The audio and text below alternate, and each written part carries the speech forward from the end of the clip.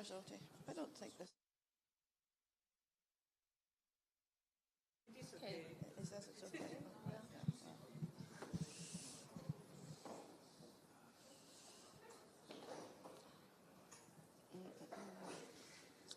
I'll just wait till Rui sits down. What? I'll just wait till Rui sits down. No, you start. We don't know. Okay. We don't wait. You are the chair. Now we start when you say. All right. Well, bom dia todos. Good morning, everyone.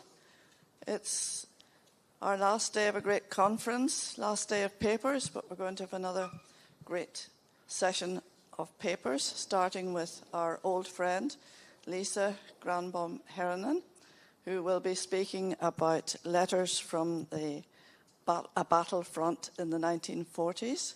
So we look forward to hearing about that. Thank you, Lisa. Thank you. And I noticed very beautiful words they say when they closed the Paralympics. They thanked everybody with the support, with what they have done and all this, and about the supporters. So you are my supporters. The speaker was, I can't say his name, was Tuni Estanguet. Please say it. Yes. So he was but it was very beautiful talk. So I will talk today about correspondence times of crisis. It is, but I have exactly precise the Second World War in Finland. And because this is 28 years now from when the Second World War stopped in Finland. Then, as everybody has noticed, it's the 50 years of the Carnation Revolution, and as George said, it is 50 years of the democracy of Greece. So this is many things that has been going on. And we have heard very beautiful words about the humanism and everything like that. This will be the other side of that. And in Finland we have a song that says, Anna arpisten haavojen olla, niitä auki et repiä saa. Let the scarred wounds alone. You can't tear them open. And we have in Finland not talked much about the wartime, not yet. Because Outi and I, we are the first generation that has not born precise after the war, but who have been living during the war time in our parents' mind. It has been present, the war has been present all our lives. Stronger or weaker, but it has been present. And what was the Second World War in Finland? World War I was Finland a part of Russia, so it was soldiers from Finland sent there, but not much. It was not important for us. But the Winter War, I suppose it is the most well-known part of the Second World War, but it was not all the World War. After that it came the armistice. It was the time, it was not peace, not war. And after that we call it continuation war. So it was a very important part also, but the Winter War is best known. Then we had also so-called Lapland War. And it means that according to the peace terms, Finland had to lead Germany out of Finland. And it was to be done the North way, because it was the only way they can come to their own area. The whole Baltic Sea was white with mines. They wouldn't go there, of course not. And it meant that they burnt down everything after them. So it was very difficult times to even many decennias later. Sorry to say, but Germans were not very welcome to Lapland. People could come with the matches, hello. So because the whole Rovaniemi was totally destroyed. But on the other side, Germans were very important for Finland during the continuation war, and many Finnish people spoke German at that time also. In the Winter War, there was about 340,000 soldiers from Finland and 1 million from Soviet Union. And Finland had could stay its independence. So it was quite a thing. Here you see some numbers about that time. It was 10% about Finnish people participating in the war, and after war it was many other. And in continuation war, it was also women's very effective.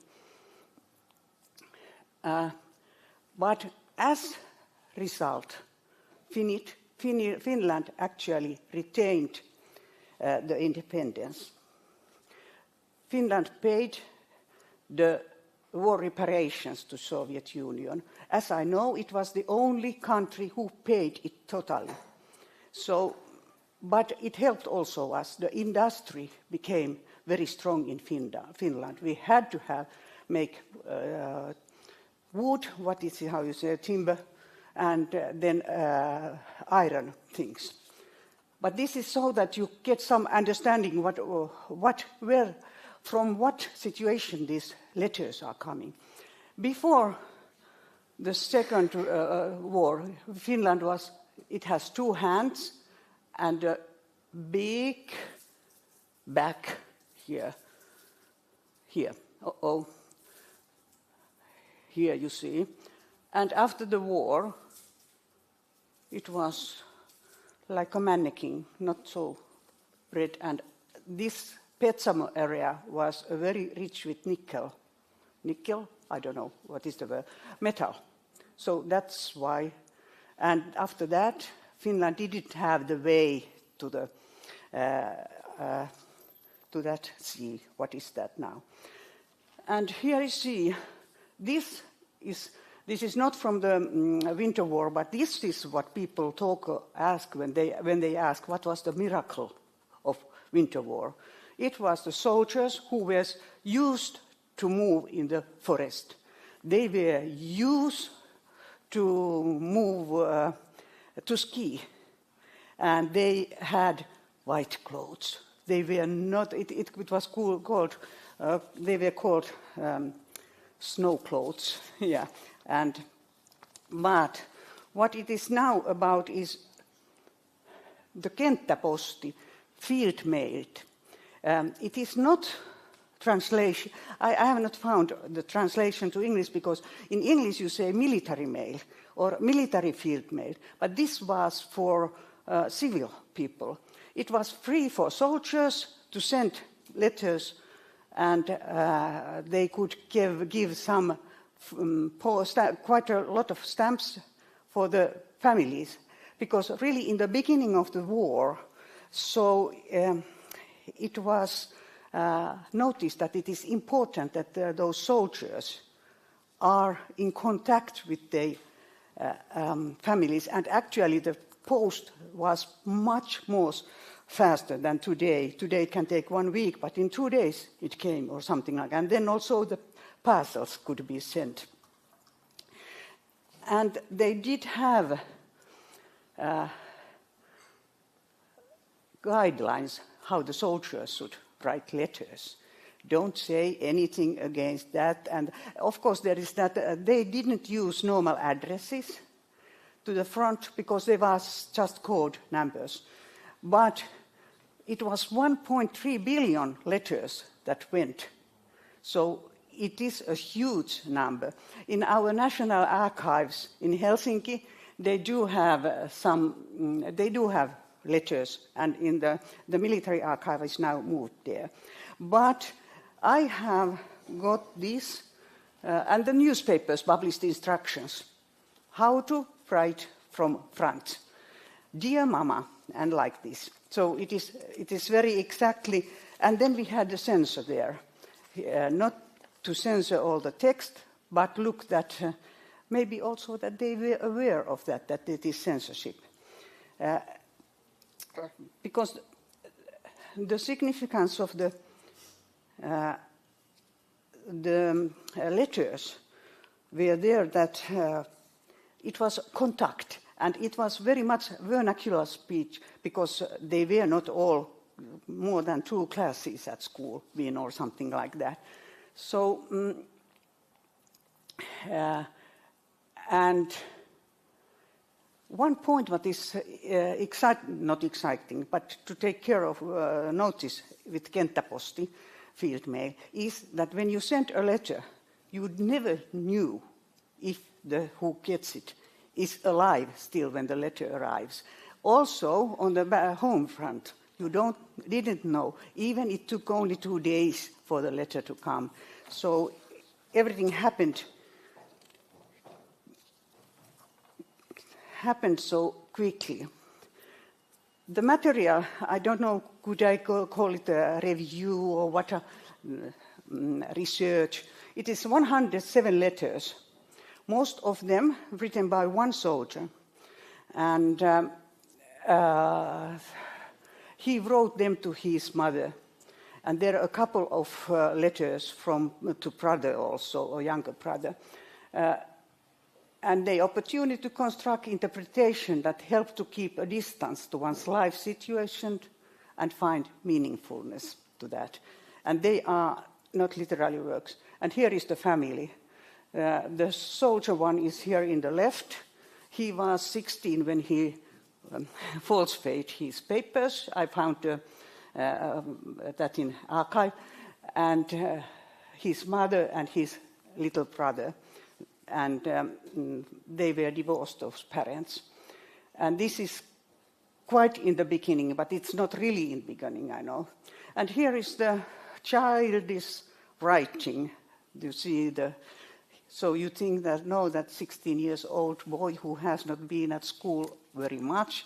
So he writes, "Greetings from the middle of the snow and forest where I am now. It was good that you didn't come to the station to escort me because we didn't leave until 1 o'clock the next night. And we were there at 10:10 to next morning.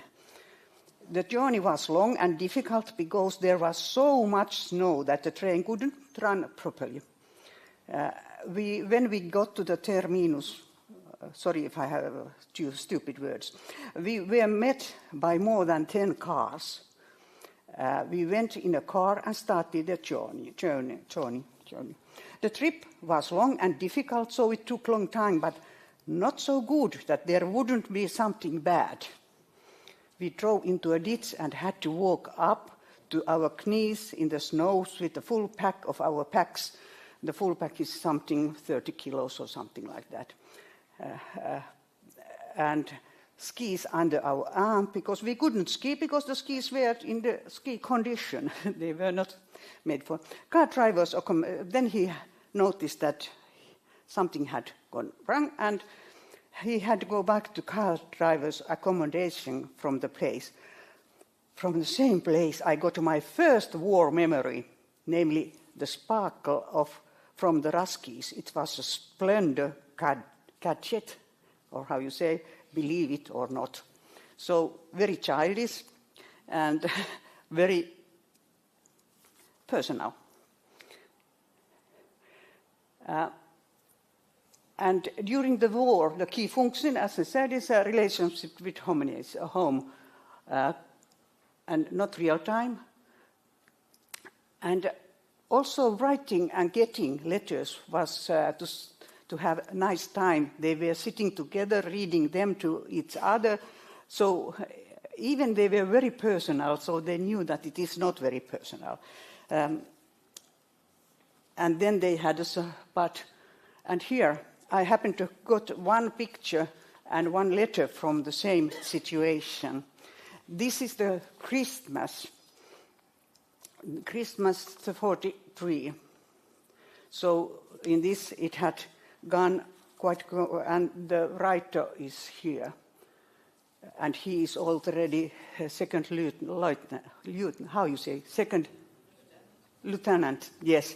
And he was not more than 18 years. He was the youngest there, and in the matricle they said that he always find some positive about those. not so bad that nothing could.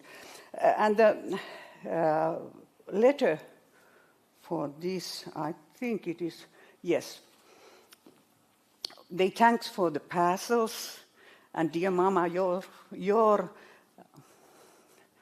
dear mother, it is not Mama as we say in Finland, dear mother, very official. And you have, okay. However, my best parcels were your parcels, dear mother, for you have put the parcels from your good heart and not from the abundance of goods. This family comes from Viaborg. How you say Viaborg? Viipuri. Viaborg. It was the former capital of Eastern Finland, the big capital, and it was lost. They lost actually everything. We spent our small and modest Christmas party here in the hope that already next Christmas we would be able to spend Christmas at home table with our parents. We paused a moment to remember the home for our parents, for I am sure that tonight you, my dear mother, will also remember me as all other mothers remember their sons who stand unmoved in their place. Even before I sleep, I will cross my hands and pray to God for all of us, for I know you will too on this Christmas Eve do it. I wish you, Mother, a peaceful and happy Christmas. And this is not typical. I think that they had got a model for this, something like that. And during this time, he had been the second lieutenant and platoon commander, so he had collected those men around the table, and somebody took photo, and yeah.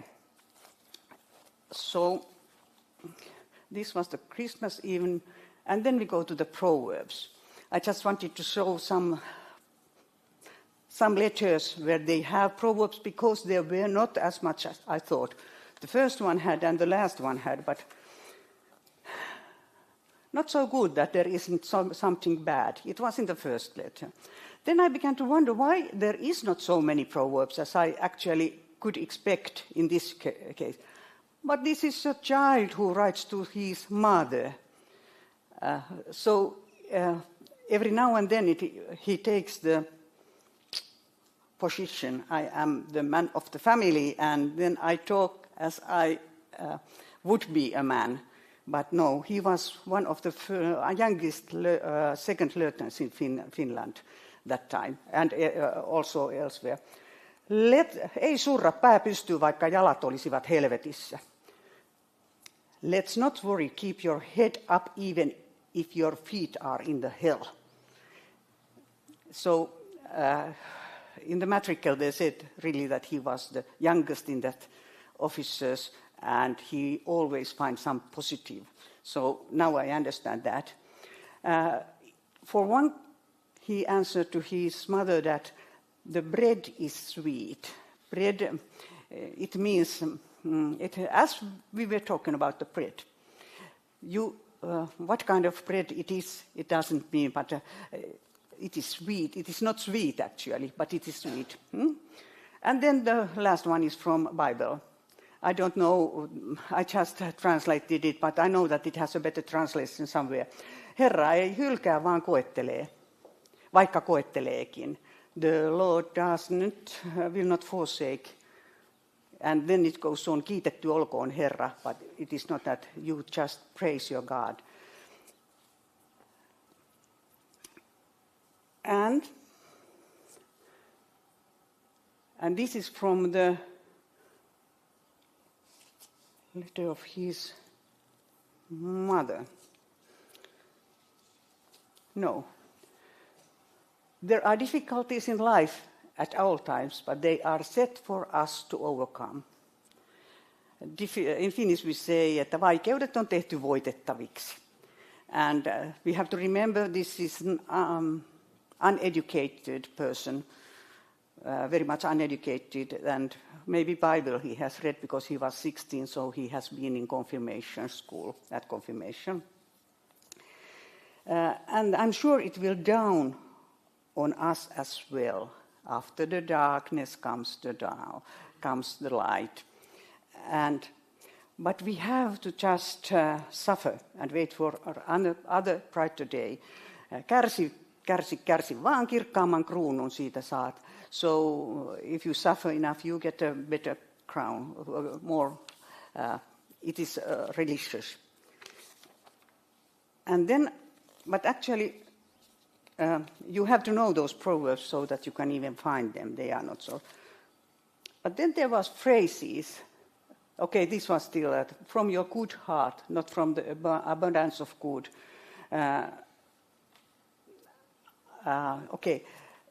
Antaa vähästään eikä yltäkylläisyydestään. It is a Finnish proverb. Hyvä antaa vähästäkin, paha ei anna paljostakaan.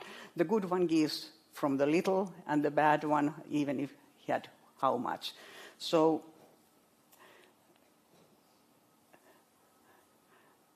greetings to all who smile. And after wartime in 50s, it was a former officer who had a radio program. Welcome to the morning coffee. You remember, Outi?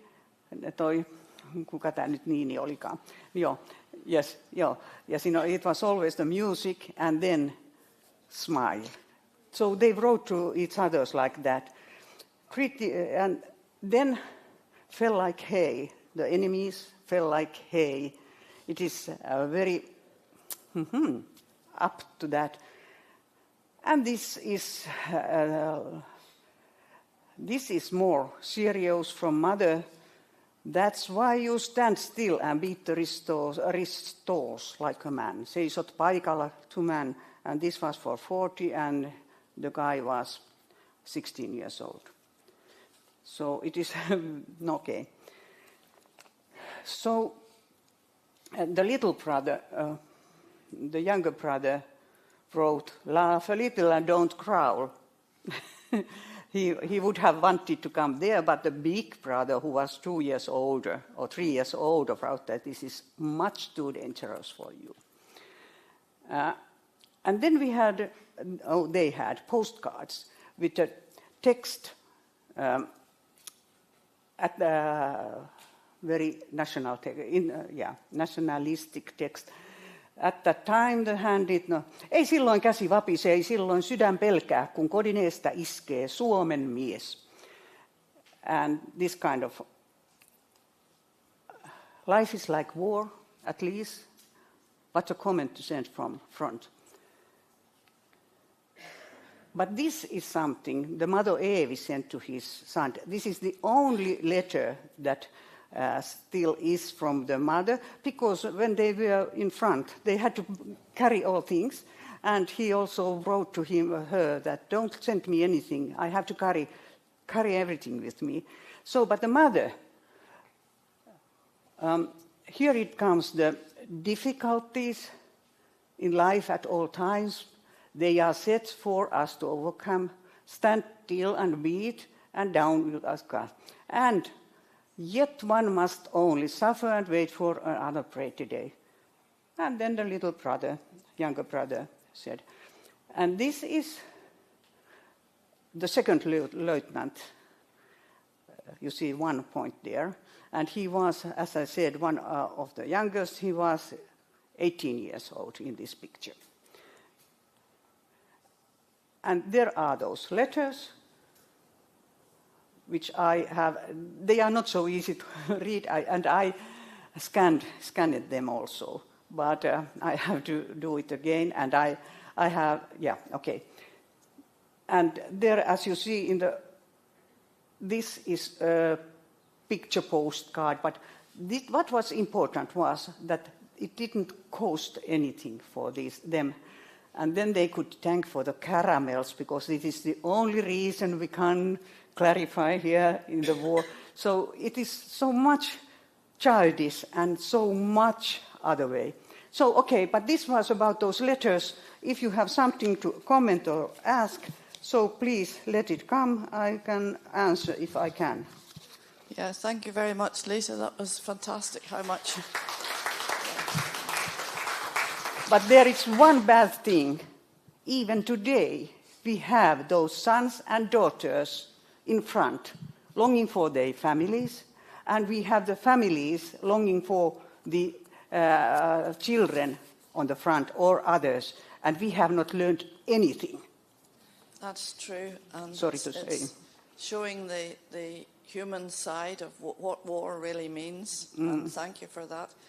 It's amazing what detail you were able to pick up, the photographs and everything about the actual, that went with the letters, so thanks.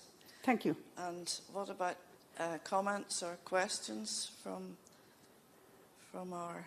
Yes, please make comments because and questions, because I am so ready for everything now.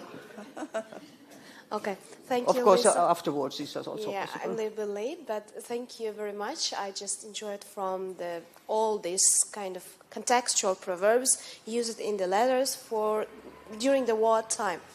I have the comment that it's a pity right now among young people. We don't usually use papers to write down letters and send it with kind of cards, And I love it. I just enjoy from just getting written real one with a real handwriting, yeah. And so that is why when we, as you said, just gather in the family time and open kind of letter and read it aloud. We just enjoyed it in my childhood. But right now, it's somehow, I don't know, we are economizing our time, I don't know, or just paper, you see? So we are not using more. Maybe we use, but very little. And that is why our children don't know what is a pleasure to get the cards or letters from other city or other country. So that is why, thank you. I just want to tell you, thank you for your presentation. Yes, and that's the humanistic and romantic and beautiful side. But when you are at war, it is enough you get an SMS message for your nearest that we are now in the safe.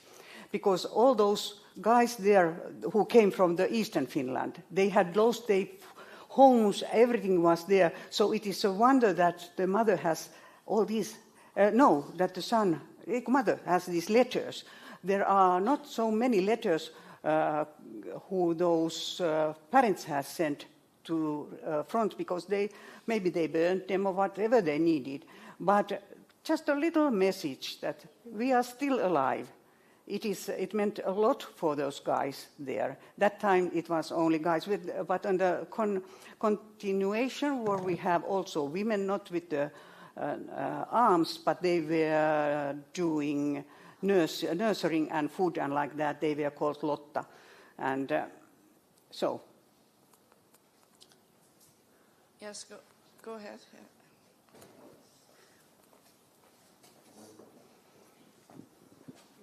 Thank you very much for your presentation. And my question is not about Proverbs, but more about that correspondence from front.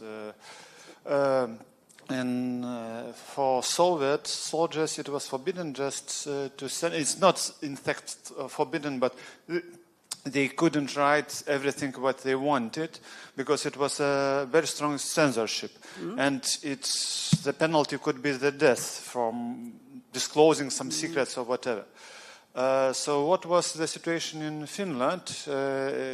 Having in mind that amount of letters, I have doubt if there was censorship, or maybe just the language itself was considered as too difficult to learn for foreign you have right. Intelligence. We have the myth that they were always put that täältä jostakin, here from somewhere.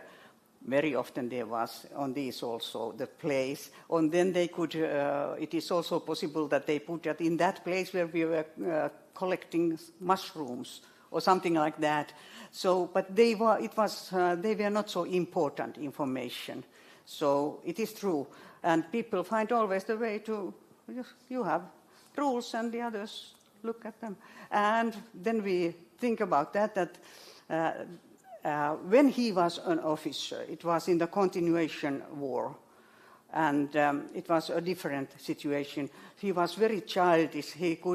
Normally they were not allowed to tell what happened, but he could tell how many he had killed or something like that. And the best I read was, meillä on semmoinen korsu, jonka vaikka päälle astuisi norsu.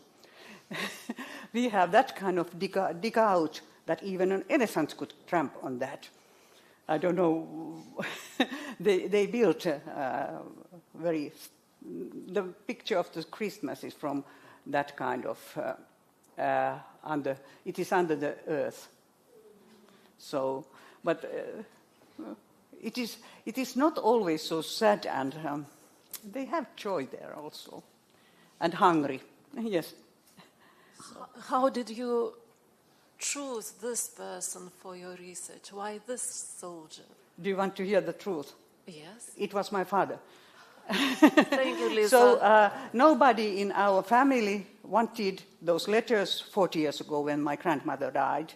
And I put them aside, and I didn't want to read. And my mother was also in the war. She absolutely, because there was, could you please, mother, send me more photos? I have so many girlfriends. So I understand that my mother didn't want them.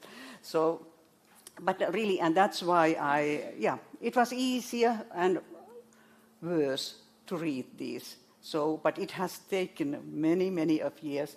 And so actually I have lived in war all my life.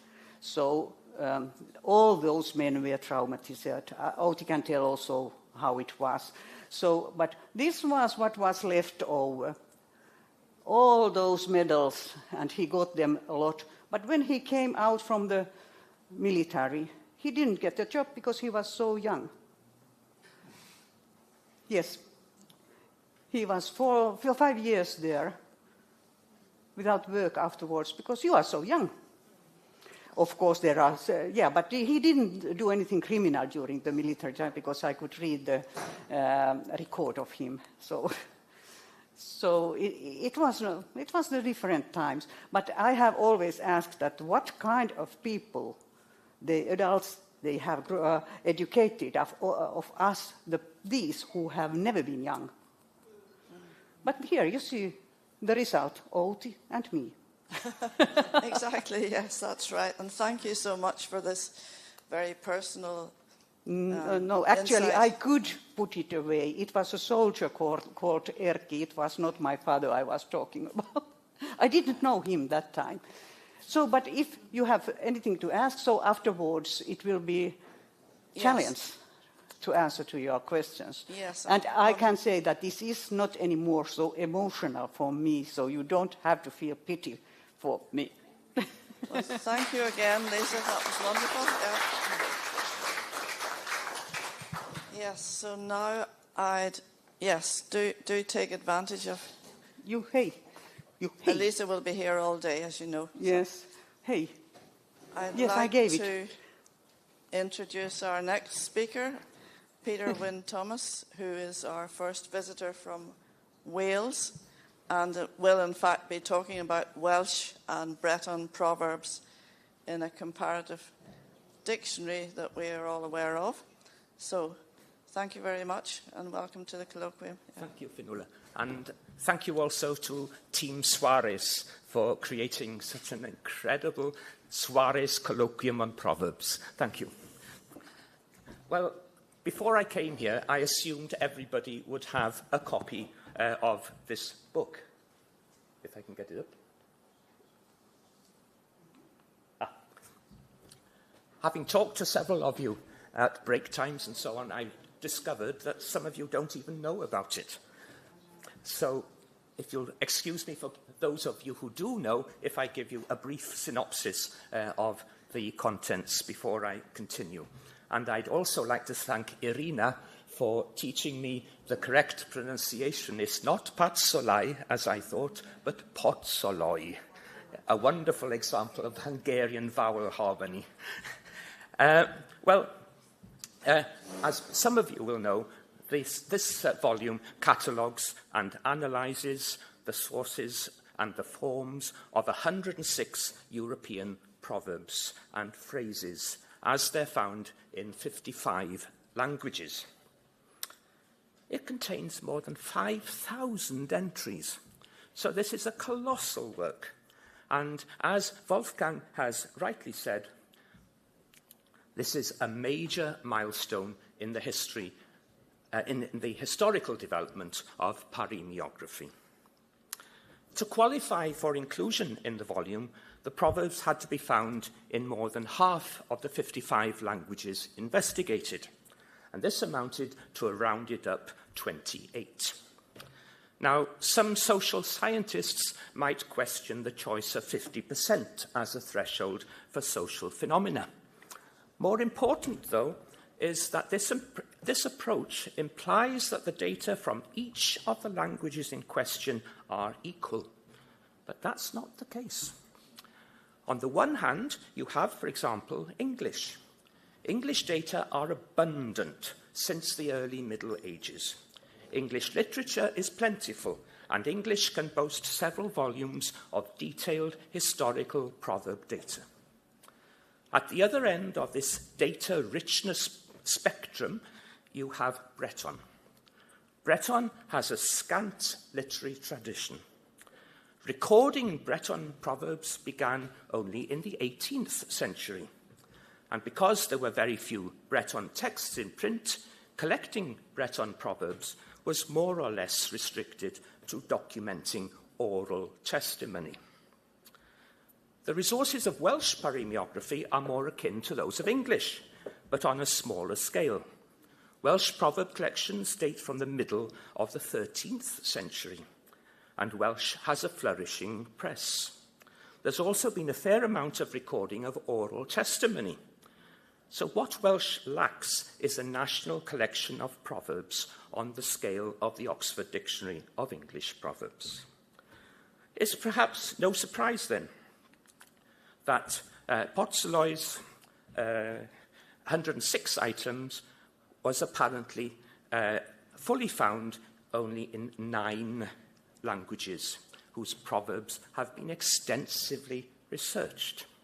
And here are a few dates. And it seems to me that the data from these languages effectively sets the agenda for later stages of Pottsloy's research. At the bottom of the league, we find 12 languages. These have more missing than attested data. And it's here that we find Welsh and Breton. Welsh, we're told, has only 49 of the selected 106. Breton has a mere 24. Now, Pottsloy doesn't address the possible reasons for the relegation of Welsh and Breton in particular, but he does say that languages in this group may be characterized as having a degree of cultural isolation, sometimes associated with geographical location. Now, this map, which is from a website which is rather dubiously called Map Porn. I don't know why porn, but there we are. It shows the geographical distribution of the Celtic languages towards the end of the 20th century. As you can see, extensive areas of native communities of Irish and Scots Gaelic speakers are indeed located at the peripheries of their respective countries. But Irish and Scots Gaelic are not in the bottom of Pottsloy's league. So there is an association between, if there is an association between peripheral geographical location and proverbs, it's not an absolute association. Breton has, you know, how does this work? Never mind. Breton has had to contend for centuries with pressure from a dominant French language. You've only got to look at the amount of French loanwords in Breton to appreciate that. But if Breton was isolated, where did the French loanwords come from? This is Wales here, as on the left, as you can see, of the main mass of the British Isles. And it's a beautiful country, as you can see. Oh, that's my joke. Thank you. Welsh is the strongest of the Celtic languages. And this vitality and the development of Welsh society are often seen not as a result of isolation, but as a consequence of the closeness of Wales to England and of Welsh to English. Throughout the centuries, the Welsh have adopted and adapted cultural influences which have emanated and diffused from England. So the association of geographical peripherality with cultural isolation couldn't be further from the truth in the case of Wales. So we need a more robust explanation of the low incidence of otherwise European proverbs in Welsh and in Breton. Now, towards the end of each article, Potsoloi lists the languages for which no data were attested. And in his review of the book, Dan Ben Amos said that missing data were indicators that proverbs were not known in certain languages. But as far as I can see, Potsoloi himself never claimed that missing proverbs weren't known, merely that they weren't found. And there's a world of difference. My question then is not why were the proverbs not found in Welsh and Breton, rather why Potsoloi's survey didn't find them. Now, it seems to me that the starting point for this exercise is to consider the integrity of the data. Now, in practical terms, this means asking two major questions about the data. Are they accurate? And secondly, are they complete? We don't have to look further than the 10th entry in the book. Are we there? The 10th entry in the book, under so many men, so many opinions. Here's the entry, as you can see in its normal order. And the Welsh equivalent, apparently, of so many men, so many opinions, is cynnar I hau, cynnar I fedi. Except it isn't. Cynnar I hau, cynnar I fedi actually translates as early to sow, early to reap. It's wrong.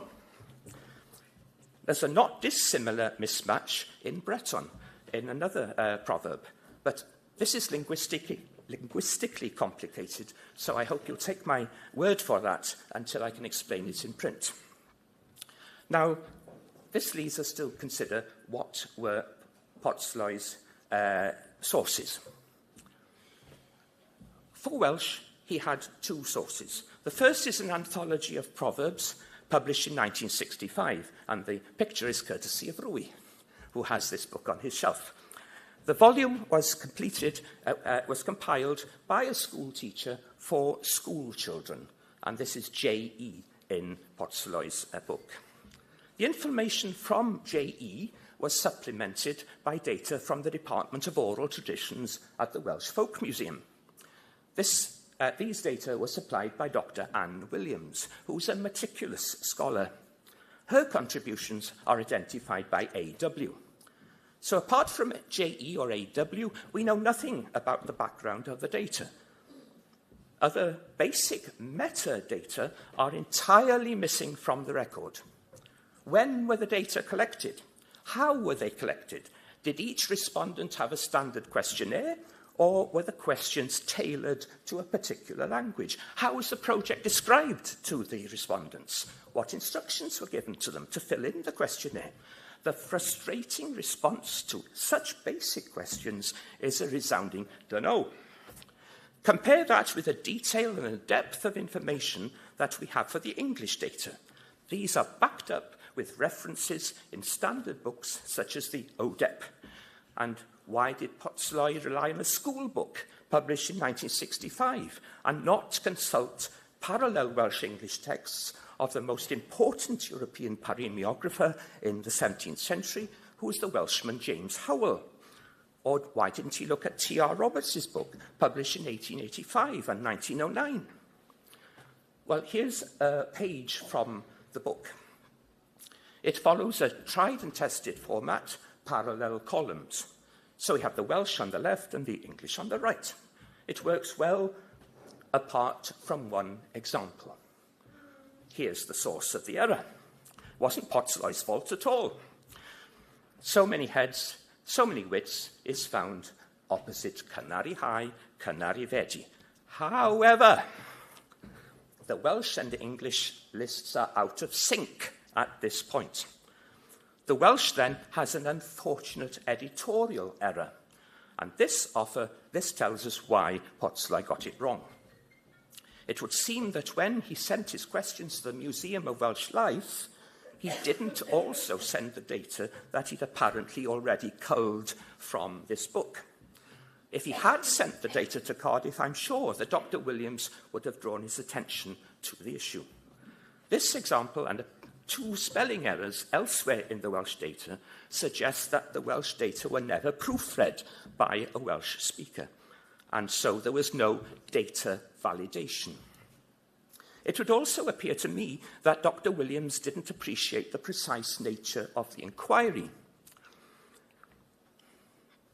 If she had, I'm sure she would have pointed this out, and she would probably have gone to look at historical data. I think her answers are based on her own personal repertoire of proverbs, and that she didn't do any further research. And I think any Welsh speaker of her generation and background could have produced similar responses. Here's an example of how this could have happened. When Dan Ben Amos reviewed Potsloy's volume in 1997, he referred to the similarity between 2 triggers.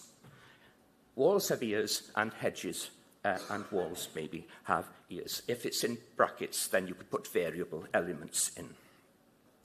Well, because there's no record of the elicitation methodology, we have no way of knowing the order of the triggers as they were presented to Dr. Williams. But we can venture to reconstruct some of that order. It would appear that the order was reversed on the questionnaire to what they are in the book, because Dr. Williams gives the answer for the 22 walls have ears, which was how it was in the questionnaire. Hedge banks have ears and hedges have eyes. And then I think she had a think, and she said, oh, we also say a wall has ears. So she wrote that down second. That's the order they are in the book. When it came to hedges have eyes and walls have ears, there's missing data. But the data aren't missing. They're there, but Potsloy didn't transfer them from question 22 to question 18. So Welsh could have had 50, but that wouldn't help much. It's only an extra 1. So what do we do? Well, the Catalan and Estonian data do have similar issues.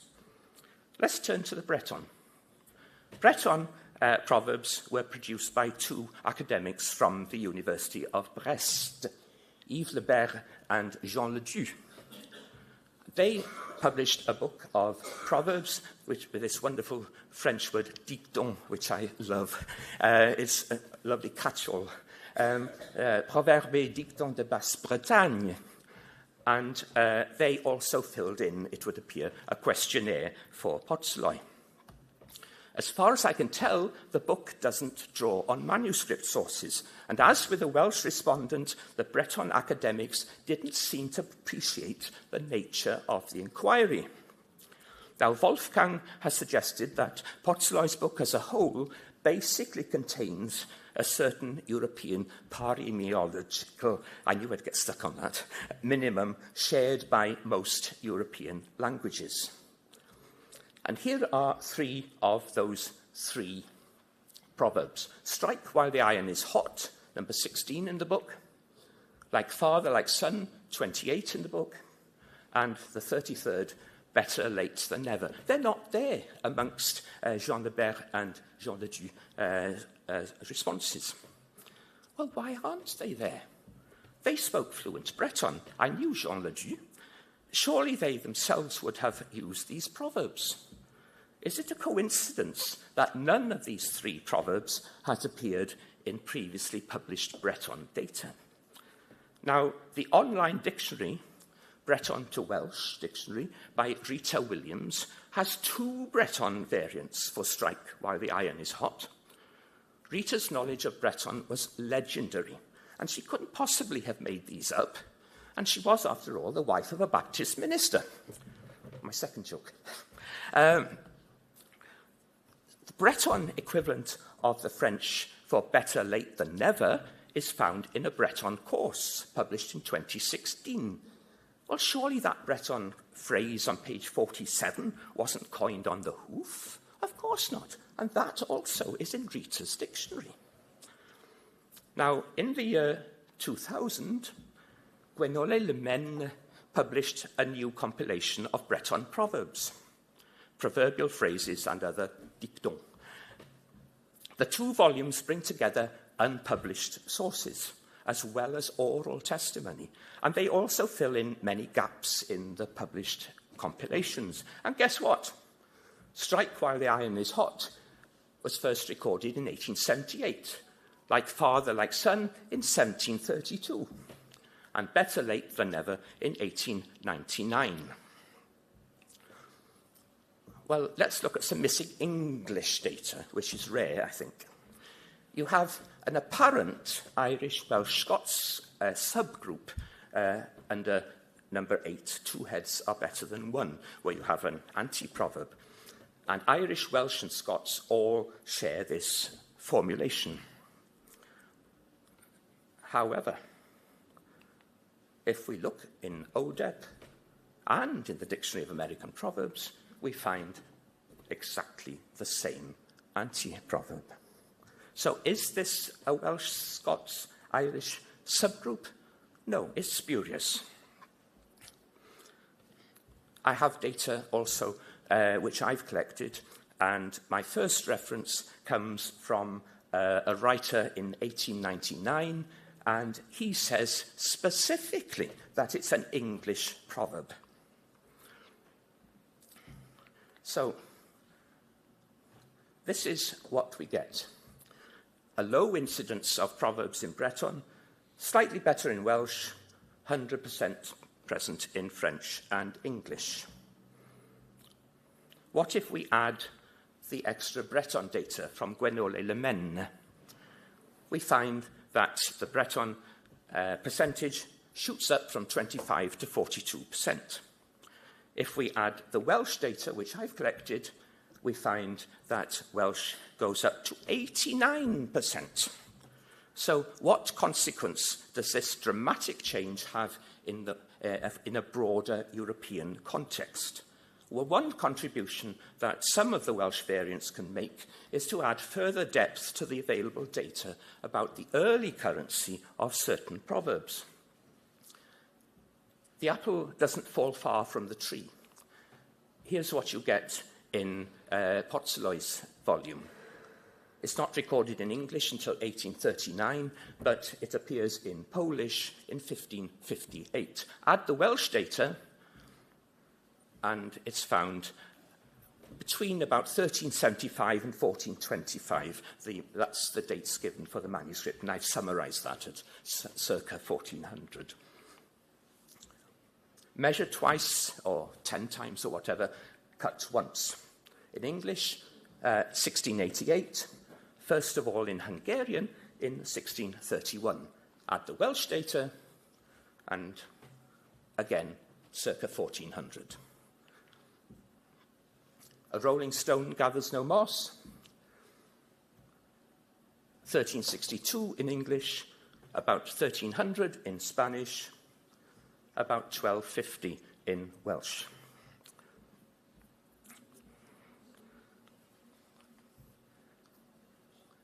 If we look at the first attestations of the 98 proverbs, I've discounted the proverbial phrases in this graph, you find that English has the first attestation of 39 proverbs. French has the first attestation of 18, German 13, and Welsh 8. So Welsh has a very respectable place in the history of proverbs in Europe. If we go on, we find that here's our initial table, Welsh with 49 proverbs and Breton with 24, and I've called Lapish Sami because I understand that the Sami people don't like Lapish, but I'll be corrected on that. Welsh now is removed from the bottom of the league, and Breton goes up to the top of this group. If you look at the revised European League, Welsh has a very respectable 94% of proverbs and a position that it shares with Norwegian. And that's where I end part one. Thank you.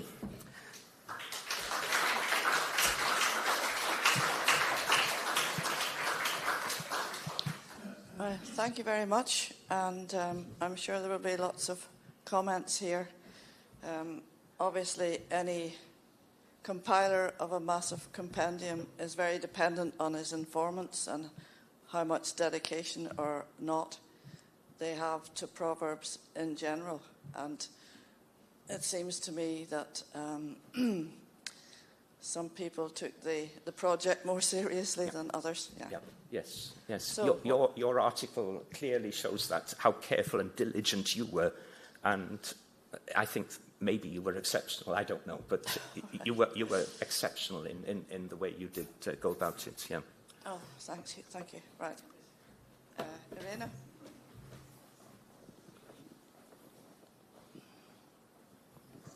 Thank you for this presentation, and thank you for the thorough critical analysis of Gyula Patsalay's dictionary. It's great. I have only one question. Could you please return to the previous slide, or maybe 2 slides ago, with this Vespian? What is it? That's what I was asking. These are... Uchi probably knows more than me about these languages. Is it the Vepsian? Is it the minor Finno-Ugric nation? Maybe it's kind of, because I didn't know. Oh, sorry. Because it's written Vespian, maybe it's misprinting. Yeah, I think... Under the Breton. Vepsi. They're languages spoken around your country. It's misprinting. You must print the Vepsian. I met those people during my university years. It's a minor Finno-Ugric nation or people. It's a minor Vepsian. It's just your person who is carrying this sport. Vepsian.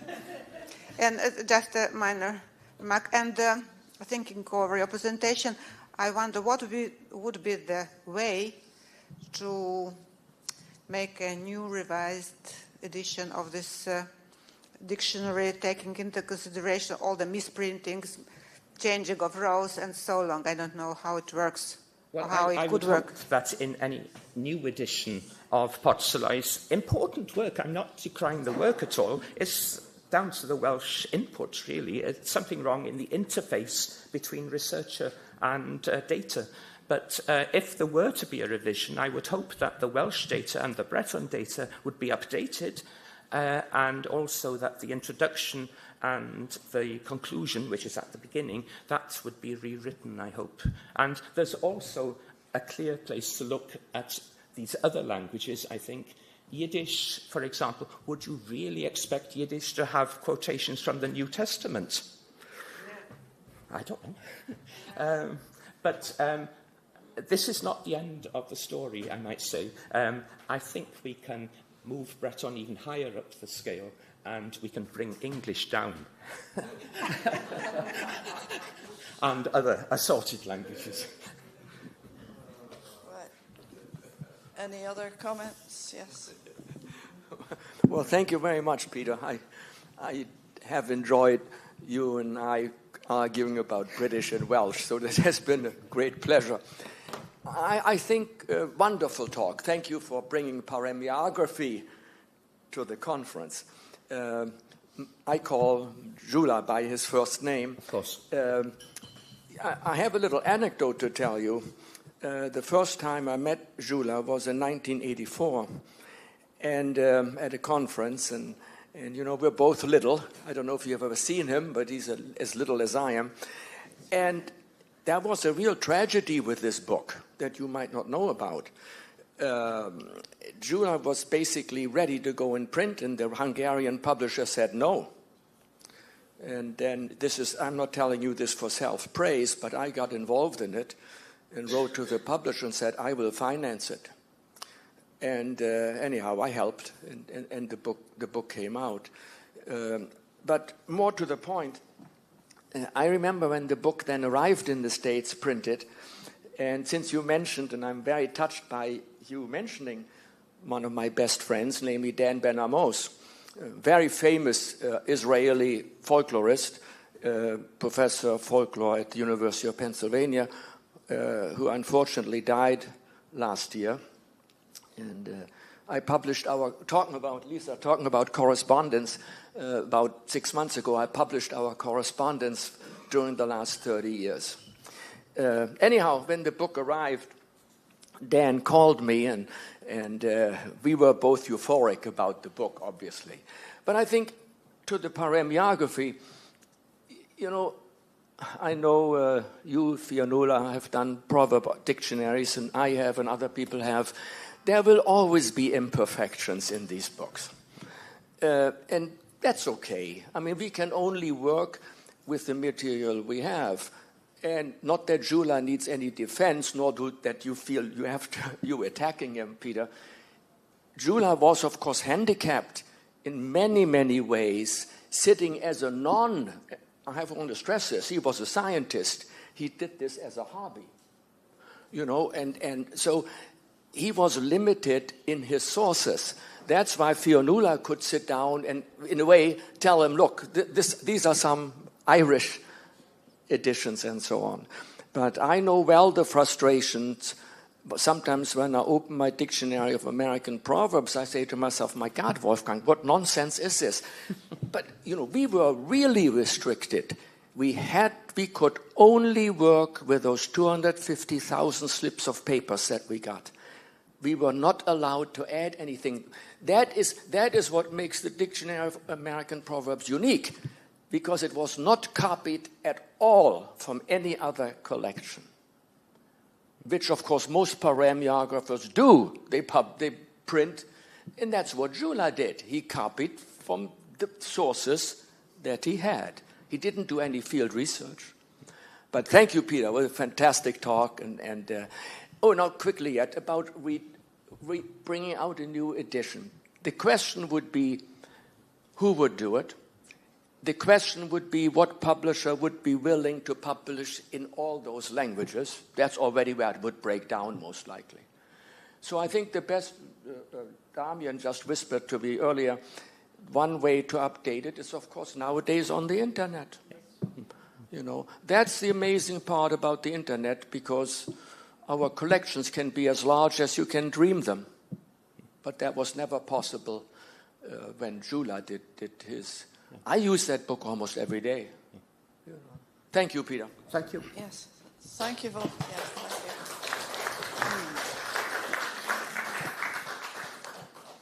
Yes, if you wait, as my old Professor Buamkus said, if you wait till everything's 100% perfect, you never publish anything.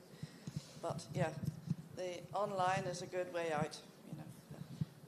So I'd like to welcome our third speaker in this section, Jose Tejeri, who has spoken here before, and he is from Portugal, of course, and he will speak about change in Proverbs, in some Proverbs over time, and in particular one Portuguese one. Thank you. And his abstract you can find on page 54. Thank you very much. Thank you very much.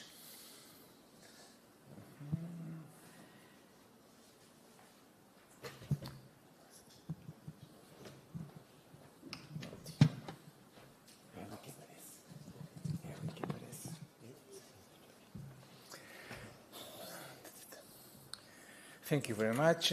First of all, I apologize for not speaking only the presentation in English, because I'm teacher and professor in my university at the Portuguese department.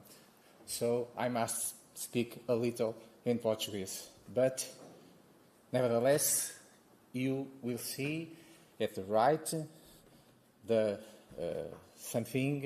resume in English to understand the main ideas of my presentation. I will talk about a Portuguese proverb, a very well-known Portuguese proverb, and in my opinion, and I will prove this proverb is wrong. But today it functions in everyday uses. So I'm sorry, now I will talk a little in Portuguese.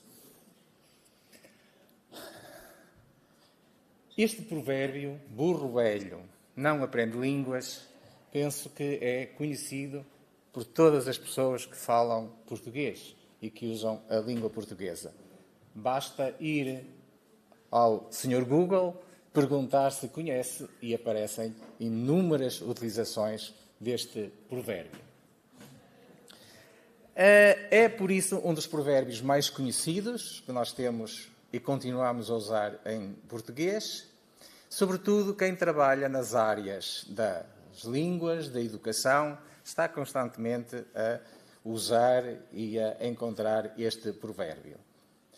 Serve, sobretudo, para ser usado quando se quer explicar que há uma fase linguística, há uma fase no desenvolvimento cognitivo adaptada especialmente à aprendizagem linguística. É um dado biológico, psicobiológico, que toda a gente conhece e, por isso, é uma situação para a qual este provérbio é bastante vezes usado.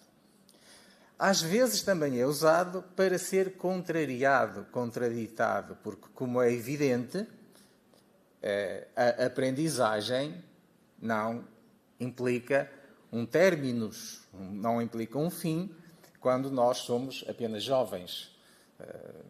Um dos exemplos, esta neurocientista aparece a usar este provérbio para o contraditar, para dizer que ele nem sempre é verdade e nem sempre deve ser considerado. É, portanto, um provérbio prototípico da língua portuguesa, tem uma tradição de vários séculos, muito conhecido, continua atualmente a ser usado e em campos variados, em áreas variadas, desde as capacidades cognitivas, a aprendizagem e temas ligados com estas capacidades. Só que a versão tanto usada hoje na língua portuguesa resulta de transformações históricas, deturpações diacrónicas que podemos encontrar. E o curioso é que essas alterações históricas, essas deturpações diacrónicas, não alteraram o significado básico do provérbio. Ou, se o alteraram, deram-lhe uma vertente que continua a ter muita função, continua a ser bastante utilizada. Quais as razões do sucesso de um provérbio que pode dizer-se que historicamente está errado? Em primeiro lugar, aparece o burro como um animal, infelizmente ou injustamente, ligado à ignorância, ao não conhecimento. Esta faceta, este simbolismo cultural ocidental, que no Oriente o burro não tem este significado, não tem esta conotação, aparece já 600 anos antes de Cristo, nas fábulas de Esopo. Portanto, um provérbio que associa burro a não aprender caiu como sopa no mel, como se diz na cultura portuguesa, no âmbito da paramiologia ligada à língua portuguesa. Portanto, o provérbio cola-se desta forma, adapta-se desta forma a uma simbologia metafórica, a um elemento metafórico que era antigo e que mantém hoje essa tradição, que é associar o burro a pouco conhecimento, a ignorância ou a dificuldades de aprendizagem. Portanto, parece que não se pode negar que a palavra burro aparece sempre neste provérbio. Burro velho não aprende línguas. Todas estas razões levam a que normalmente não se duvide de que o provérbio tem lógica historicamente, começou mesmo com ou contendo a palavra burro. Só que se formos a investigar um pouco dentro da escrita da literatura portuguesa, vemos que há outras versões em que não aparece a palavra burro. Logo, em 1729, aparece-nos esta versão. Em vez de burro, parece preto. Preto velho não aprende língua. No ano de 1729 já aparece esta versão.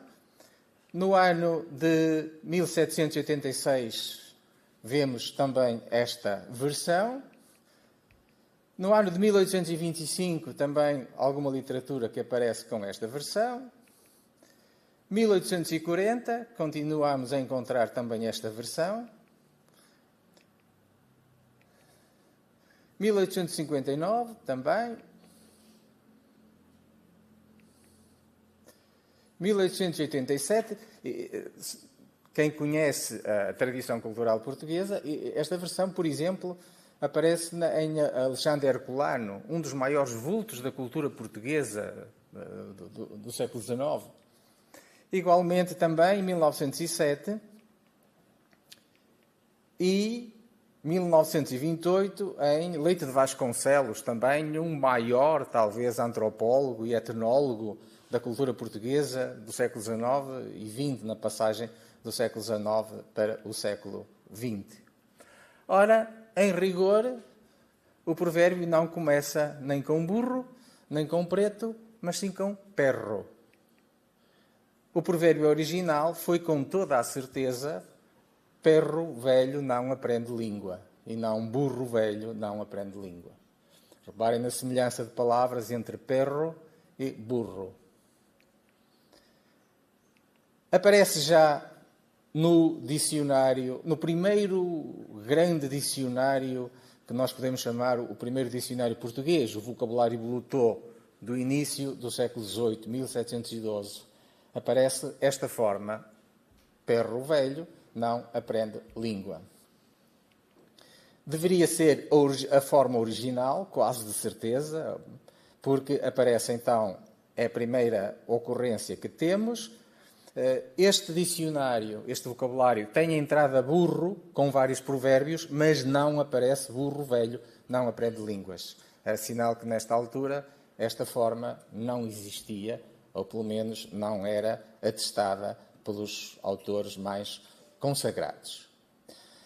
Blutot considera as duas palavras perro e cão como equivalentes e podemos perguntar, então, porque é que não aparece a forma cão velho não aprende língua? Ou seja, porque é que Blutot usa a palavra perro e não usa a palavra cão, que seria a mais interessante ou a mais compreendida imediatamente? Não aparece a palavra cão porque o provérbio deve ser muito antigo, deve ser muito anterior ao século XVIII, quando, em português medieval, se usava mais a palavra perro do que a palavra cão. A obra, Blutot, considera perro e cão equivalente, portanto, se a palavra que usa é perro, é porque a palavra a original era mais antiga. Uma hipótese que se pode pôr é a palavra perro existe em espanhol, em castelhano atual. Terá tido origem no castelhano este provérbio? É a primeira evidência que parece resultar disto. Pensamos que não. Pensamos que este provérbio não é originado do espanhol por determinadas razões. Em primeiro lugar, o provérbio não é hoje habitual no espanhol. O espanhol atual não usa como muito frequente este provérbio. E em espanhol existe um provérbio equivalente a este. Perro viejo não aprende trocos nuevos.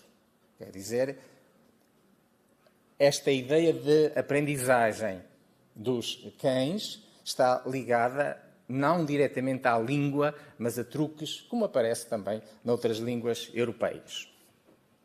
Ou seja, significa que a aprendizagem ligada à língua, às línguas, parece ser uma especificidade, uma coisa característica deste provérbio português que não existe na tradição espanhola.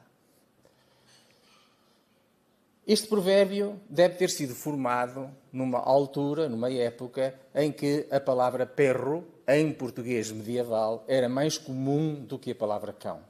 E daí-se explicar que, embora ele, em princípio, tenha uma tradição portuguesa, não apareça a palavra cão, que depois vai ser a palavra que vai vigorar até hoje na língua portuguesa.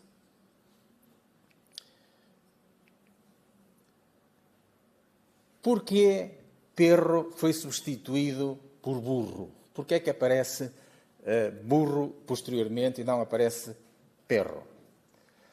Há vários provérbios europeus semelhantes que falam da relação da aprendizagem dos cães e não dos burros.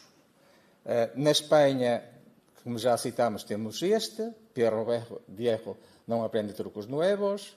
Em inglês também, you can teach an old dog new tricks.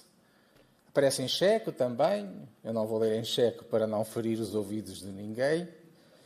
Não consegues que um cão velho aprenda habilidades novas. Ou seja, há uma maior ligação entre língua e cão, em português, do que entre língua e burro. Quero dizer com isto o seguinte, que a tradição da parémia, da paremiologia, se liga em vários sítios da Europa o cão e a aprendizagem não a línguas, mas a truques, a outras características. E é mais lógico, e por isso é mais provável que em português o provérbio original fosse perro e não burro, porque há uma maior ligação, uma maior naturalidade de quando falamos de aprendizagens, a dos cães ser ligada às línguas e não aos burros. Porque o ser humano fala com os cães, muito mais do que com os burros. Ou seja, nós quando comunicamos com o cão, usamos muitas vezes uma forma de falar muito parecida com a que usamos com os humanos. Os cães precisam de aprender línguas, precisam de aprender palavras da língua e os burros não precisam de aprender. Normalmente, os donos do burro não lhe ensinam a falar, mas os donos dos cães tratam com eles com palavras. A substituição de perro por burro foi facilitada porque em português há outros provérbios também em que o burro aparece como sinónimo, como símbolo de pouca inteligência, de não aprender coisas novas. Temos este aqui, burro velho não toma andadura e se a toma, pouco dura. Portanto, a tradição de o burro estar associado a poucas capacidades de aprendizagem.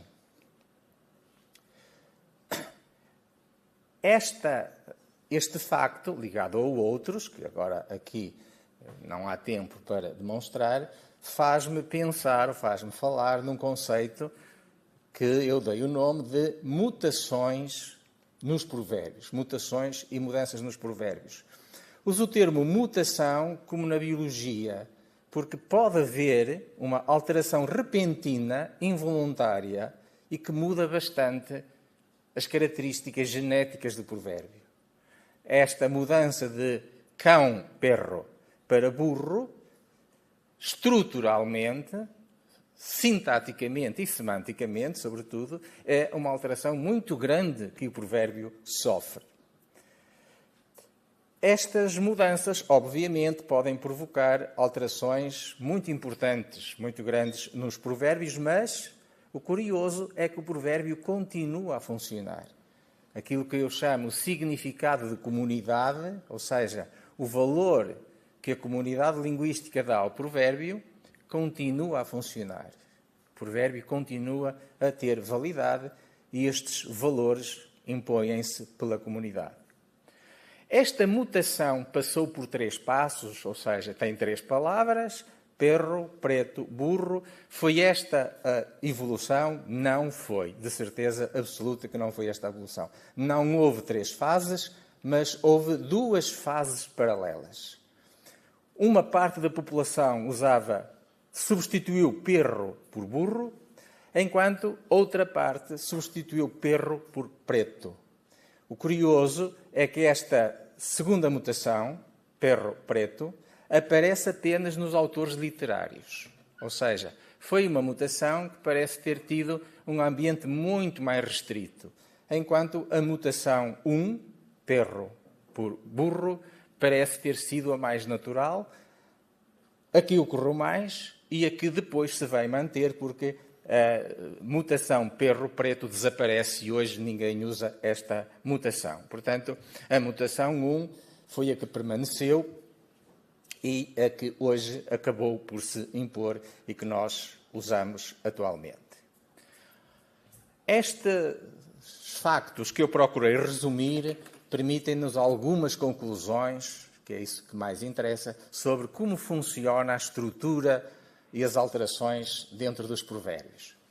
Em primeiro lugar, penso que pode concluir-se que os provérbios não são estruturas rígidas, estruturas imutáveis, como por vezes aparecem descritos. Muitos podem ter sofrido alterações, grandes alterações, que penso que se pode chamar mesmo mutações, como na biologia. Substituir cão por burro é uma enorme alteração a nível de significado, como aconteceu neste provérbio português que toda a gente usa hoje, utilizando o exemplo ou a palavra burro. Portanto, pode concluir-se que a forma original era perro e não preto ou burro, e era língua e não línguas, o que faz muita diferença, que aqui talvez não tenha tempo de explicitar. O provérbio não era apenas sobre a aprendizagem diminuir com a idade, mas era, sobretudo, sobre a habituação a um dono, a fidelidade. E isto alterou bastante o significado do provérbio. Este provérbio não era sobre a ignorância dos cães, mas sobre a lealdade do cão ao dono. Esta é uma interpretação que não encontrei em sítio nenhum, mas que penso que terá sido a interpretação original. Porque se mudar de dono, ou seja, se o cão, depois de velho, for para outro dono, ele não vai comunicar da mesma forma. Ele habituou-se ao dono antigo e não aprende mais língua, que é a forma original. A forma original não é línguas, plural, mas not languages, but language, ou seja, língua. E isso faz, semanticamente, ou parece fazer, toda a diferença dos provérbios. A nível cognitivo, este provérbio também permite compreender como os nossos preconceitos influenciam a forma como interpretamos a realidade.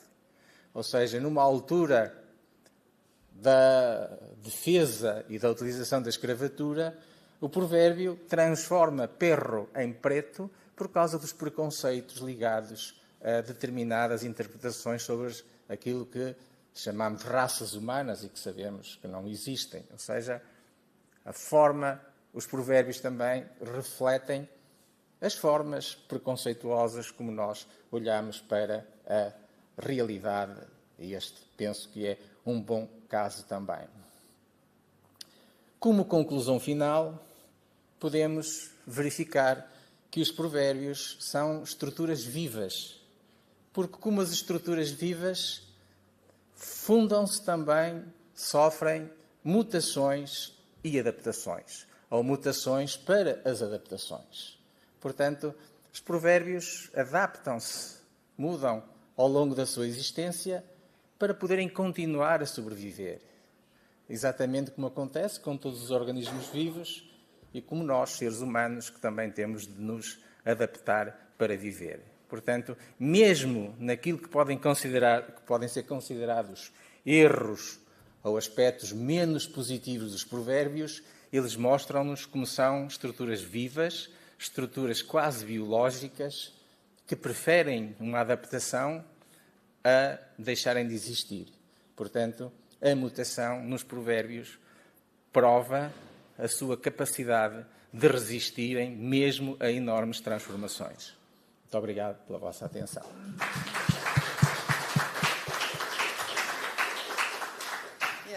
Muito obrigada. I think that you've given us a great insight into variation through time in the proverb, and in one particular proverb, I suppose, that more detail, the relationship between an old dog doesn't learn new tricks, and this other could be gone into more in the future. But that was great insight into one particular proverb and how it varies over time and space. So what about questions? Pedro? Yeah. Oh, sorry, Irene first.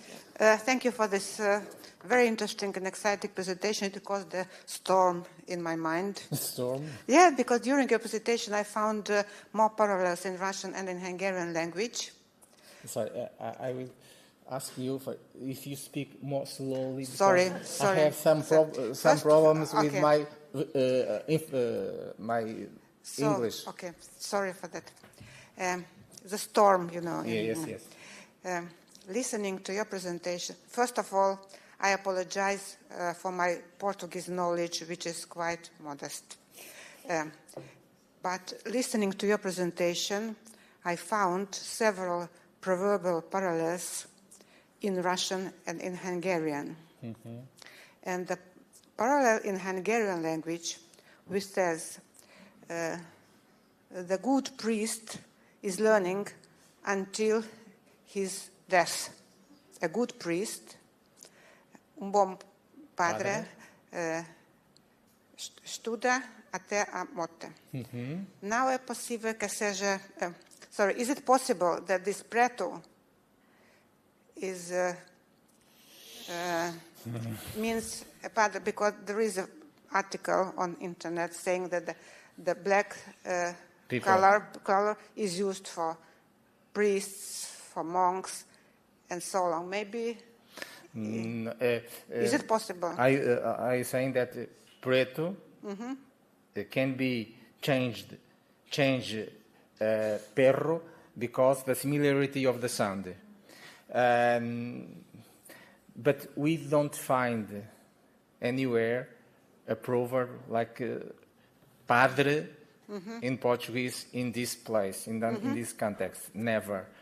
I think is a question of prejudice about human beings, African human beings, because it happens only between the 16th and the 19th century, this mutation of the words perro.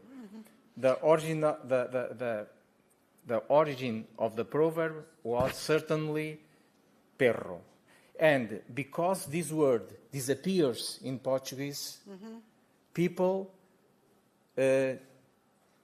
change the word for a similar sounding word. So the more probably word was effectively burro, because burro exists now in Portuguese and perro doesn't exist.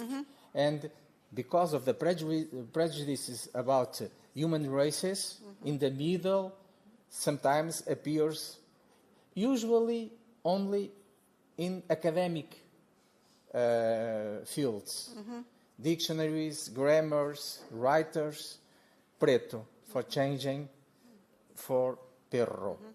And so in Russian there is a parallel saying that it's too late to teach tricks to an old cat. Yes. And in Hungarian there is an old Hungarian proverb, but it's too late to teach tricks to an old dog. Yes, but look, tricks, not dogs, not burros. No. Yes. My question is, in Portuguese, everybody said burro with to know something new. My point is that today in Portuguese, everybody uses this sentence, this proverb, with burro, but it hasn't any logical meaning.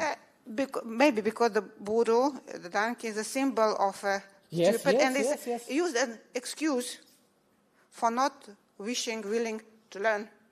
Yes, because I'm so stupid, I'm not ready to learn. To make efforts to learn something. Thank you. Thank you very much.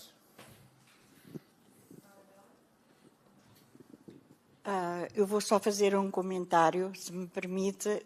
Obrigada por ter trazido, enfim, esta linha de pensamento e deixa-nos todos com algumas dúvidas também. De qualquer modo, eu gostei muito se pudesse mostrar a conclusão final, por favor. Não tenho acesso. Não importa, Agora, eu estou não sou eu que recordada. tenho acesso Não importa, pronto. Na conclusão final, eu achei muito interessante, porque aqui há muitos anos fiz um trabalho académico na área da filosofia da educação e, de facto, acaba no sentido positivo com uma metáfora agrícola que tem a ver com Jean-Jacques Rousseau no seu livro Émile. E, de facto, as plantas, pelo seu lado, quer biológico e quer pelas mutações e adequações, elas se vão desenvolvendo à medida que o ambiente lhe é mais sugestivo ou se vai adaptando. E, portanto, aqui está, de facto, tal como os provérbios no sentido positivo e na educação, como diz, que permite, de facto, essa metáfora agrícola, a planta vai se desenvolvendo procurando o sol. E, de facto, aqui, obrigada, porque aqui tem a metáfora agrícola de Jean-Jacques Rousseau no livro Émile e, por outro lado, a cultura sob o ponto de vista sociológico, antropológico, etc., e que, de facto, essa adequação é perfeita, digamos assim. Obrigada. This is precisely my point. Even when Proverbs are wrong, they are right.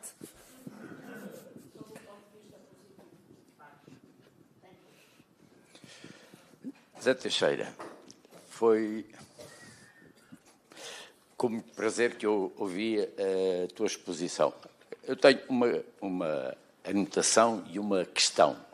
A anotação tem a ver com a questão do uso de perro, não é? Portanto, o que permite perceber a antiguidade do provérbio. É antes do uso do cão, não é? Na língua portuguesa. Para dizer o seguinte, em Angola, o estudo dos provérbios permite-nos estudar a variação diacrónica das línguas banto, já que a sua escrita é extremamente recente. O provérbio é que afixa a sua forma mais antiga. A outra questão, a questão mesmo que eu ponho acho que foi abordada ou respondida quando o provérbio foi analisado na sua forma mais antiga, não é? O burro velho não aprende língua. Portanto, percebe-se que não é que o burro, não é que o cão, o perro velho não aprende língua, não é que o cão seja incapaz de aprender, não. Ele, depois de envelhecer, já não pode mudar de dono porque não percebe a fala do novo dono. Porque mesmo o provérbio, burro velho não aprende línguas, pode sugerir também que que do burro se espera tanta facilidade na aprendizagem que é visível a sua perda dessa facilidade de aprendizagem quando envelhece. Sim, Quer dizer, não é propriamente, digamos... Eu estou a perceber. É interessante, está a dar uma nova visão à versão de burro velho não aprende línguas, não é? Se de velho não aprende línguas, significa que de novo poderia aprender. Yeah. Mas a minha intervenção, depois no texto eu penso ter mais tempo de explicar isso melhor, não é precisamente isso.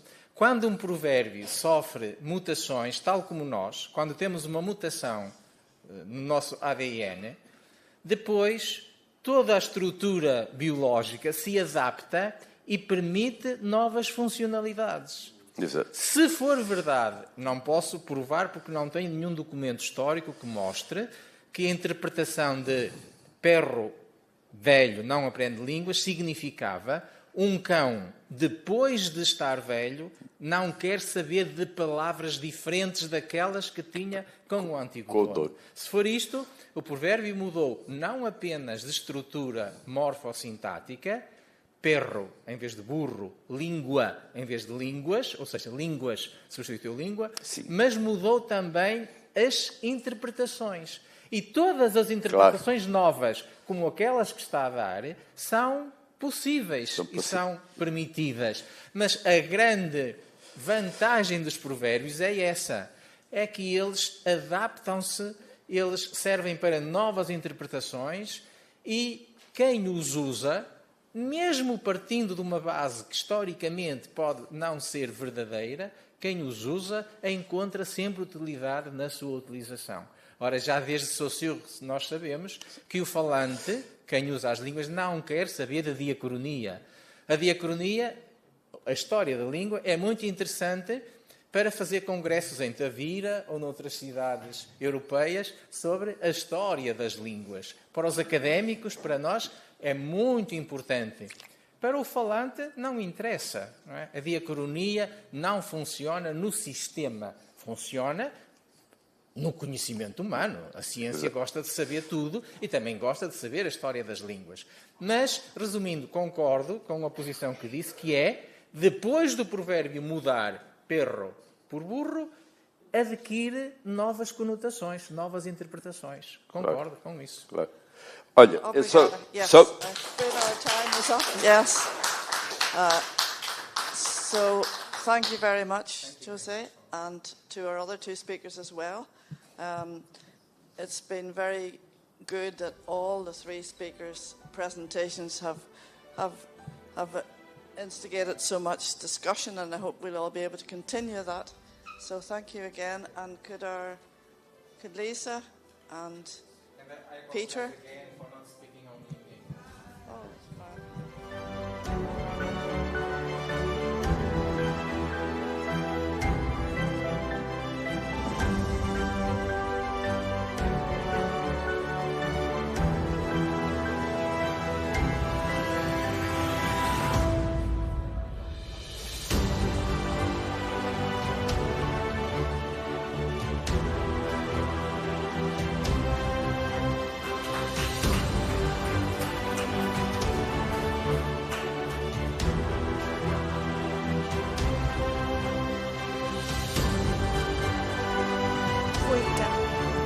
Por favor,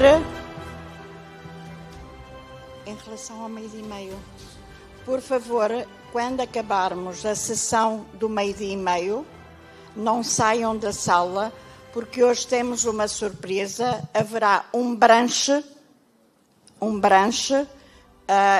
in the bar for all participants that stay here, and some surprise before, only 10 minutes later than we finish about meio-dia e 40.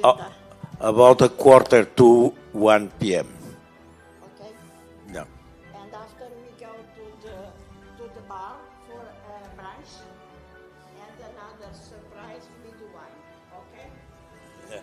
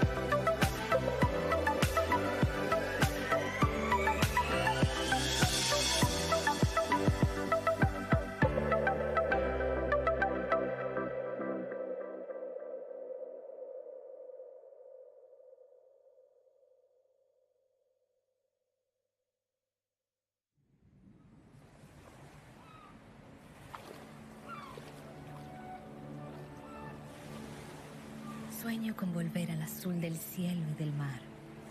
Tantos recuerdos que forman parte del camino que hemos recorrido. Mis pasos se convierten cada vez más en un vuelo sobre el pavimento de esta tierra que es mía.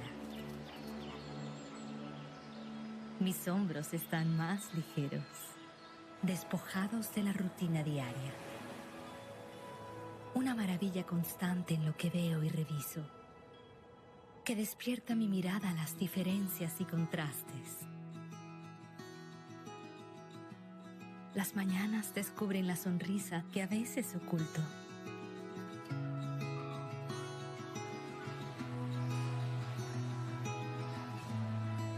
Abrazamos el día y encontramos a la gente de nuestra tierra. Mar adentro, llena de vida.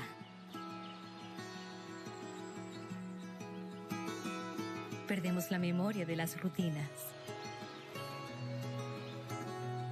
Recorremos las calles de la mano, intercambiando miradas y sonrisas, destellos de luz y simpatía.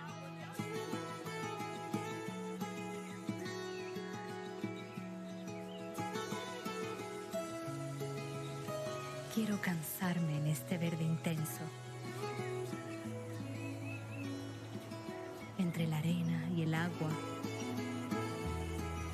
con los pies en la sal de esta tierra y este mar, en la dulzura de este río. Abrigarme con un manto de cultura y tradición.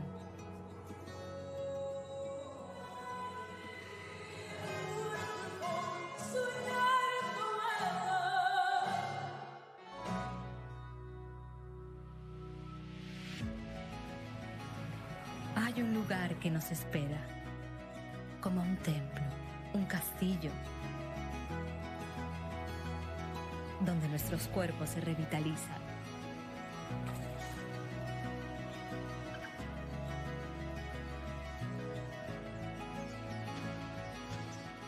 Sonidos, colores, aromas, texturas, en un mezclado de fantasía y realidad que me provoca sensaciones únicas. Cuando recuerdo las esquinas que ya hemos doblado, imagino cuánto hemos crecido y vivido. Entre las partidas y llegadas, vivimos la nostalgia del regreso.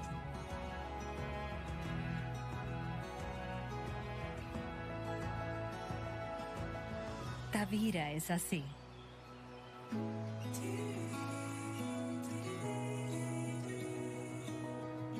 Cuando elegimos ser nosotros mismos, el viaje a través del tiempo nunca se detiene. Elijo Tavira.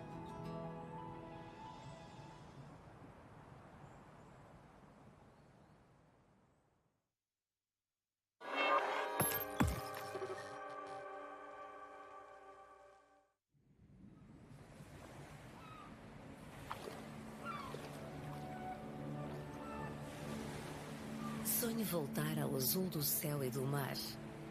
Tantas memórias que fazem parte do caminho que percorremos. Os meus passos são cada vez mais um voo sobre a calçada desta terra que é minha.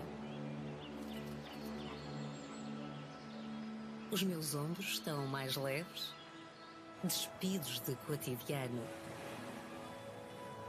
Um espanto permanente no que vejo e revejo, que desperta o meu olhar para as diferenças e os contrastes. As manhãs descobrem o sorriso que às vezes escondo.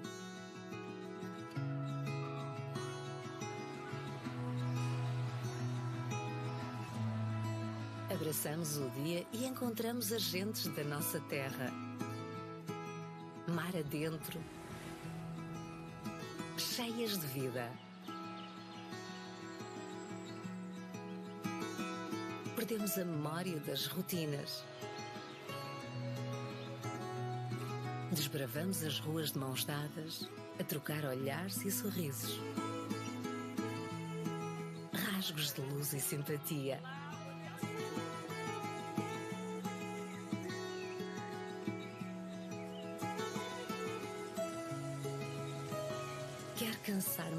verde intenso. Entre a areia e a água, com os pés no sal desta terra e deste mar, na doçura deste rio. Agasalhar-me num manto de cultura e tradição.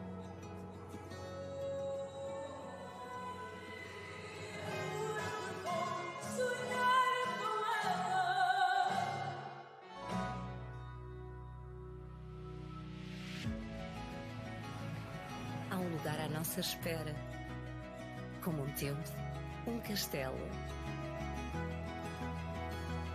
onde os nossos corpos se revitalizam.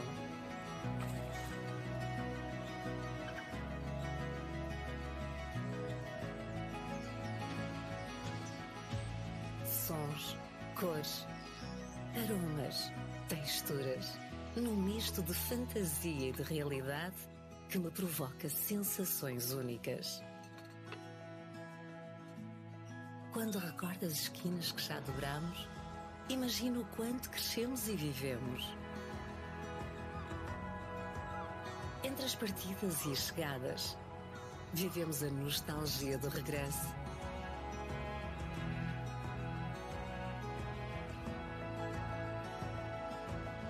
Tavira é assim.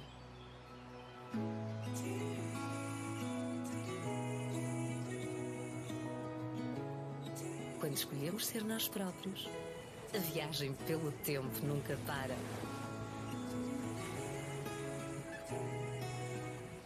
Eu escolho Tavira.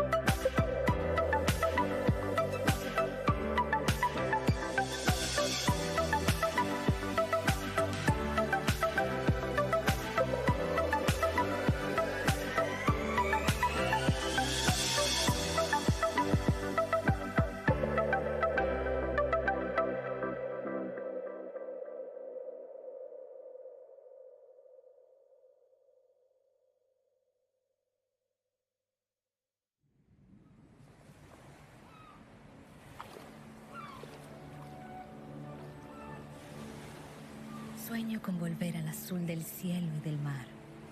Tantos recuerdos que forman parte del camino que hemos recorrido.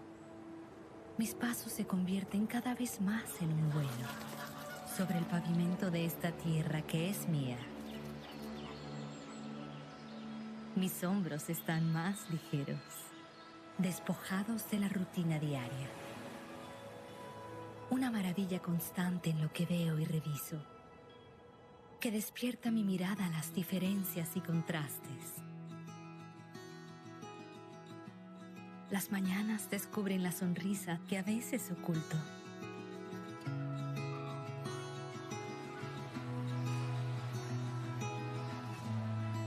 Abrazamos el día y encontramos a la gente de nuestra tierra. Mar adentro, llena de vida.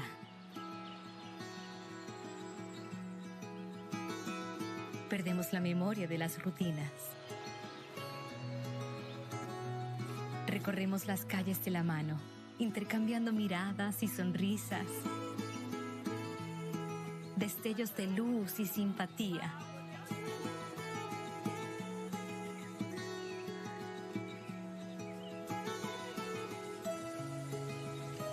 Quiero cansarme en este verde intenso,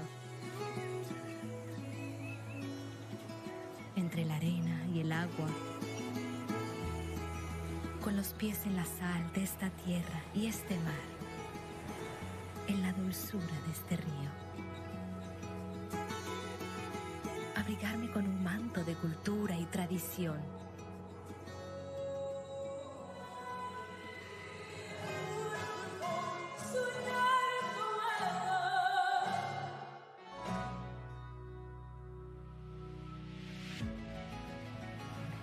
Hay un lugar que nos espera, como un templo, un castillo, donde nuestros cuerpos se revitalizan.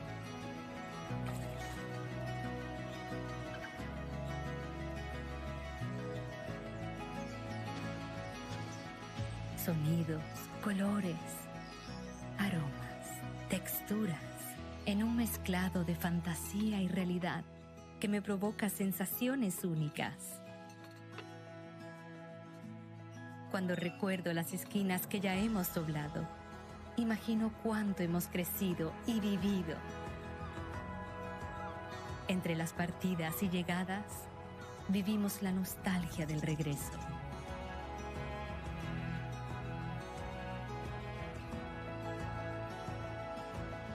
Tavira es así.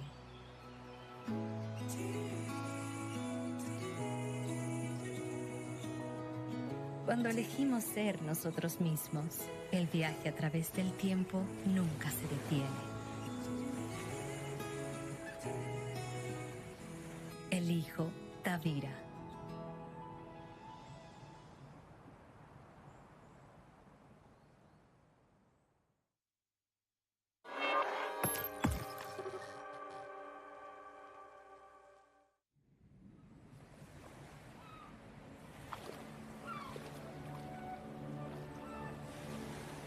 Sonho voltar ao azul do céu e do mar.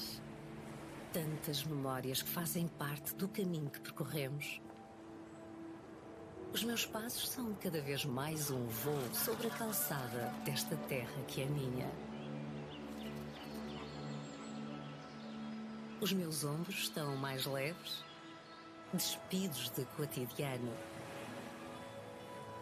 Um espanto permanente no que vejo e revejo, que desperta o meu olhar para as diferenças e os contrastes.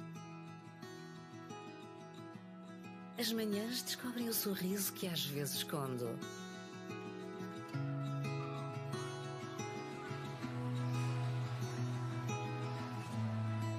Abraçamos o dia e encontramos as gentes da nossa terra. Mar adentro, cheias de vida. Perdemos a memória das rotinas. Desbravamos as ruas de mãos dadas, a trocar olhares e sorrisos. Rasgos de luz e simpatia.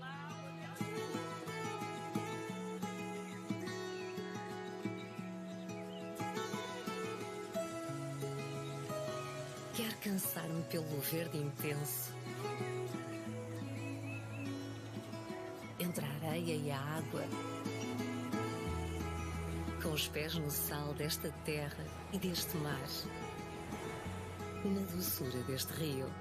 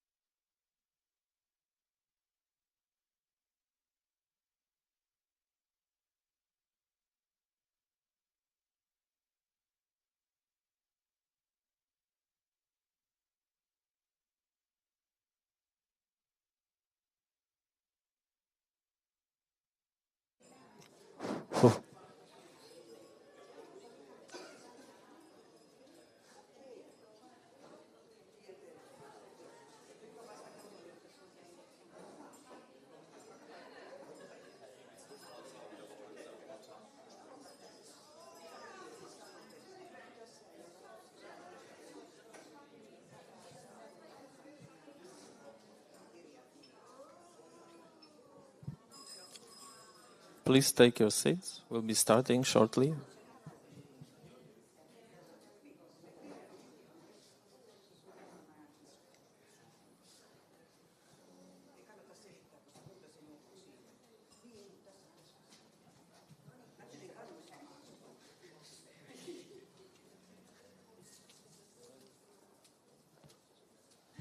Hello, everyone. Welcome to this panel where we will listen to 3 presentations. First presentation by Utilauha Kangas, who is an independent researcher from Finland, well known to us, a co-organizer of this colloquia for many years, with the presentation with the title Worth to Retain, SG Champions Racial Proverbs Under Review.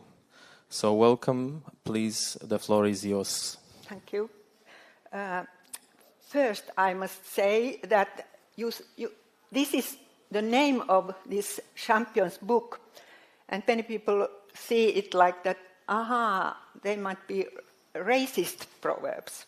But it was a kind of neutral term in those days, and it meant nation, nationality, like that.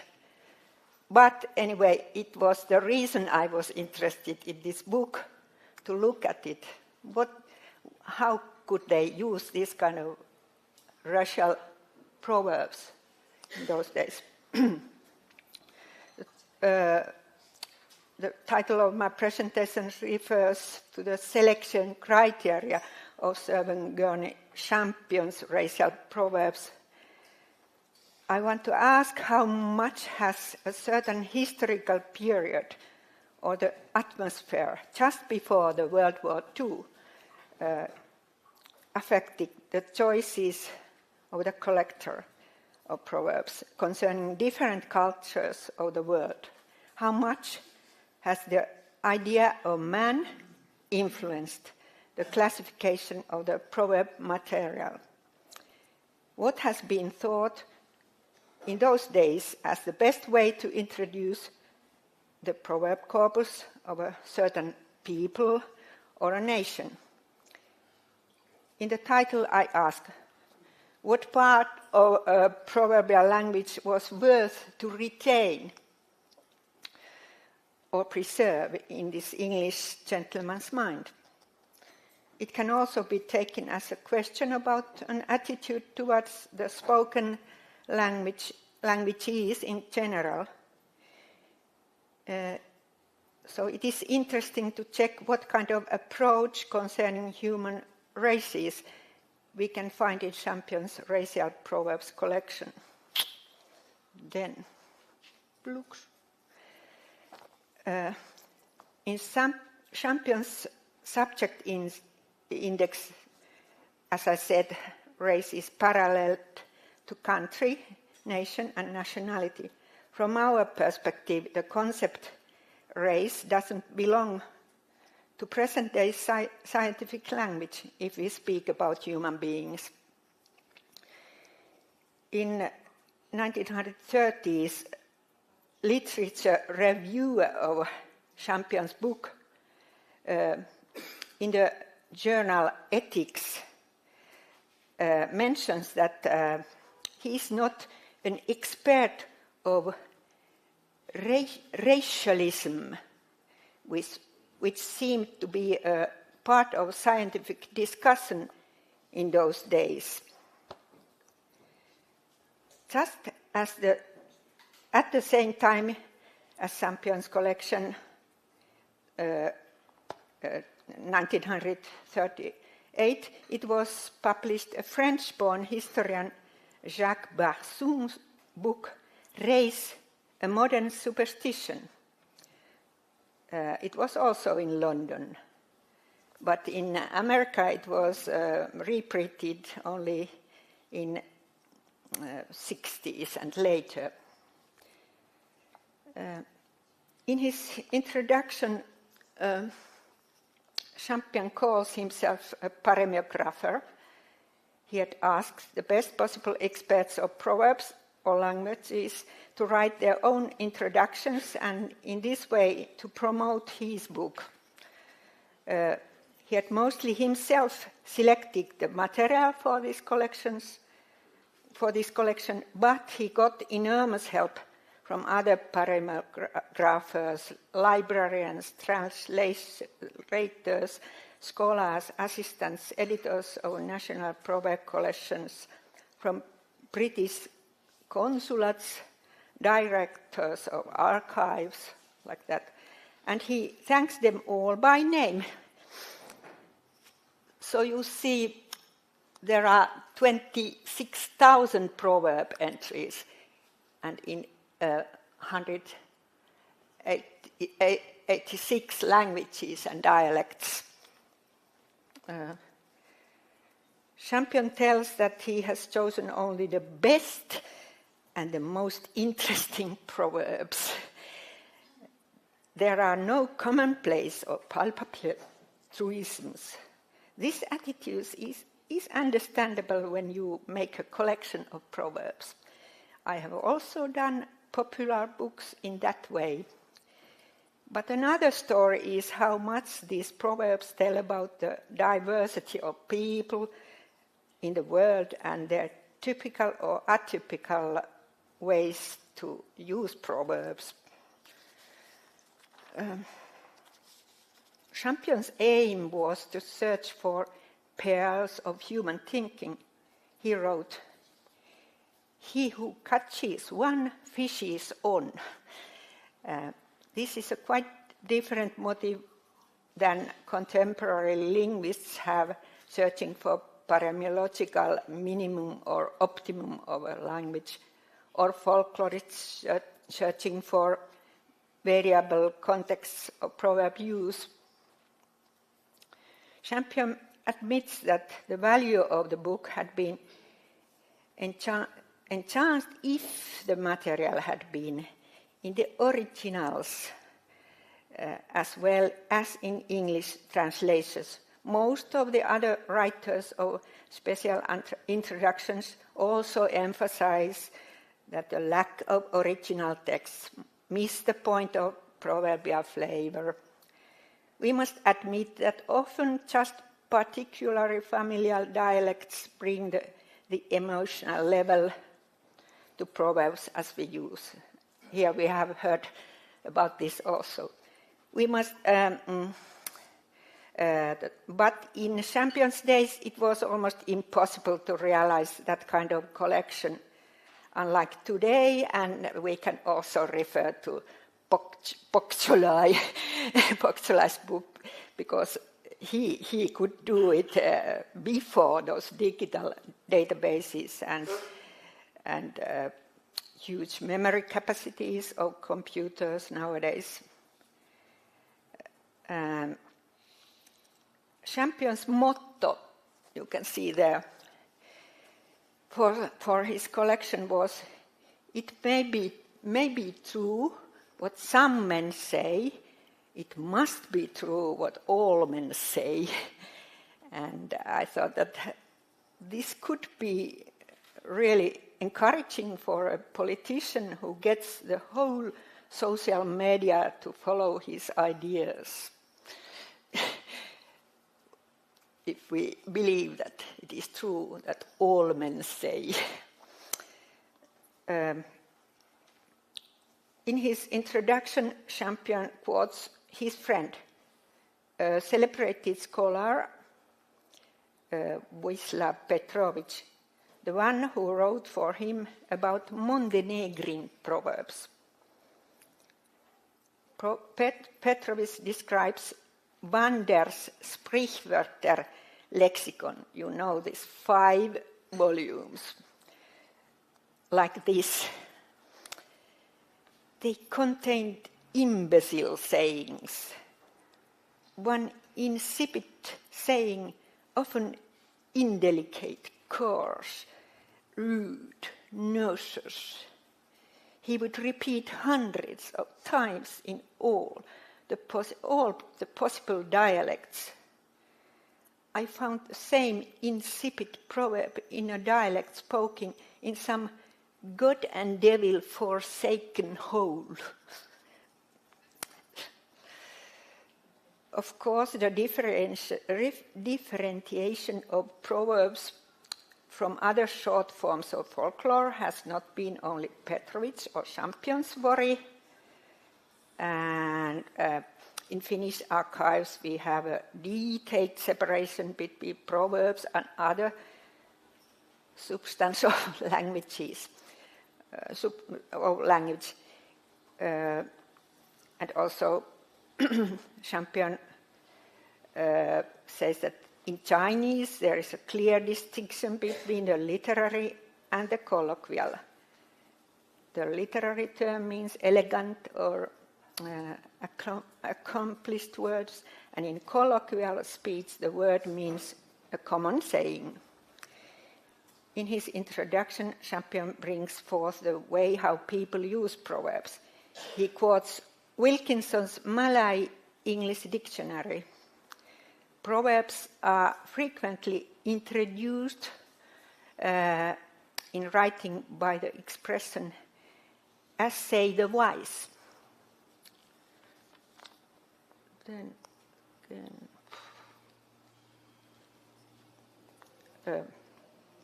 the authors of special introductions are writing about the following languages and cultures. So you can see that there are 27 introductions. Can you see? No, maybe. One introduction is about religion, which here means the Bible and older texts. I'll quote the article by P.M. Gersley. There is an admonition which seems especially to be required at this present time of political unrest. Muhammad's son-in-law, Abu Bakr, got this advice: be just, the unjust never prosper. Be valiant, die rather than yield. Be merciful, slay neither slay neither old men, children, nor women. Keep your word even to your enemies. Gersley also writes about the great central idea of reciprocity, the golden rule, and refers to crude ways that different theologies have had to hide this idea.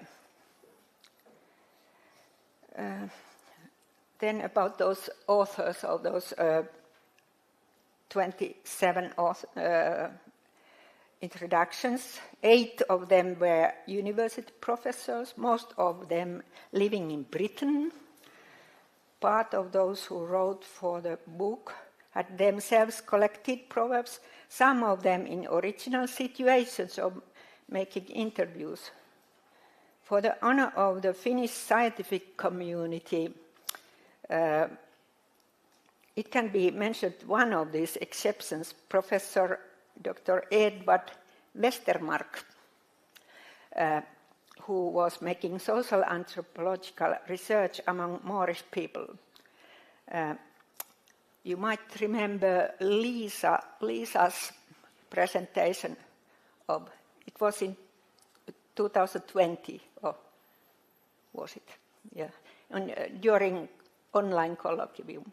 Yes, what presentation? But Westermark. Yes, it is a couple of years ago. Couple, yeah. Anyway, maybe you remember. She doesn't remember. The stage of history in 1938 is easy to notice when you go through the nations or cultures of the collection. For example, Hungarian includes Austrian and Galician. Icelandic proverbs includes Eskimoan. Serbian includes Serbo-Croatian. Then you can't see them, but I just show. Yeah, all the languages are here listed in the table of contents. So you can see. I can't see. So here are the quantities of proverbs in different languages, but only those with a large amount of proverb texts. From our present perspective, it was surprising, for example, that there was only one Somalian proverb. And of course, it had been difficult to find any translators of most of the languages. Then books. Same slide with those with really large, big quantity. And you can see there this Montenegrin, the friend of Champion, and like this Moorish was Westermark's, they are poop, like that, and Japanese is quite a lot, and Estonian, you can see. So, and also Livonian is very, very interesting also, because there are no Livonians anymore. Then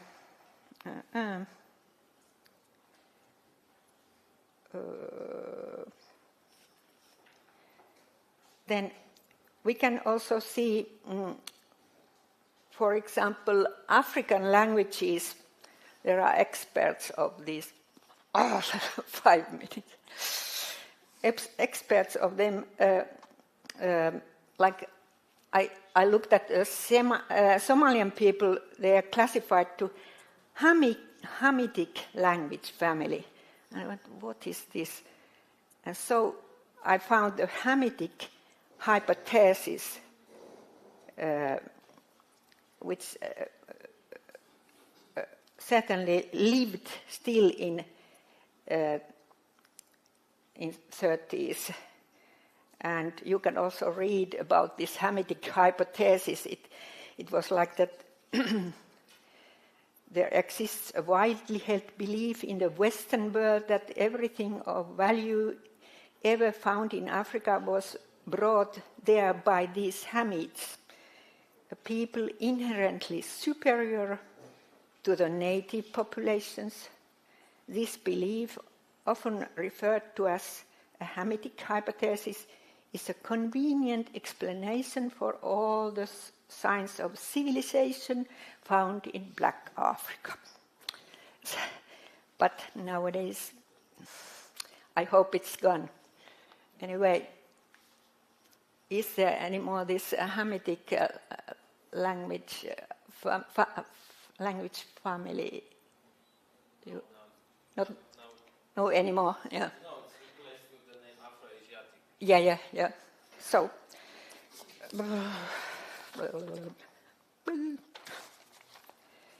Then, in order not to forget the Proverbs, I made an extra search. You have this sheet of paper there, and it was about.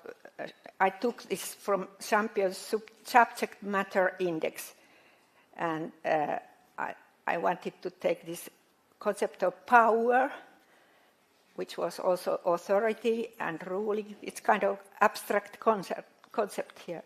So it's kind of a way of him to classify also Proverbs with this index. And so you have this, I can't go to it. In conclusion, I repeat that the concept race is nowadays scientifically outdated but historically revealing. The choices made according to the compiler's taste might skew the paremological understanding of a culture. Champion, as well as most of the other writers of special introductions, emphasized how the lack of original texts missed the point of the proverbial flavor. Of just particularly familiar dialects give the emotional level to proverbs we use. The possibility of publishing proverbs simultaneously in original languages and translations has changed a lot from Champion's days. And then I just thank you for your attention. You can visit the database because this Champion's racial proverbs comes to this Matti Kuusi literature references, and he used a lot of this. It goes RP there. Thank you. Hello. Thank you for this very interesting presentation that is like mind-opening about also how the world changed. And yeah, so we can go to questions. Any questions?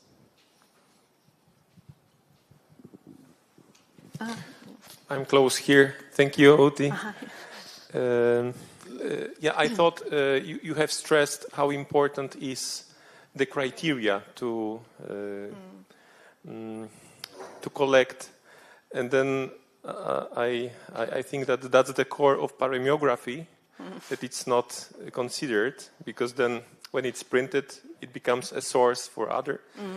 But at the beginning, there is a person, and the personality maybe, the taste, as you mentioned.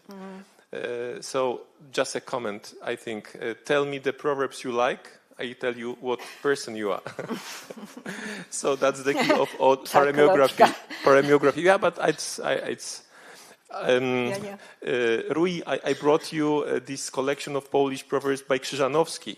Yeah, it's a big one. And what I liked, that he stressed the source, the history. So the rule of good paremiography is to say, where is it from? A part of my personal taste. So I liked in your presentation that you mentioned this issue, which is quite a key in paremiology and paremiography. Thank you so much.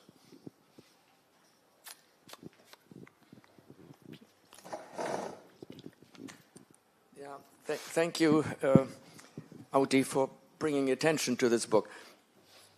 I've always felt when I quote it, and I do, unfortunately he chose that title, Racial Proverbs. Yeah.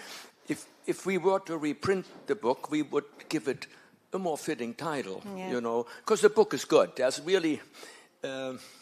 the introductions like Westermarck, I mean, you know, we respect Westermarck. He was a tremendous anthropologist on Moroccan proverbs, and certainly he wrote a good introduction. The choices of those proverbs, it's difficult when you try to represent several dozen language groups or national languages. What proverbs are you going to choose? But the people who chose those proverbs were, for the most part, experts. So they did the best they could. One last thing. Champion envisioned this book to be for the popular market. And as such, it is a darn good book. It just needs a new title.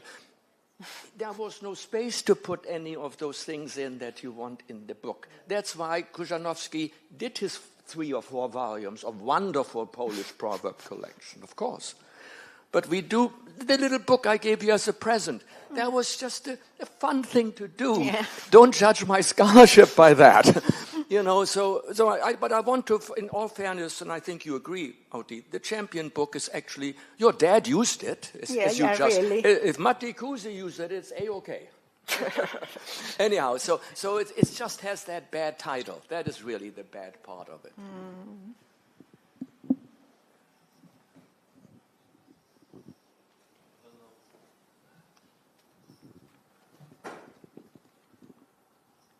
Yes, it's a go-to book for me as well, has been over the years. And I just wanted to say that, yes, I find the title, unfortunately, but I go beyond that and use it a lot. And just a word about the person who contributed the few hundred Irish proverbs, Henry Morris. I referred to him in my talk on the Seanach le Alla, he collected all those proverbs himself. And he was very involved with studying proverbs and so on. So they're all very genuine examples. So Champion also really tried to make it up. Yep. Yeah, we have another question there in the back. I haven't. Yeah.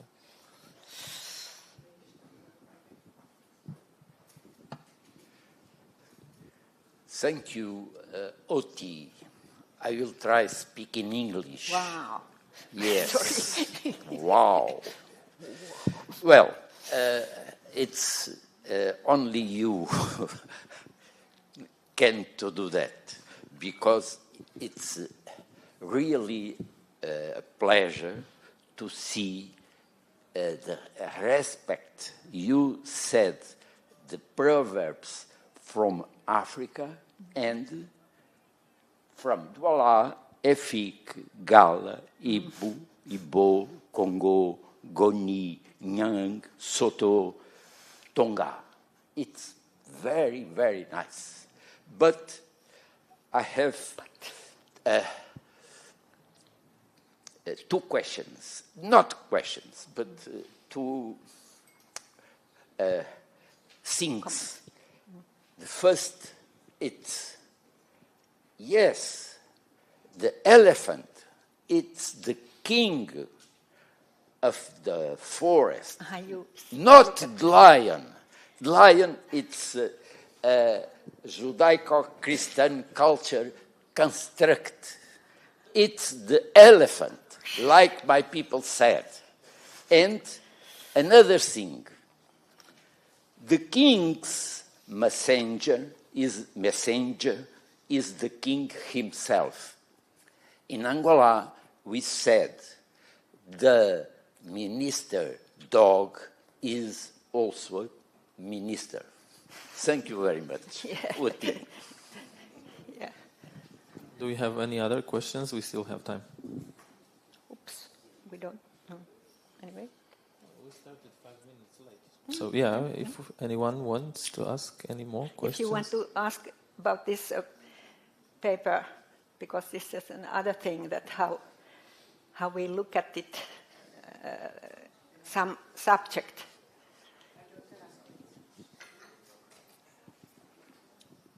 I am a little slow, so that I don't ask, but you said Westermark here. They are not Arabic, but they are Berberian proverbs. And that came... Moorish. Maybe, but Berber, he used word Berbers. And that's why I had a little bit difficulties with those, because I knew only classic Arabic, so I couldn't become to translate them from... so I have used the English version. Yeah. Okay, thank you. So we will move to next presentation. Thank you.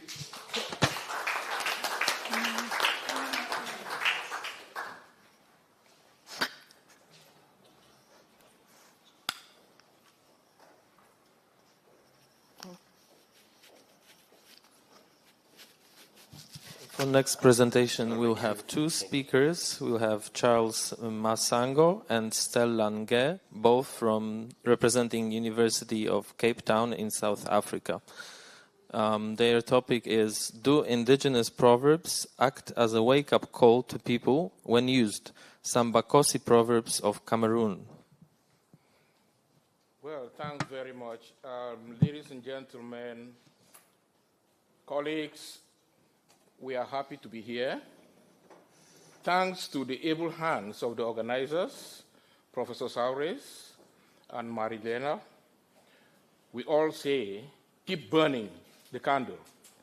We are seeing the outcome of your efforts, and we are pleased that we are all here to at least give out what we can, making Tavira the center of proverbs in the world. Today, we are going to be looking at, you know, last year when I came here, all what I do is I question, I prick. Well, I think it's because of my legal background. I don't just say it, but I prick. And today, we are asking the question, and it is for you to judge, do indigenous proverbs act as a wake-up call to people when used? And we are using the Bakosi Proverbs of Cameroon, where I belong, where my wife also belongs. We always say, when you want to bathe, you first of all throw the water behind your back. Before we start looking at other proverbs in Africa, I've heard people talk of proverbs in Africa. I've never heard of people talk of Cameroon and Bakosi precisely. Now that it's a village, you are all welcome to visit either Cape Town or come to Cameroon, where we are. And in doing this, you know, technology has made us move very fast. And as I always tell my colleagues and students who come to consult with me, whenever I'm to review a paper, I always look at the research question. You don't just come and tell me stories in the air. I want to see the research question that guides that paper.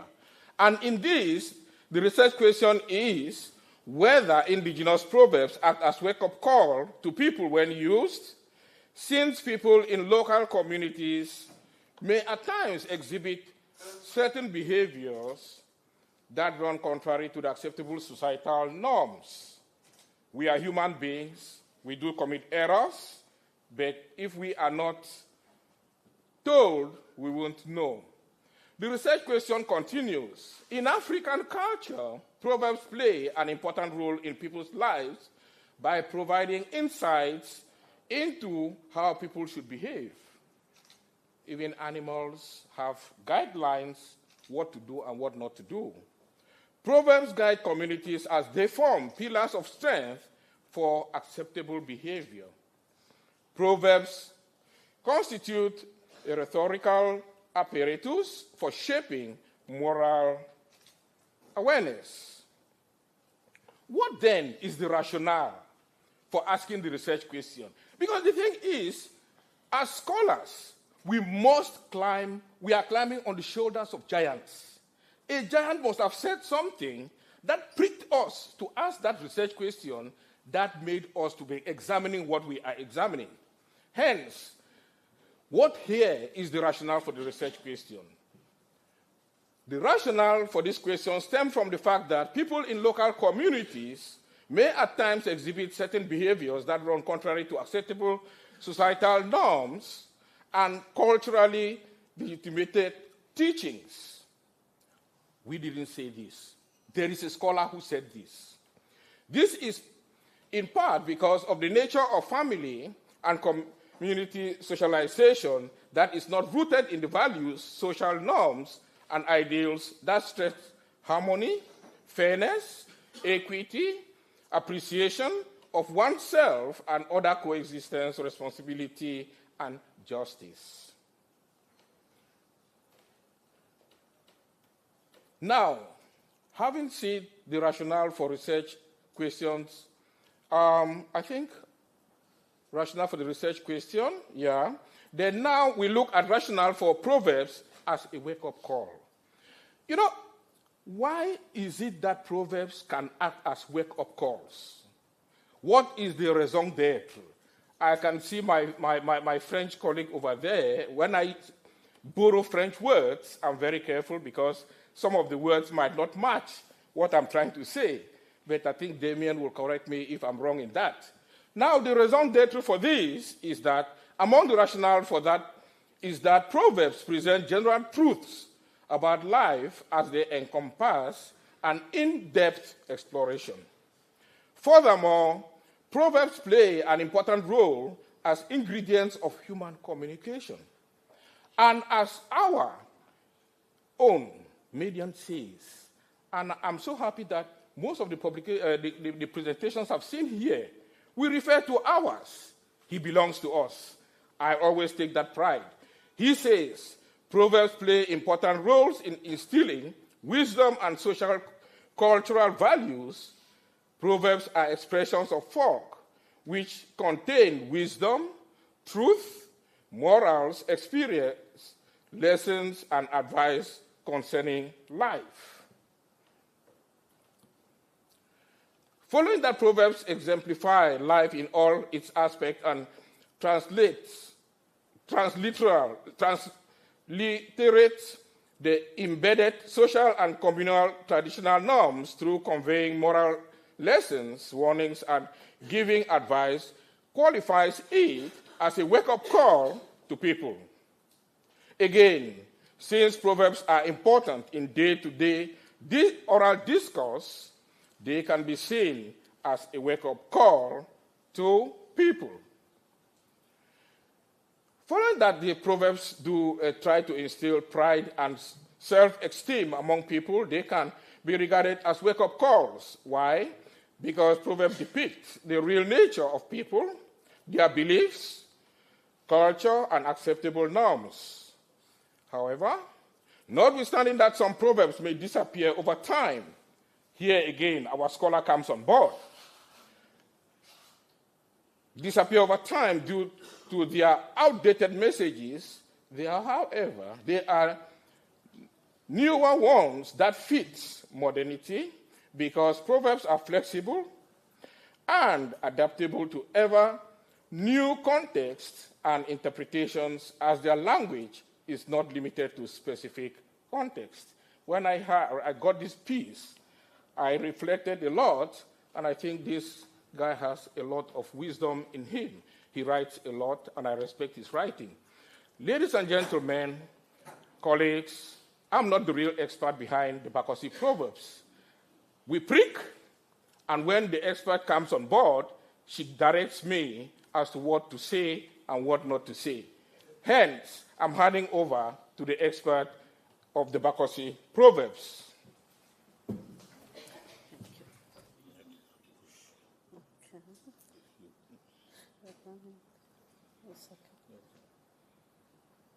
No, you go ahead.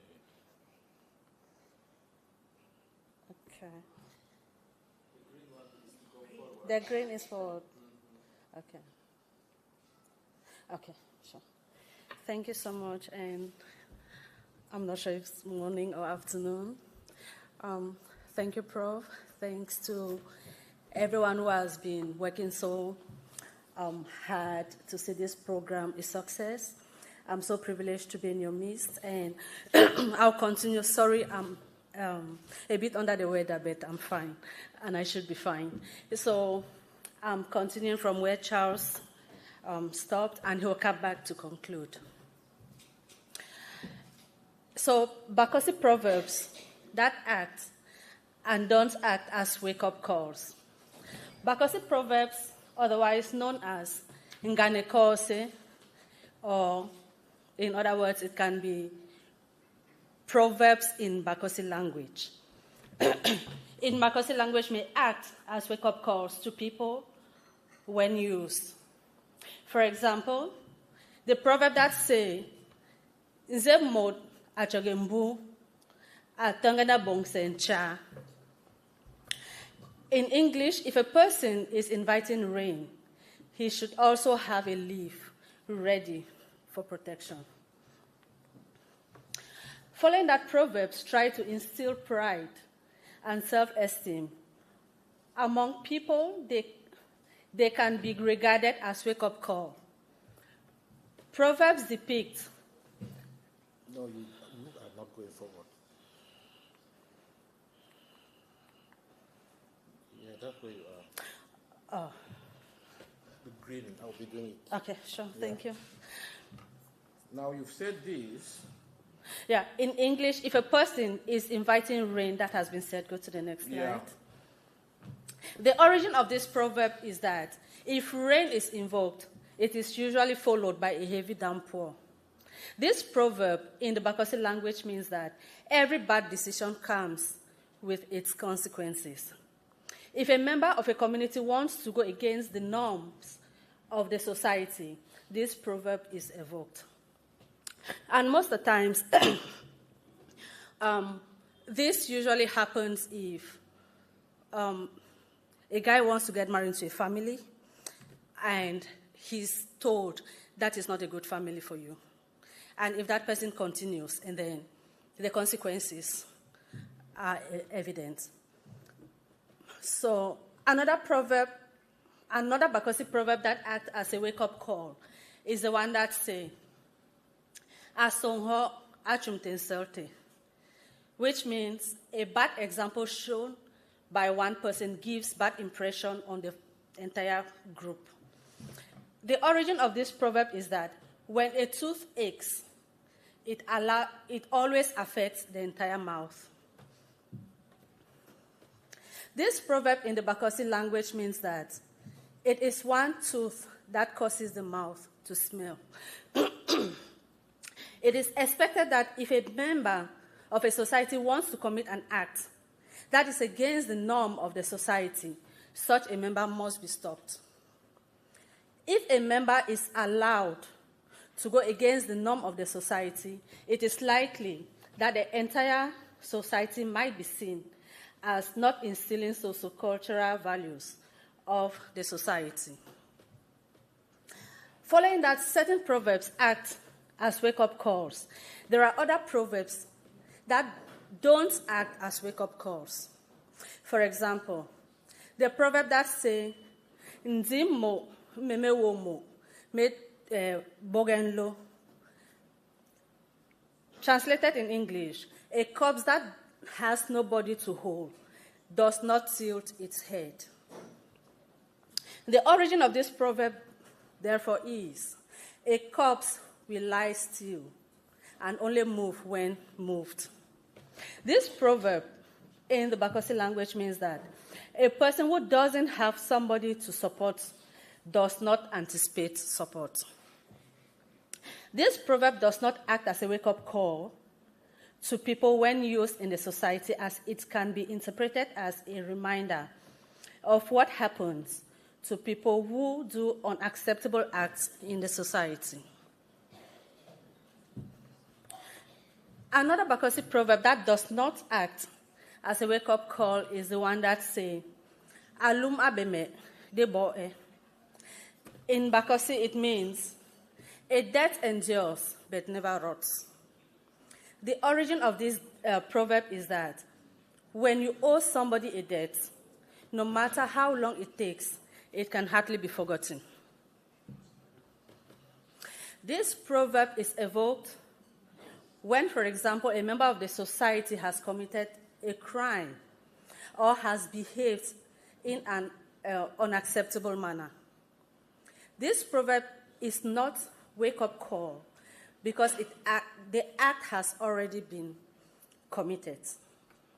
Since the unacceptable act has already been committed, it unfolds inner thoughts in the form of regrets on the person who committed the act. I'll hand over to Charles. Thanks very much. At least we now can see that there are Bakossi proverbs in Africa that should also be included among those proverbs that people are talking about. I would like my own native tongue to go forward. The problem that say every bad decision comes with its responsibility or consequences is the one that says a bad example shown by a person gives a bad impression on the whole group can be seen as a wake-up call because these proverbs relate to acts that has not yet been committed. These proverbs act as warnings to people not to go against the norms of the society. On the other hand, proverbs that say a corpse that has nothing to hold its head does not tilt its head, and the proverb that say a debt endures does not rot cannot be considered as wake-up calls because these proverbs are related to acts that had already been committed. These proverbs relate to lessons, framework of reference, and wisdom that must be learned. For all proverbs, now what are the measures for proverbs to act as wake-up calls? For proverbs to become wake-up calls, the act for which the proverb is intended to prevent must not have been committed. The proverb should be a warning that discourages or restrains people to commit the unwanted act as it may be against the norms of the society. However, if all proverbs act as wake-up calls, there may not be any proverbs that act as an advice. A proverb that addresses an act that has already been committed can be regarded as one that gives advice. Anyone who converts a proverb that is meant to give advice into one that acts as a wake-up call and puts such a proverb in a literary or tangible form owns the copyright for such a proverb. This is because copyright is legal conference of ideas from people who brought up this act. This is because copyright is automatically assigned the moment an original creative work takes a tangible form.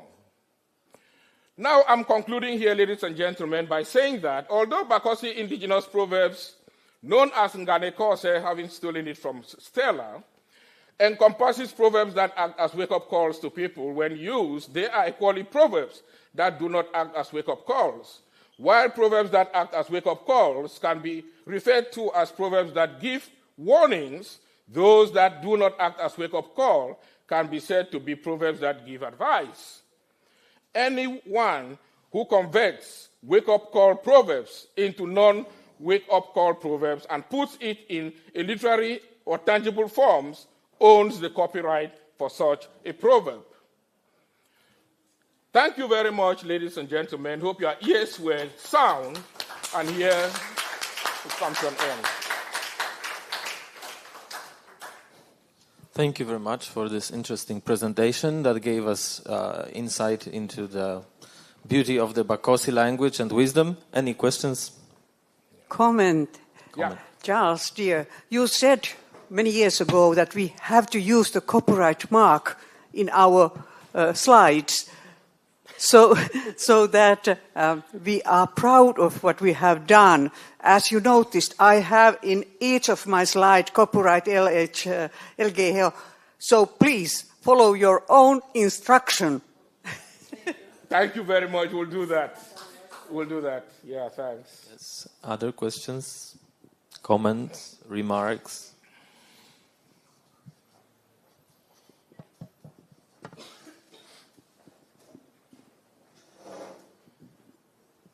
Thank you very much, Masango. It's the point, the copyright from Proverbs. I think it's the same. I don't know how my fight, because it's when we couch pick the proverb. It's there are a people, and the copyright. It's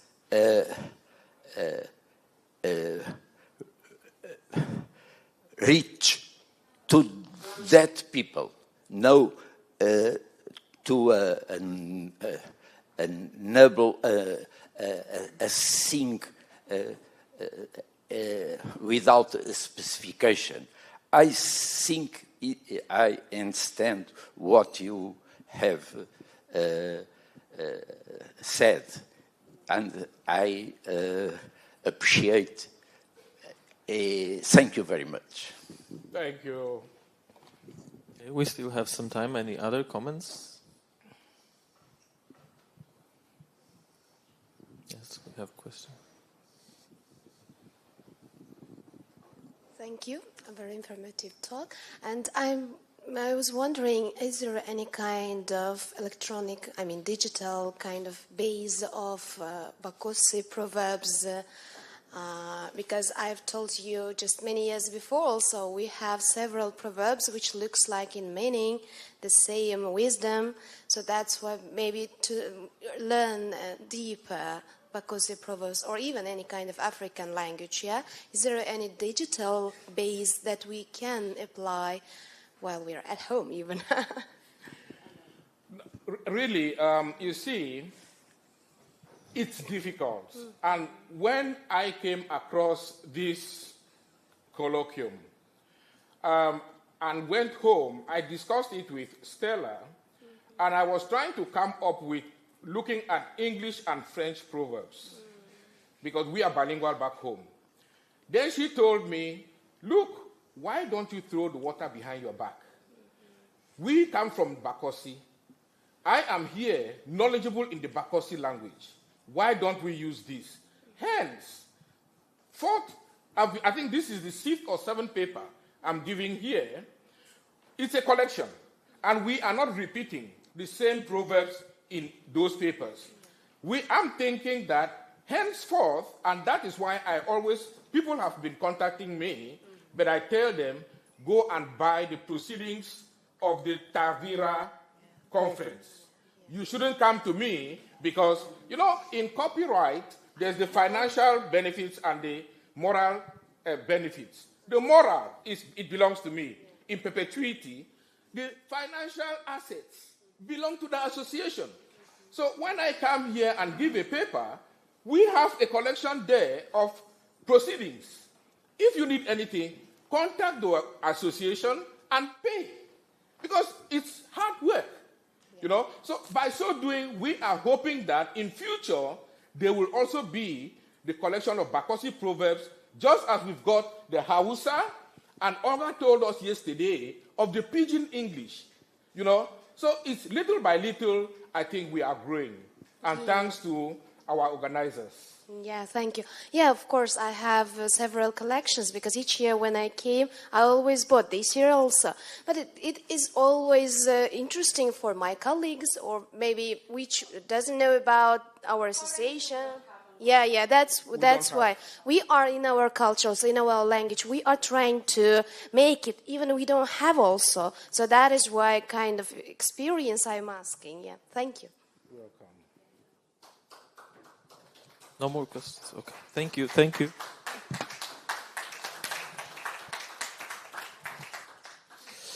Okay, and we are moving to the last presentation in this panel. Our speaker will be Elena Volkova Faure. I'm not sure if I'm pronouncing correctly the name. With the presentation In Vino Veritas, Proverbs about wine as channels for transmitting shared moral and cultural values in different languages.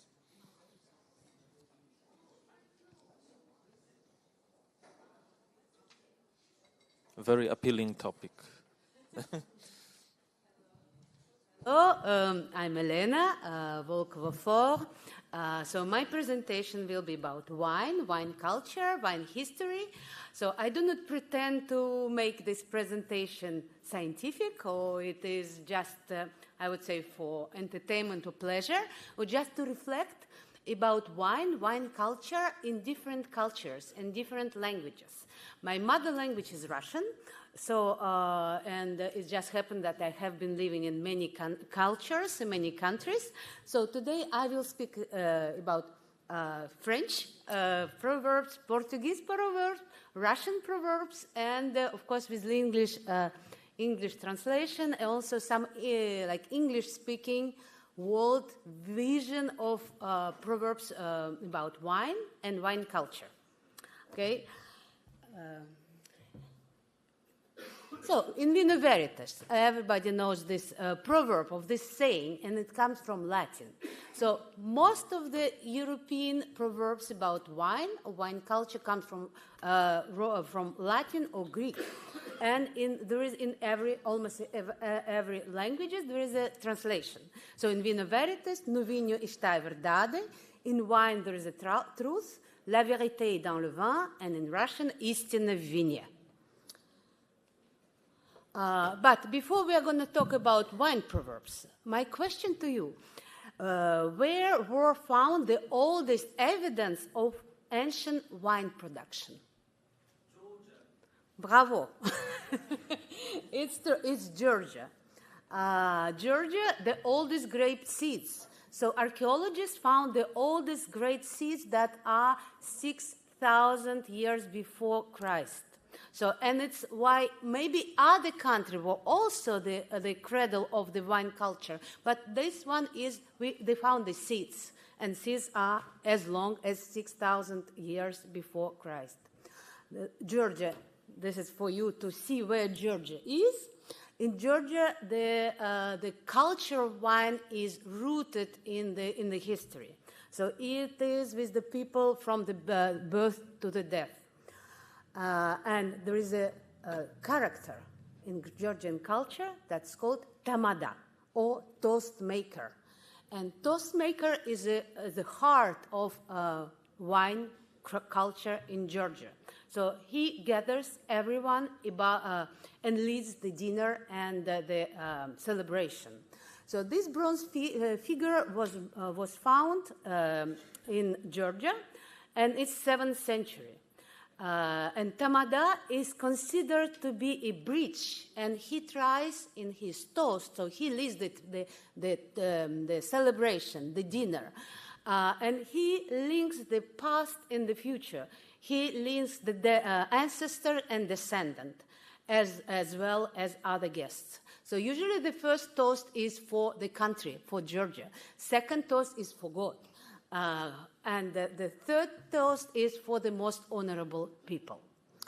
And then other people start to pronounce toasts. This is very interesting artifact. This is the vessel to drink wine.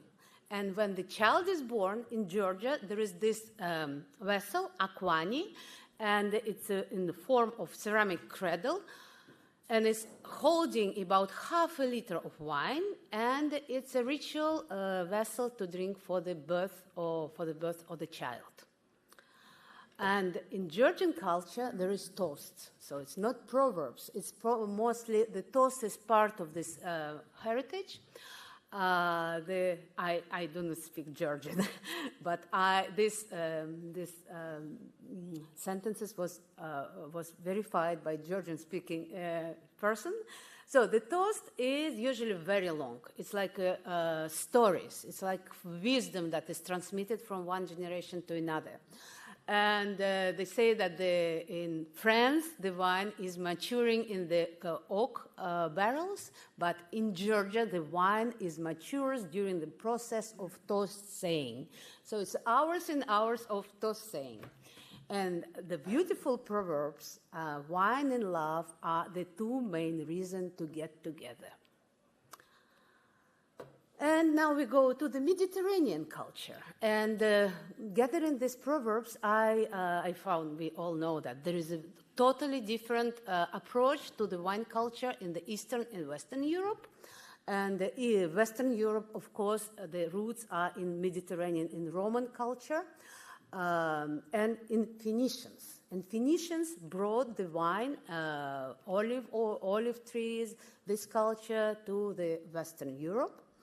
And Phoenicians are in the territory of, were located in the territory of modern Lebanon and Syria. And biomolecular archaeologist Professor Pat McGovern at the University of Pennsylvania, he was specialist in fermented food and beverages. He said that the wines of ancient Lebanon and Syria were much more than a technological marvel. They were the social lubricant to break down barriers, stimulate music and the art, and bring people together. They were the supreme religious symbols for prosperity and well-being in life as well as death.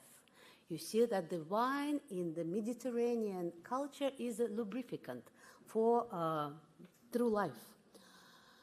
And of course, we go to France, right? France and French proverbs and joie de vivre, joy of life. And there is a lot of proverbs in French and other languages about joie de vivre. Le bon vin réjouit le cœur de l'homme. Good wine rejoices the heart of man. Bien boire et bien manger fait un homme vivre longtemps. Eating and drinking well make a man live long. Le vin fortifie l'âme et réjouit le cœur. Vin straighten the soul and rejoice the heart.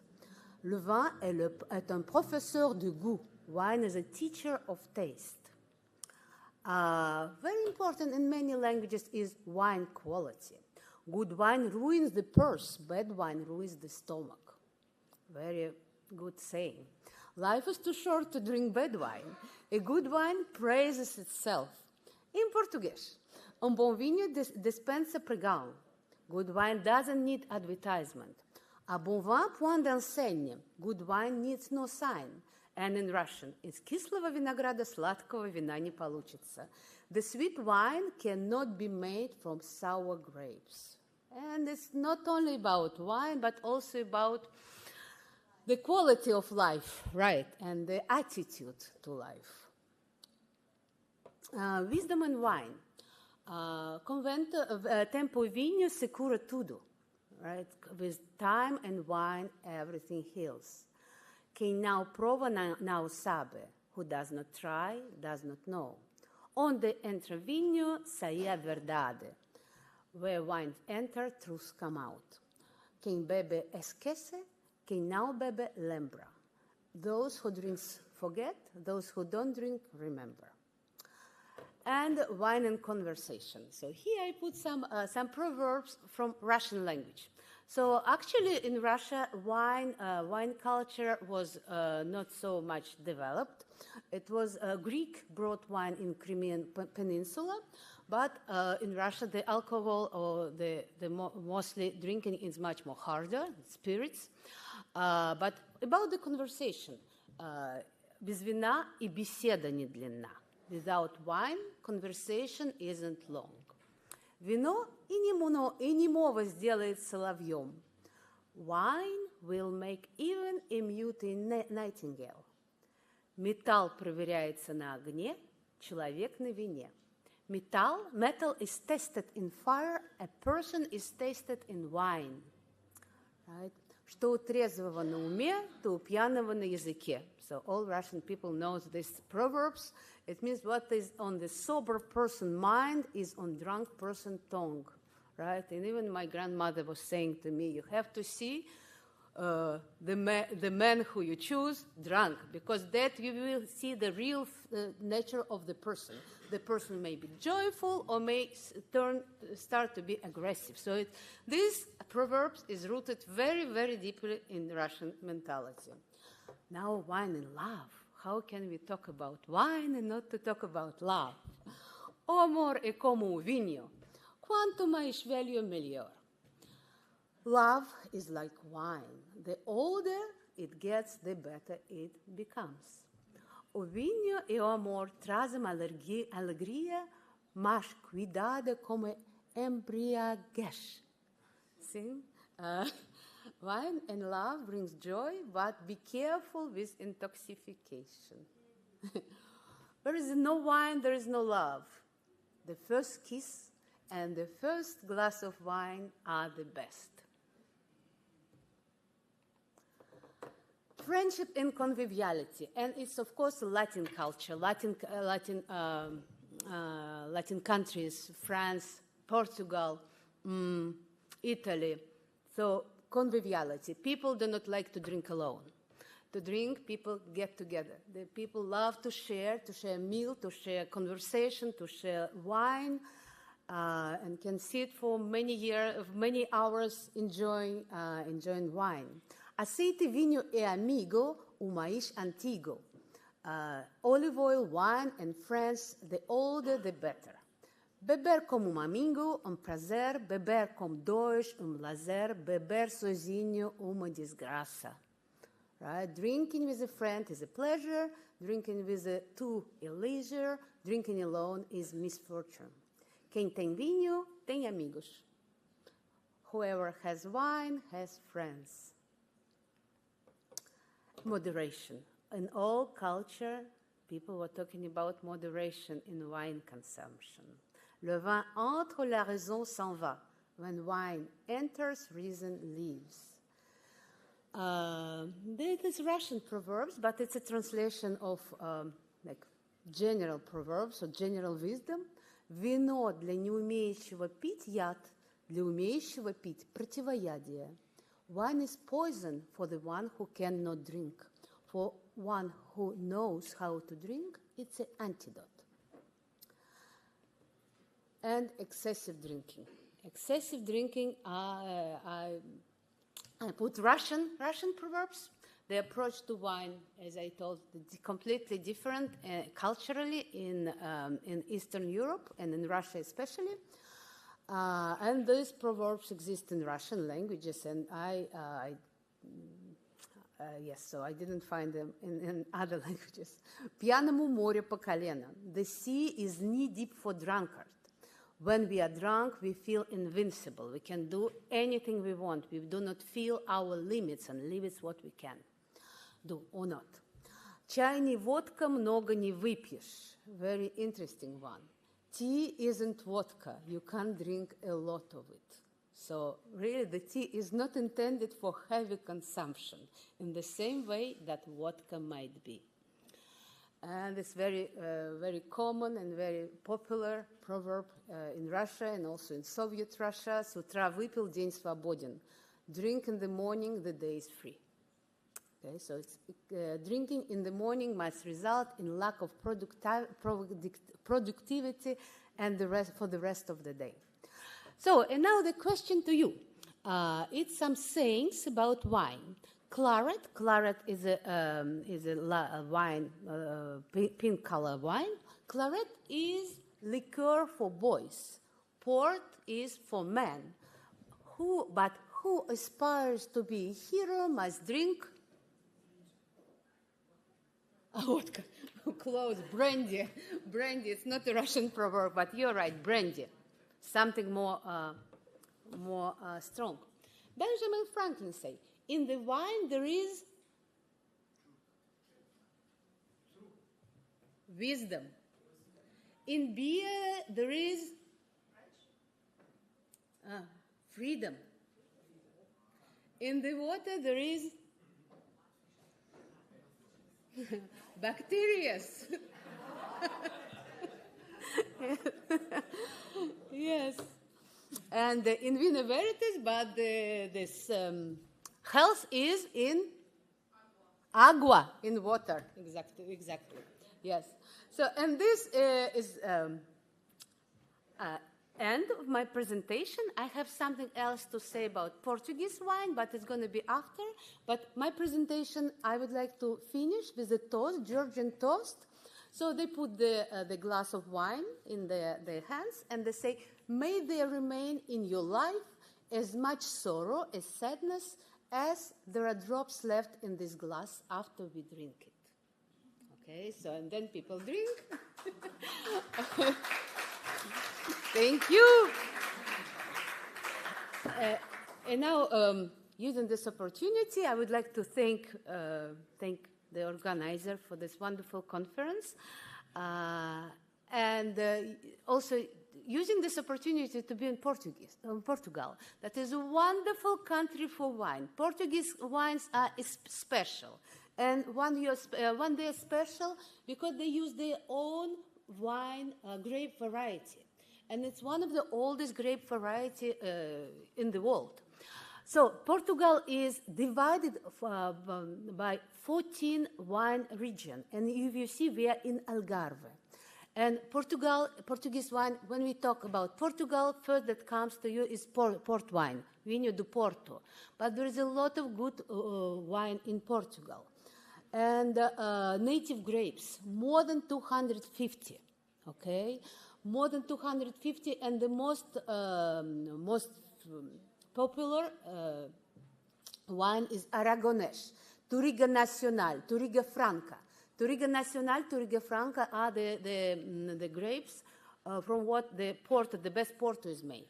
Baga, Arinto, Loureiro, 250. So each region. So in Portuguese wine culture, even the people didn't know the name of the wine grapes because it's only lately in the 20th century the scientists started to make research about the wine and go into defining the grape variety. So now there is a lot of international wine grape variety. That Cabernet Sauvignon, Sauvignon Blanc, Syrah, that are mixed with the local grape variety.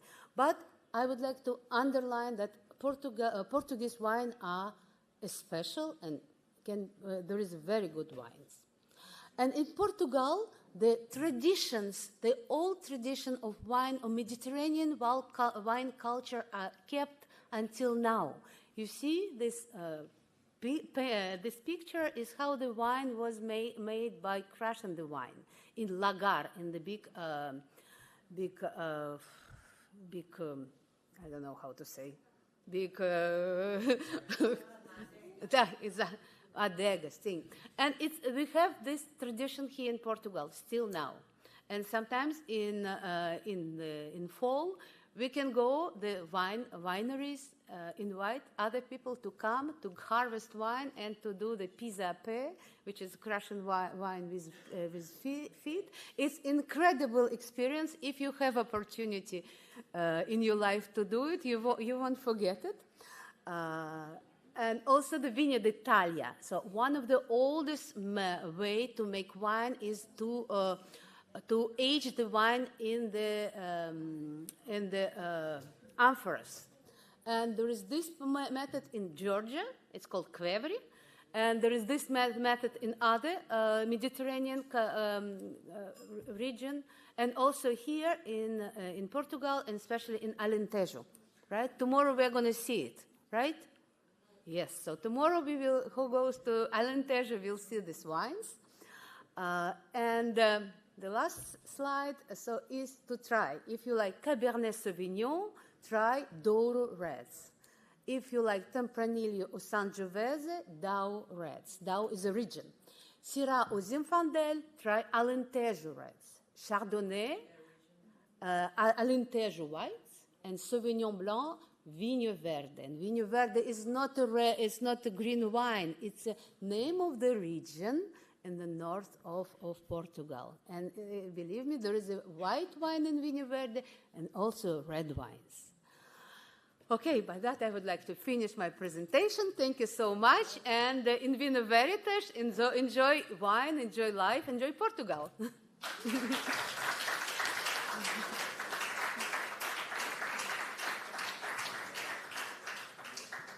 I don't know if there are any comments. Would you like to take questions as well? Sure. Mm-hmm. So, if there are any comments or questions, maybe.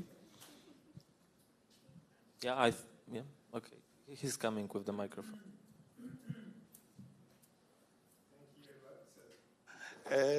You said one proverb, estou o 13 vavav Galavier, o pianava na Ezekiel. Have you come across any equivalent of this proverb in French, for instance?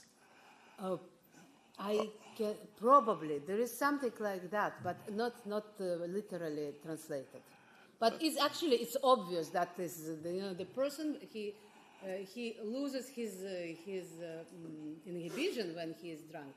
Okay. I'm sure there is an equivalent in other languages, and probably you can also add some proverb that from your language. Okay. So it's a big, how to say, there are a lot of equivalents. Okay, thank you.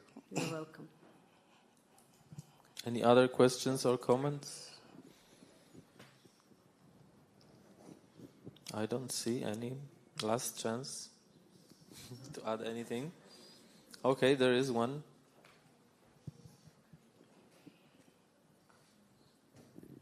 Hello. Thank you for all the incredibly interesting and informative things you told us about wine and so on.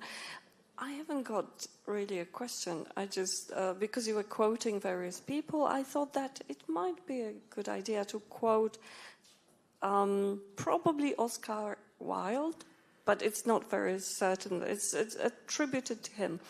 And he said that work is the curse of the drinking classes. So I think it's quite amusing. Yes. And it is a twist on another saying, but well. Yeah, thank you. I think that you must, Proverbs are amazing because you can just choose one and meditate over the whole day, Okay, thank you so much. Thank you very much again. So now we do the diploma ceremony, yeah? So I would like to invite all the participants of this panel to receive their diplomas.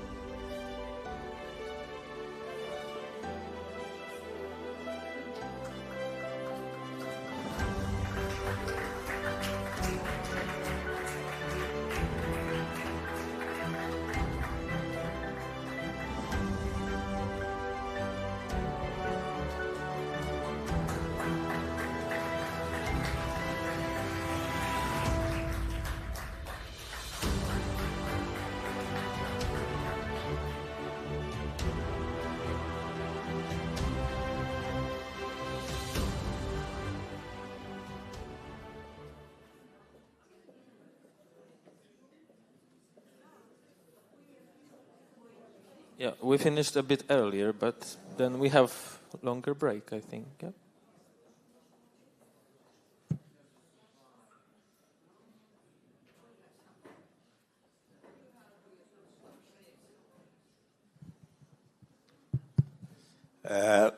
Segue-se a tal surpresa que a Marinela há pouco falou. Now we have a new surprise. Please be attentive to this performance.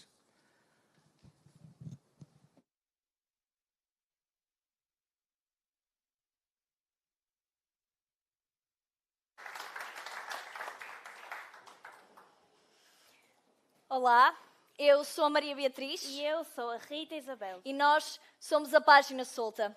Para quem não nos conhece, nós somos duas jovens poetisas de renome internacional. Hoje vamos presentear-vos com uma ode a Portugal. Esperamos que gostem. Portugal, és tão bonito. Alapada nas dunas do teu litoral, recordo as montanhas do teu centro.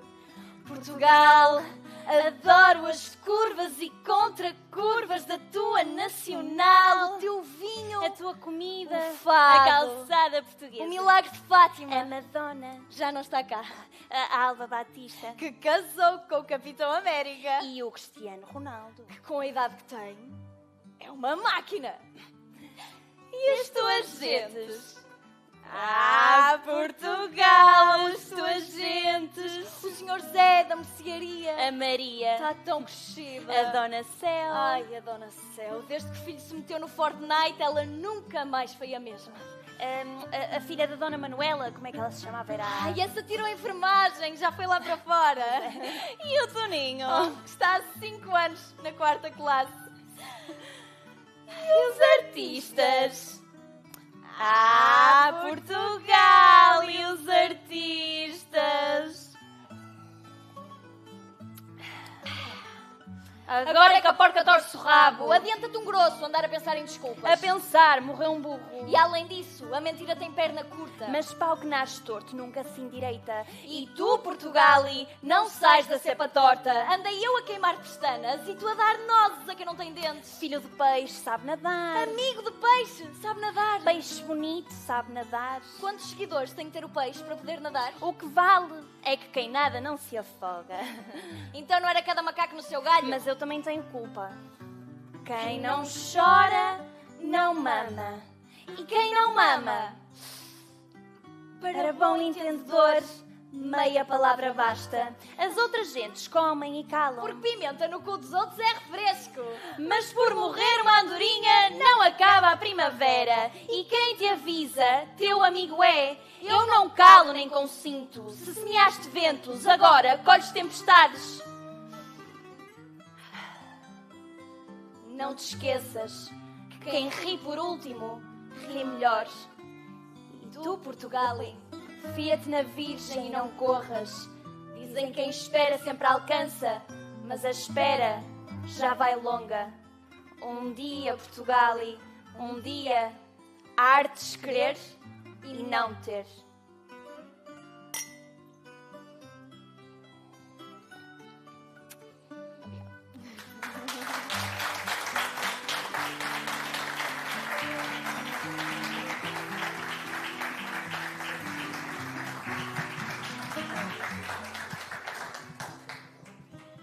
Muito obrigada, por terem a generosidade de virem de Braga até nós. Mas penso que estas duas meninas são atrizes no norte de Portugal, têm licenciatura em teatro e, portanto, e outras áreas e outras performances. E desde há 3 anos, faço questão de vos dizer, por razões que foram ditas, e estiveram num concurso da Rádio e Televisão Portuguesa, que é o Got Talent. Não foram à final, mas ficaram a meio da tabela.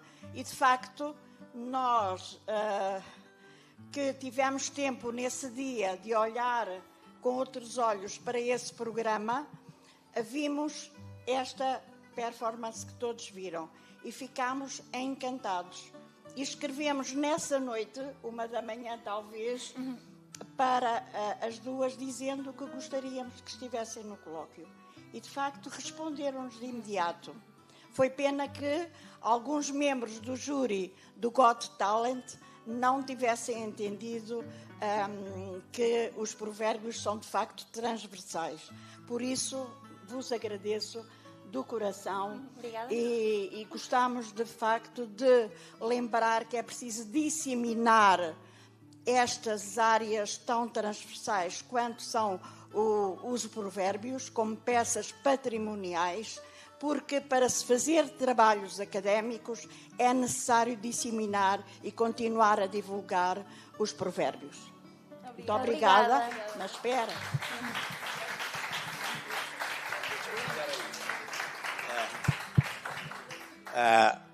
Marinella was making some kind of history because these two ladies, they have been in a TV program, Got Talent, and they just performed at more or less, I don't remember, the middle of the table. You are in the middle, you didn't reach the final. But fortunately, they are here, and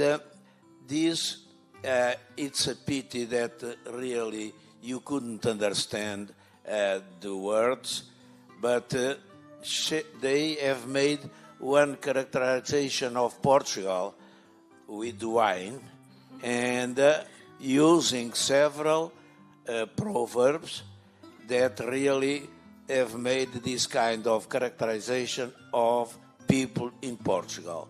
And this is very important for us.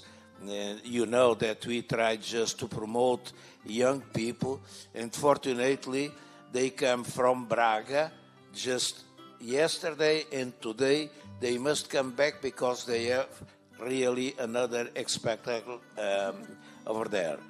And it's very important, even because with this small stay in Tavira, maybe they get another spectacle here in Tavira. Hopefully. This is really what we do, just trying to put these young people on the way just to promote. And next step, because they have not time, next step is to meet this kind of performance in English, characterizing just other countries. That means that we are trying to influence them to go for the other stage, international stage, with the English as the lingua franca, and for that reason we are very happy.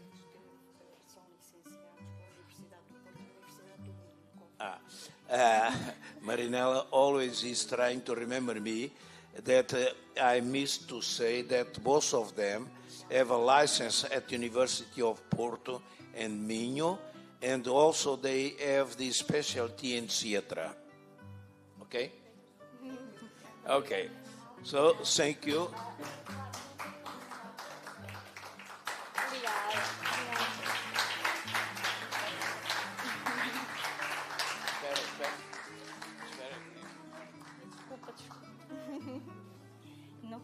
Não tinha percebido.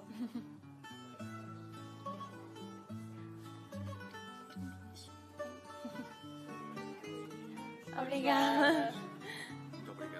Muito obrigada a nós. Ai, que bom. Obrigada. Oi? Vou segurar assim. Ok. Obrigada. Muito obrigada. Ai, obrigada. Obrigada. Uma foto assim.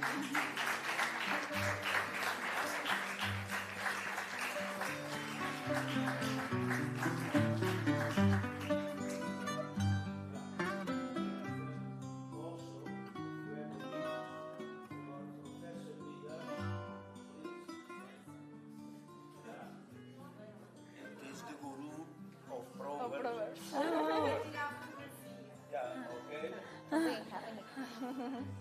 Acho que é muito importante. Wow. Thank you. Portanto, tem os vossos nomes, eu fiz dedicatória para Wow. vocês. É uma pessoa muito especial. Não sei se consigo. Já tenho.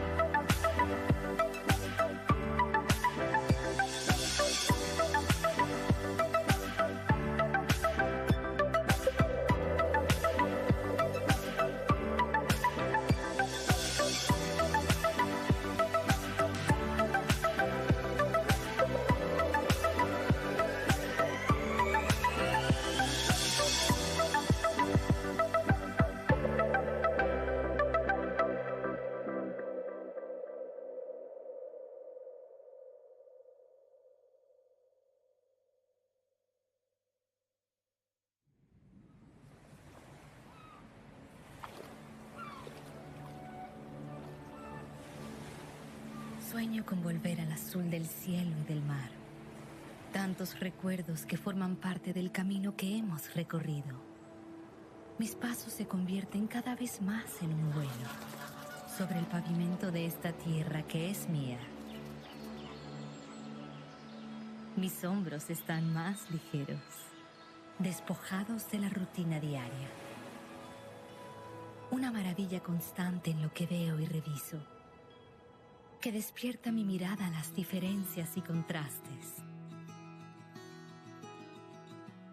Las mañanas descubren la sonrisa que a veces oculto.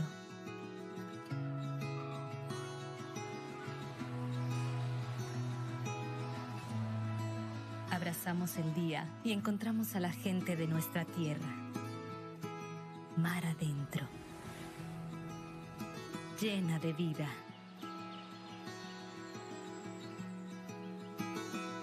Perdemos la memoria de las rutinas. Recorremos las calles de la mano, intercambiando miradas y sonrisas, destellos de luz y simpatía.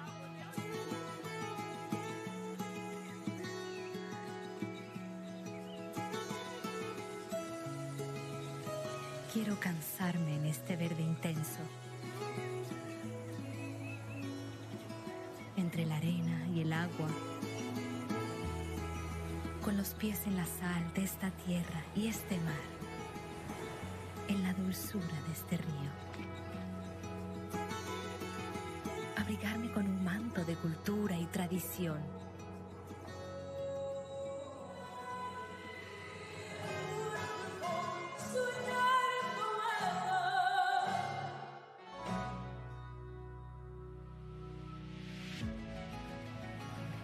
Hay un lugar que nos espera, como un templo, un castillo, donde nuestros cuerpos se revitalizan.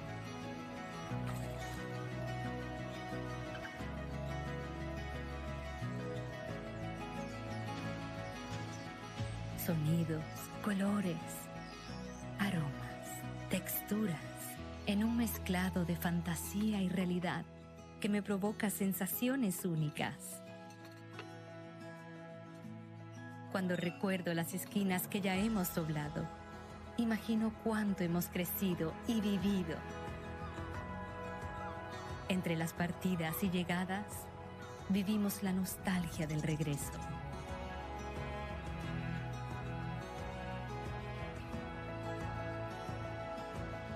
Tavira es así.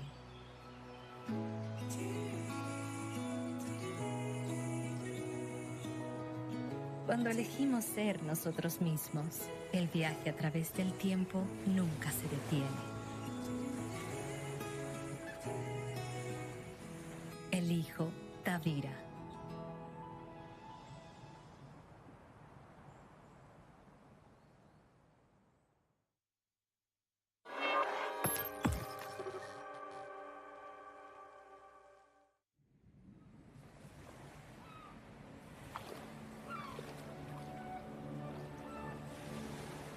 Sonho voltar ao azul do céu e do mar. Tantas memórias que fazem parte do caminho que percorremos. Os meus passos são cada vez mais um voo sobre a calçada desta terra que é minha. Os meus ombros estão mais leves, despidos de cotidiano. Um espanto permanente no que vejo e revejo, que desperta o meu olhar para as diferenças e os contrastes. As manhãs descobrem o sorriso que às vezes escondo.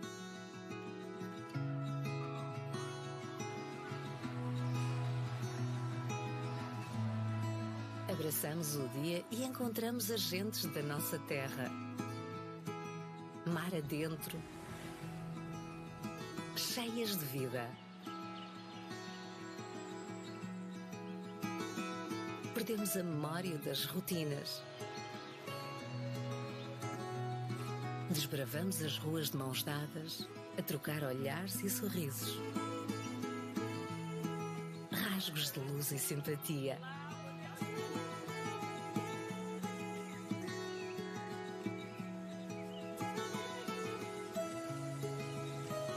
Quer cansar-me pelo verde intenso, entre a areia e a água, com os pés no sal desta terra e deste mar, na doçura deste rio.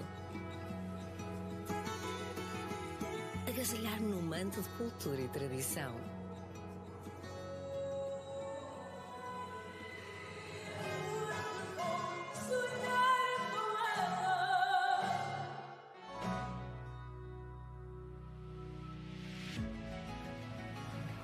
Há um lugar à nossa espera, como um templo, um castelo, onde os nossos corpos se revitalizam.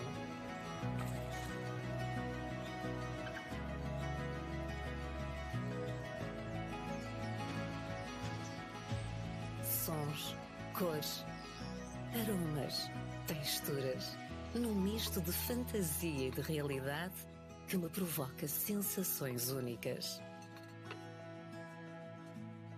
Quando recordo as esquinas que já dobramos, imagino o quanto crescemos e vivemos. Entre as partidas e as chegadas, vivemos a nostalgia do regresso.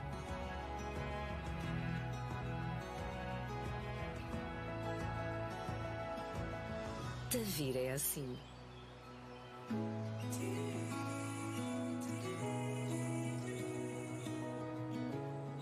Quando escolhemos ser nós próprios, a viagem pelo tempo nunca para.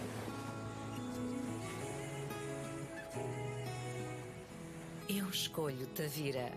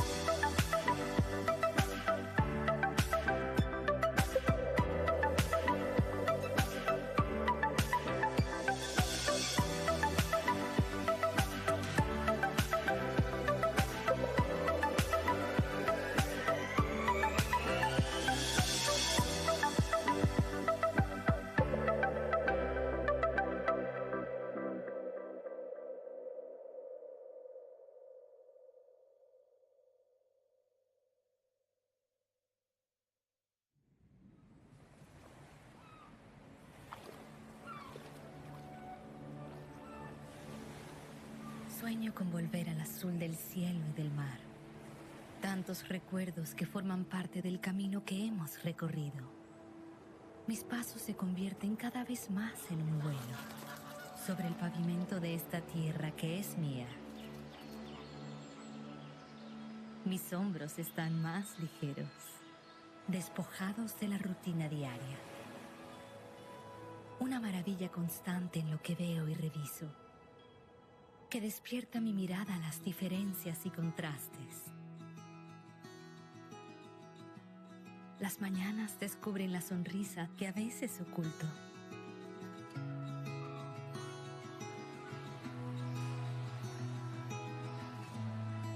Abrazamos el día y encontramos a la gente de nuestra tierra. Mar adentro, llena de vida.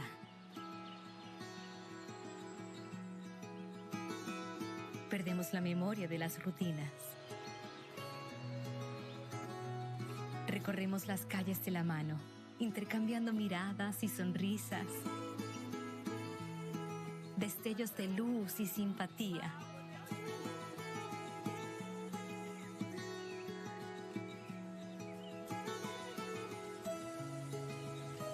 Quiero cansarme en este verde intenso, entre la arena y el agua, con los pies en la sal de esta tierra y este mar, en la dulzura de este río. Abrigarme con un manto de cultura y tradición.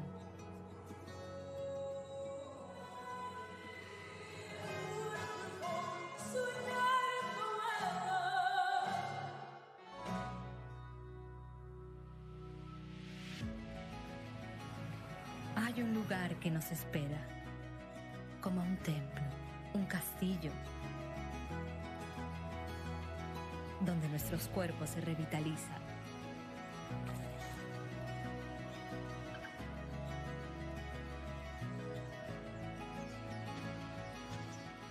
Sonidos, colores, aromas, texturas, en un mezclado de fantasía y realidad que me provoca sensaciones únicas. Cuando recuerdo las esquinas que ya hemos doblado, imagino cuánto hemos crecido y vivido. Entre las partidas y llegadas, vivimos la nostalgia del regreso.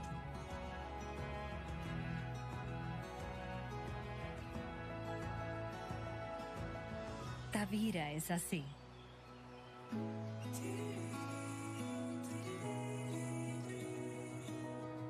Cuando elegimos ser nosotros mismos, el viaje a través del tiempo nunca se detiene.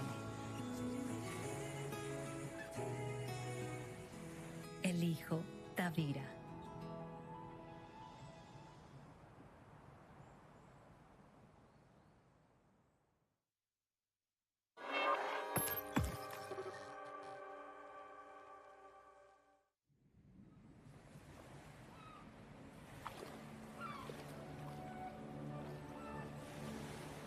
Sonho voltar ao azul do céu e do mar. Tantas memórias que fazem parte do caminho que percorremos. Os meus passos são cada vez mais um voo sobre a calçada desta terra que é minha. Os meus ombros estão mais leves, despidos de cotidiano. Um espanto permanente no que vejo e revejo, que desperta o meu olhar para as diferenças e os contrastes. As manhãs descobrem o sorriso que às vezes escondo.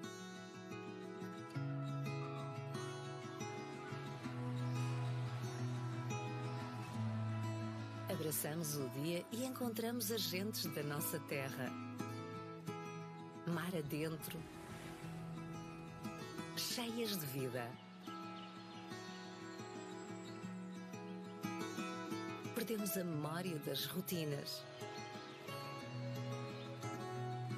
Desbravamos as ruas de mãos dadas, a trocar olhares e sorrisos.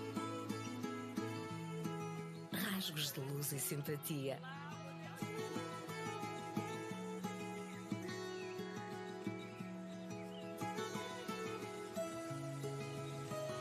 Quer cansar-me pelo verde intenso, entre a areia e a água, com os pés no sal desta terra e deste mar, na doçura deste rio. Agasalhar-me no manto de cultura e tradição.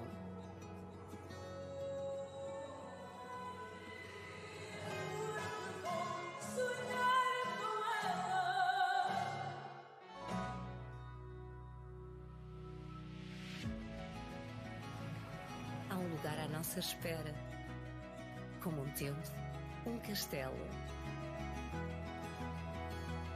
onde os nossos corpos se revitalizam.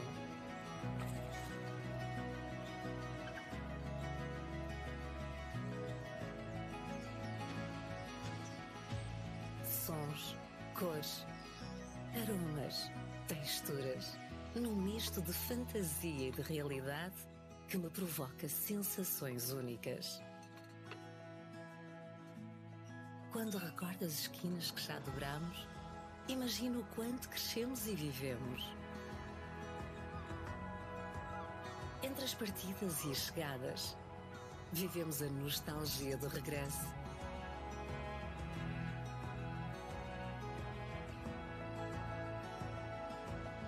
Tavira é assim.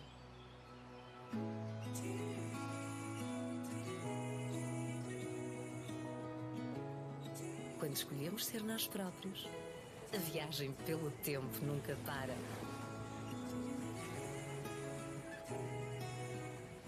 Eu escolho Tavira.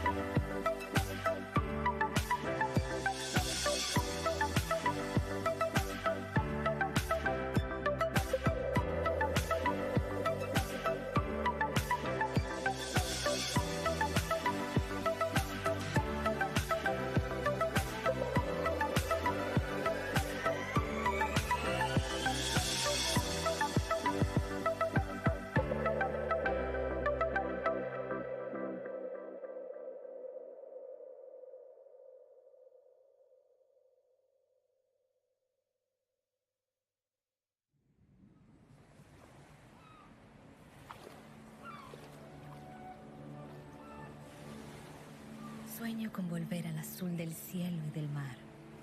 Tantos recuerdos que forman parte del camino que hemos recorrido. Mis pasos se convierten cada vez más en un vuelo sobre el pavimento de esta tierra que es mía. Mis hombros están más ligeros, despojados de la rutina diaria. Una maravilla constante en lo que veo y reviso, que despierta mi mirada a las diferencias y contrastes. Las mañanas descubren la sonrisa que a veces oculto.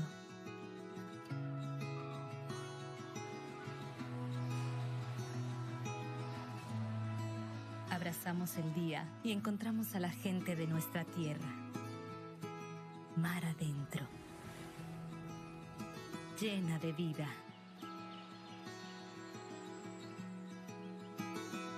Perdemos la memoria de las rutinas. Recorremos las calles de la mano, intercambiando miradas y sonrisas, destellos de luz y simpatía.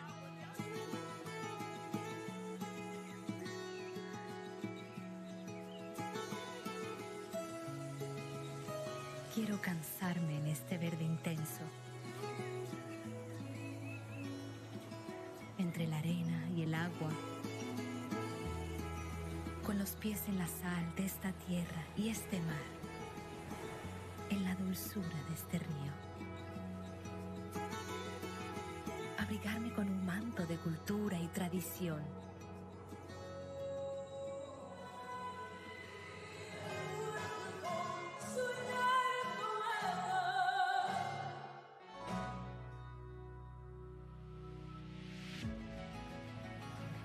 Hay un lugar que nos espera, como un templo, un castillo, donde nuestros cuerpos se revitalizan.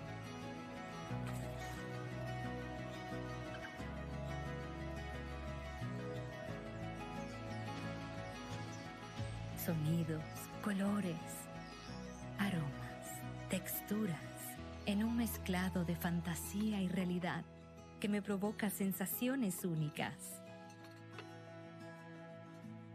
Cuando recuerdo las esquinas que ya hemos doblado, imagino cuánto hemos crecido y vivido.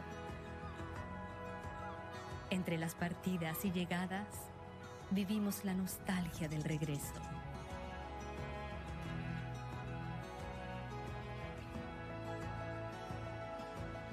Tavira es así.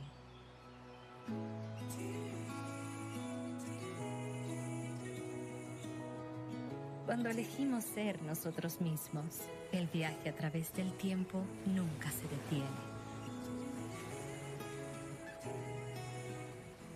Elijo Tavira.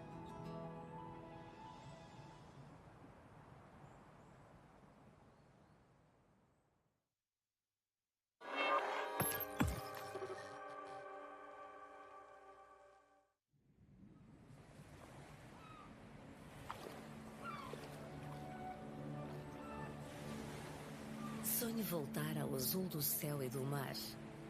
Tantas memórias que fazem parte do caminho que percorremos. Os meus passos são cada vez mais um voo sobre a calçada desta terra que é minha. Os meus ombros estão mais leves, despidos de cotidiano. Um espanto permanente no que vejo e revejo, que desperta o meu olhar para as diferenças e os contrastes. As manhãs descobrem o sorriso que às vezes escondo.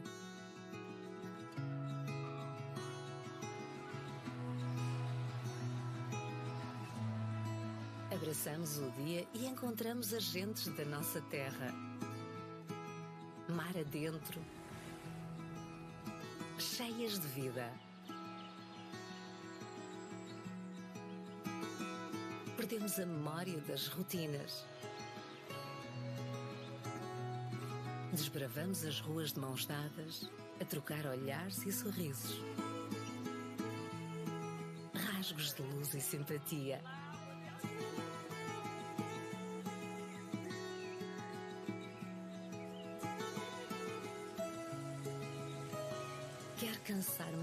verde intenso. Entre a areia e a água, com os pés no sal desta terra e deste mar, na doçura deste rio. Agasalhar-me num manto de cultura e tradição.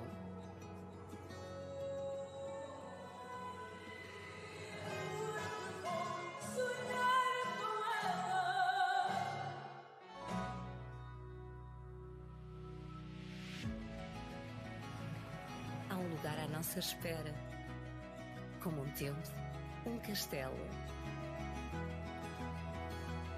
onde os nossos corpos se revitalizam.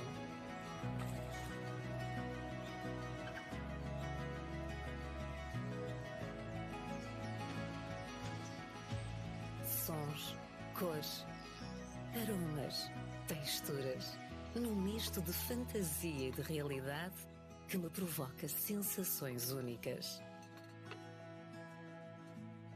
Quando recordo as esquinas que já dobramos, imagino o quanto crescemos e vivemos. Entre as partidas e as chegadas, vivemos a nostalgia do regresso.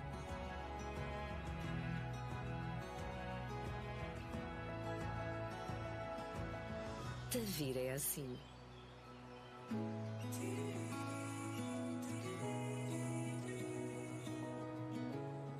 Quando escolhemos ser nós próprios, a viagem pelo tempo nunca para.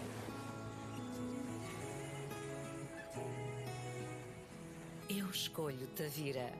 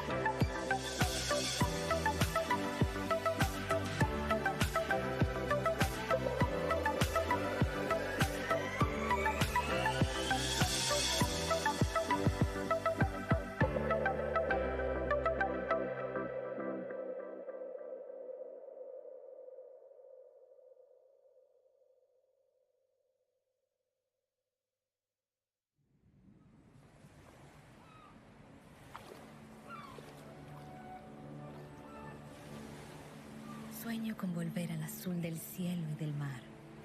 Tantos recuerdos que forman parte del camino que hemos recorrido. Mis pasos se convierten cada vez más en un vuelo sobre el pavimento de esta tierra que es mía. Mis hombros están más ligeros, despojados de la rutina diaria. Una maravilla constante en lo que veo y reviso, que despierta mi mirada a las diferencias y contrastes. Las mañanas descubren la sonrisa que a veces oculto.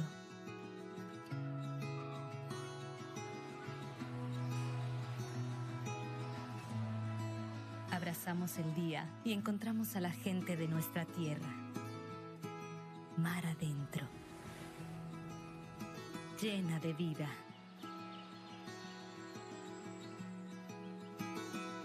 Perdemos la memoria de las rutinas.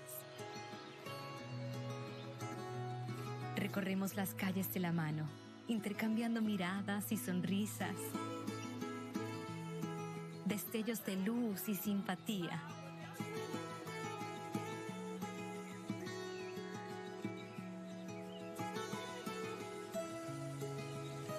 Quiero cansarme en este verde intenso, entre la arena y el agua, con los pies en la sal de esta tierra y este mar, en la dulzura de este río. Abrigarme con un manto de cultura y tradición.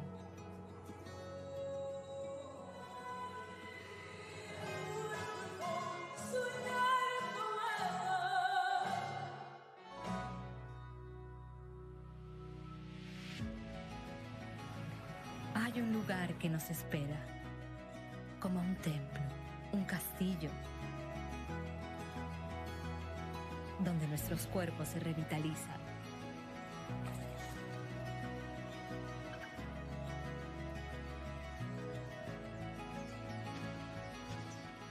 Sonidos, colores, aromas, texturas, en un mezclado de fantasía y realidad que me provoca sensaciones únicas.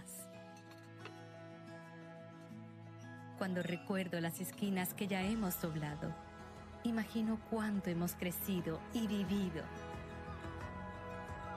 Entre las partidas y llegadas, vivimos la nostalgia del regreso.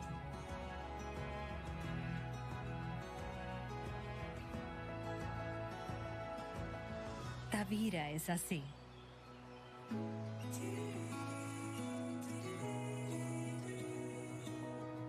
Cuando elegimos ser nosotros mismos, el viaje a través del tiempo nunca se detiene.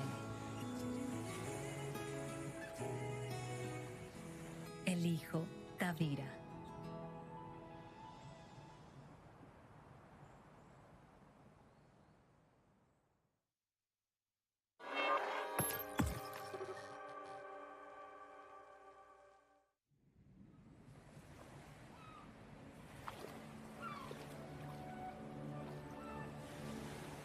Sonho voltar ao azul do céu e do mar. Tantas memórias que fazem parte do caminho que percorremos. Os meus passos são cada vez mais um voo sobre a calçada desta terra que é minha. Os meus ombros estão mais leves, despidos de cotidiano.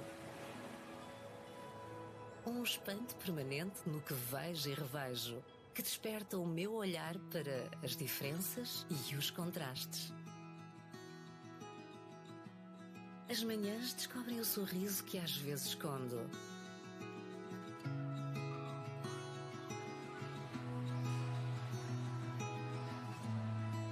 Abraçamos o dia e encontramos as gentes da nossa terra. Mar adentro, cheias de vida. Perdemos a memória das rotinas. Desbravamos as ruas de mãos dadas, a trocar olhares e sorrisos. Rasgos de luz e simpatia.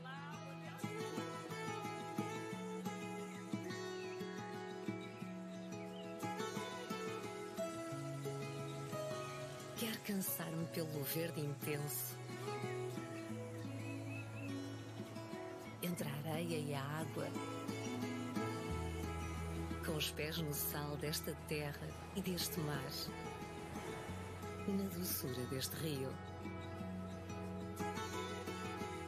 Agasalhar-me no manto de cultura e tradição.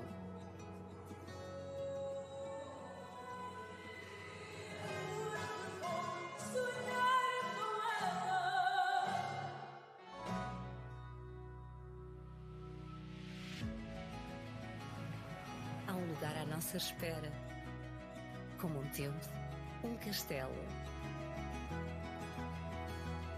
onde os nossos corpos se revitalizam.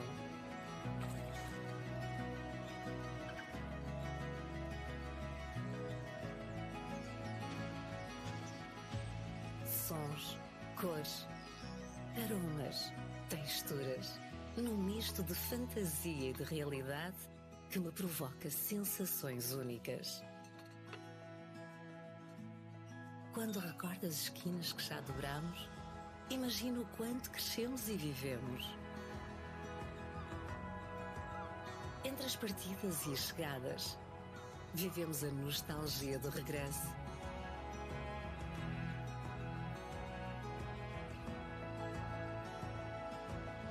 Tavira é assim.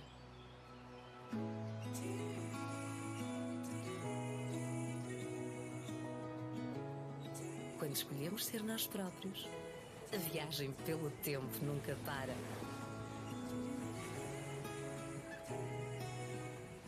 Eu escolho Tavira.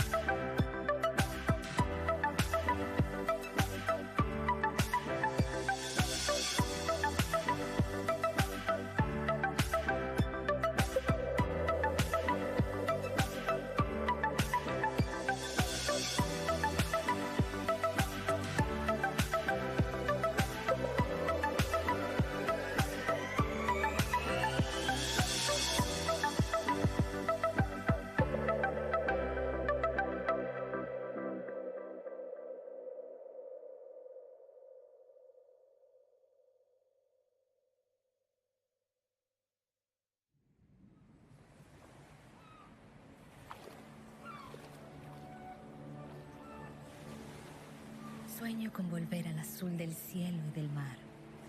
Tantos recuerdos que forman parte del camino que hemos recorrido. Mis pasos se convierten cada vez más en un vuelo sobre el pavimento de esta tierra que es mía. Mis hombros están más ligeros, despojados de la rutina diaria. Una maravilla constante en lo que veo y reviso, que despierta mi mirada a las diferencias y contrastes. Las mañanas descubren la sonrisa que a veces oculto.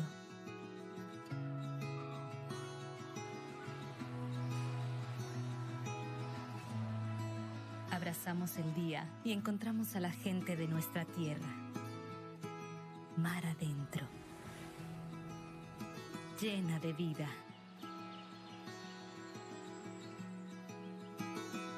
Perdemos la memoria de las rutinas. Recorremos las calles de la mano, intercambiando miradas y sonrisas,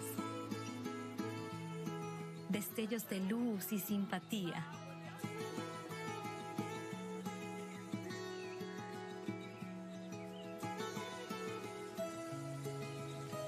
Quiero cansarme en este verde intenso, entre la arena y el agua,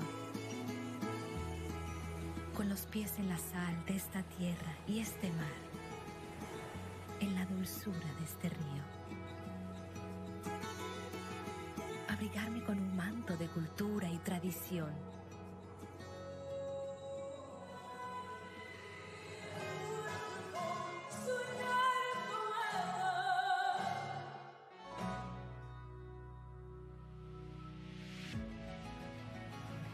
Hay un lugar que nos espera, como un templo, un castillo,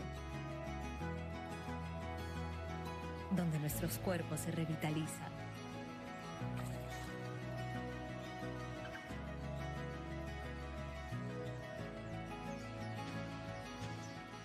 Sonidos, colores, aromas, texturas, en un mezclado de fantasía y realidad que me provoca sensaciones únicas. Cuando recuerdo las esquinas que ya hemos doblado, imagino cuánto hemos crecido y vivido. Entre las partidas y llegadas, vivimos la nostalgia del regreso.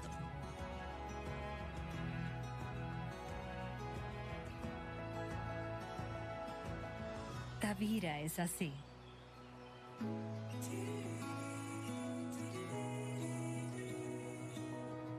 Cuando elegimos ser nosotros mismos, el viaje a través del tiempo nunca se detiene. Elijo Tavira.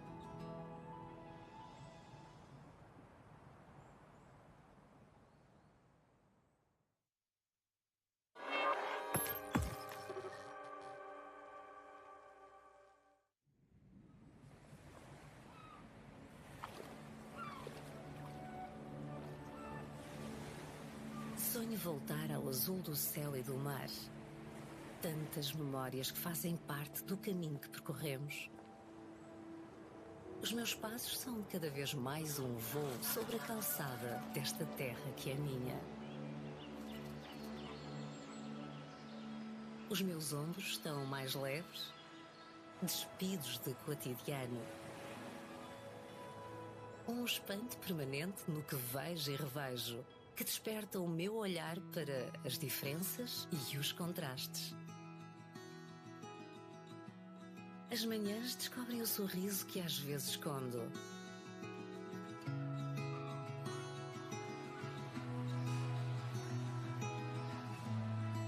Abraçamos o dia e encontramos as gentes da nossa terra.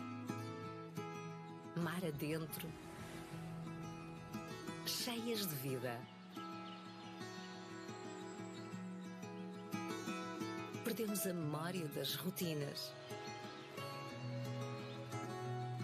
Desbravamos as ruas de mãos dadas, a trocar olhares e sorrisos. Rasgos de luz e simpatia.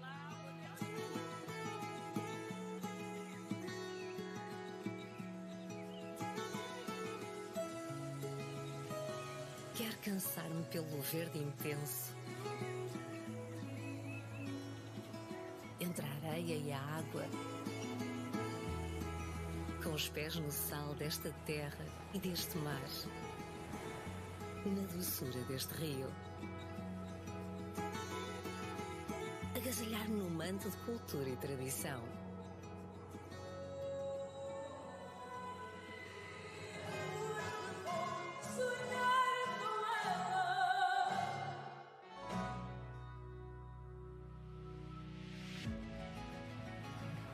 Há um lugar à nossa espera, como um templo, um castelo,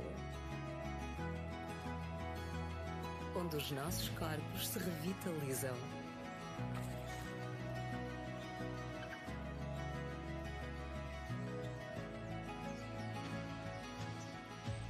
Sons, cores, aromas, texturas, num misto de fantasia e de realidade que me provoca sensações únicas. Quando recordo as esquinas que já dobramos, imagino o quanto crescemos e vivemos. Entre as partidas e as chegadas, vivemos a nostalgia do regresso.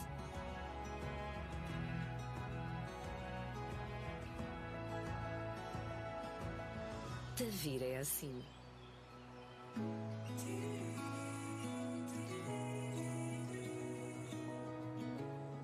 Quando escolhemos ser nós próprios, a viagem pelo tempo nunca para.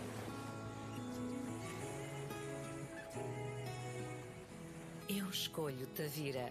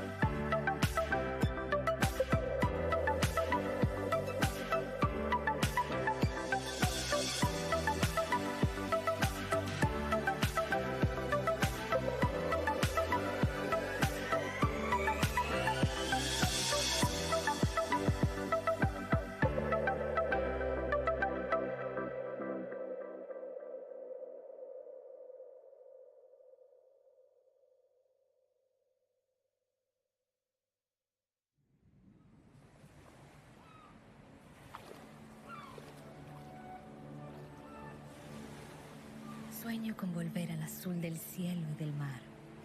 Tantos recuerdos que forman parte del camino que hemos recorrido. Mis pasos se convierten cada vez más en un vuelo sobre el pavimento de esta tierra que es mía. Mis hombros están más ligeros, despojados de la rutina diaria. Una maravilla constante en lo que veo y reviso, que despierta mi mirada a las diferencias y contrastes. Las mañanas descubren la sonrisa que a veces oculto.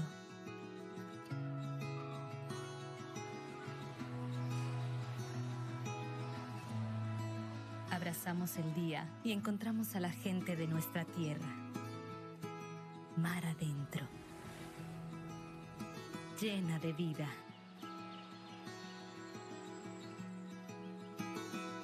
Perdemos la memoria de las rutinas. Recorremos las calles de la mano, intercambiando miradas y sonrisas, destellos de luz y simpatía.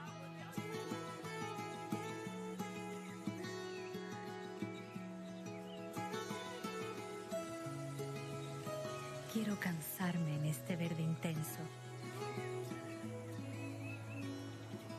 entre la arena y el agua, con los pies en la sal de esta tierra y este mar, en la dulzura de este río. Abrigarme con un manto de cultura y tradición.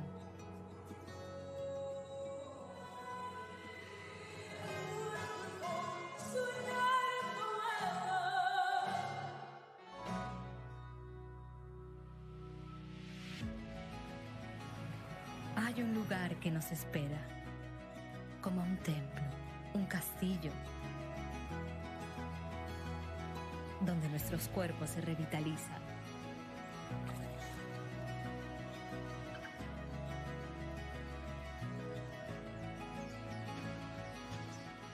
Sonidos, colores, aromas, texturas, en un mezclado de fantasía y realidad que me provoca sensaciones únicas. Cuando recuerdo las esquinas que ya hemos doblado, imagino cuánto hemos crecido y vivido. Entre las partidas y llegadas, vivimos la nostalgia del regreso.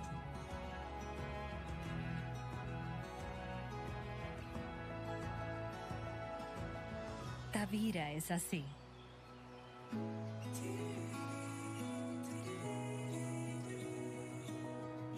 Cuando elegimos ser nosotros mismos, el viaje a través del tiempo nunca se detiene. Elijo Tavira.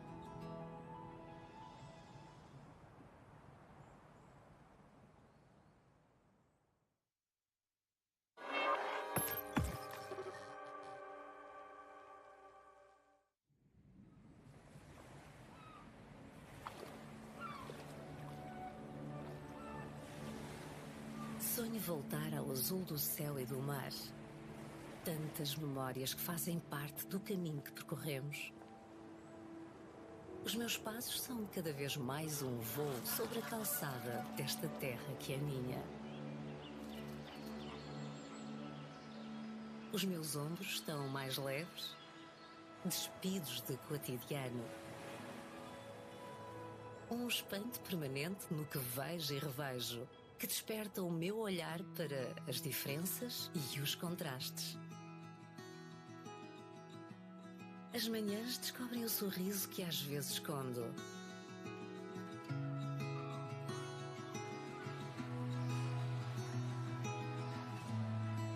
Abraçamos o dia e encontramos as gentes da nossa terra.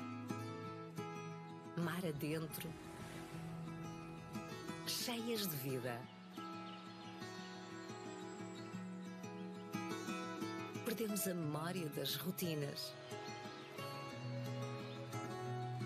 Desbravamos as ruas de mãos dadas, a trocar olhares e sorrisos. Rasgos de luz e simpatia.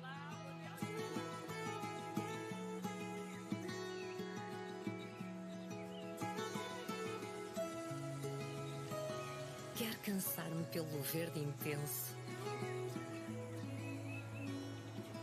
entre a areia e a água, com os pés no sal desta terra e deste mar, na doçura deste rio. Agasalhar-me num manto de cultura e tradição.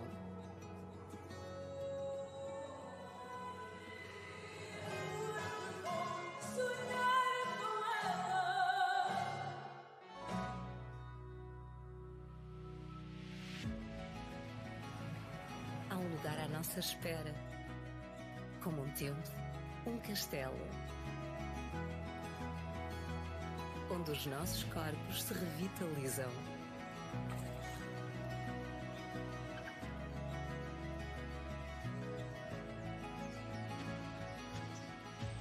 Sons, cores, aromas, texturas, num misto de fantasia e de realidade que me provoca sensações únicas.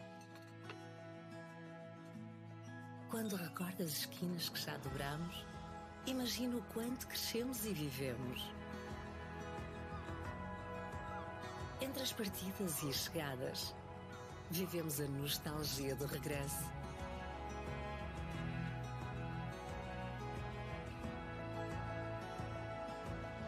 Tavira é assim.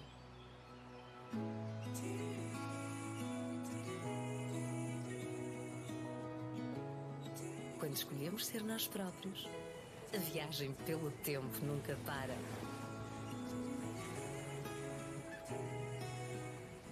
Eu escolho Tavira.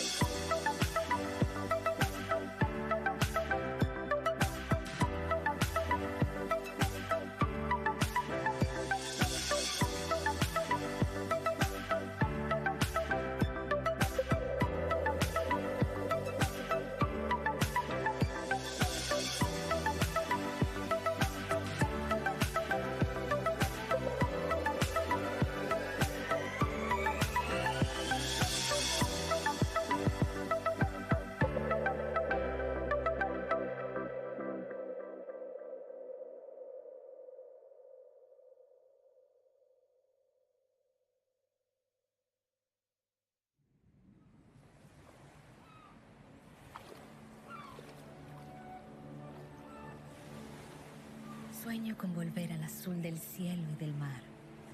Tantos recuerdos que forman parte del camino que hemos recorrido. Mis pasos se convierten cada vez más en un vuelo sobre el pavimento de esta tierra que es mía. Mis hombros están más ligeros, despojados de la rutina diaria. Una maravilla constante en lo que veo y reviso, que despierta mi mirada a las diferencias y contrastes. Las mañanas descubren la sonrisa que a veces oculto.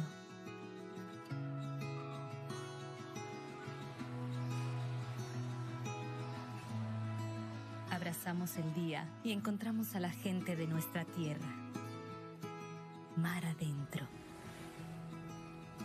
llena de vida.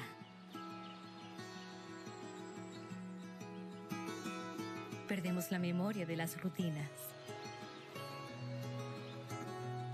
Recorremos las calles de la mano, intercambiando miradas y sonrisas, destellos de luz y simpatía.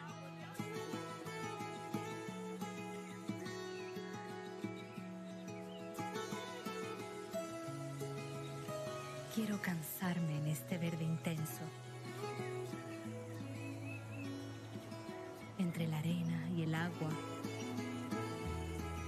con los pies en la sal de esta tierra y este mar, en la dulzura de este río. Abrigarme con un manto de cultura y tradición.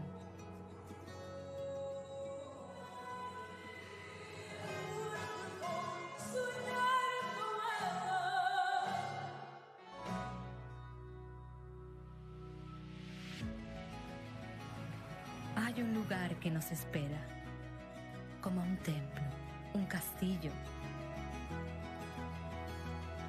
donde nuestros cuerpos se revitalizan.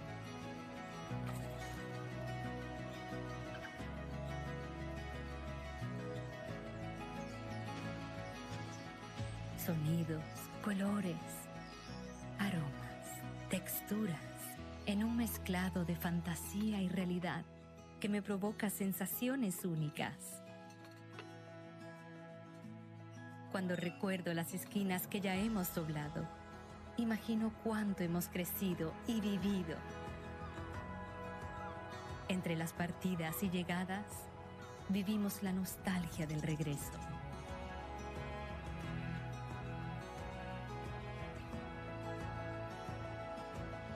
Tavira es así.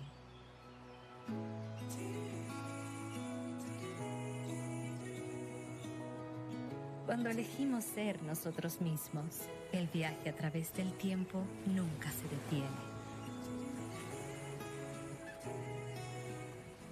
Elijo Tavira.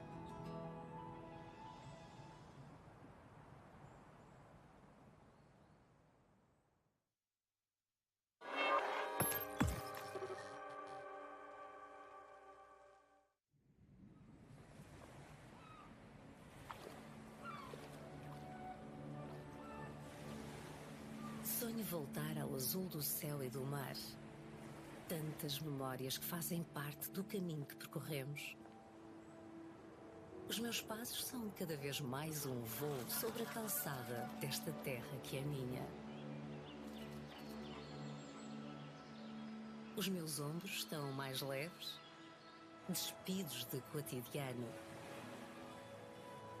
Um espanto permanente no que vejo e revejo, que desperta o meu olhar para as diferenças e os contrastes. As manhãs descobrem o sorriso que às vezes escondo.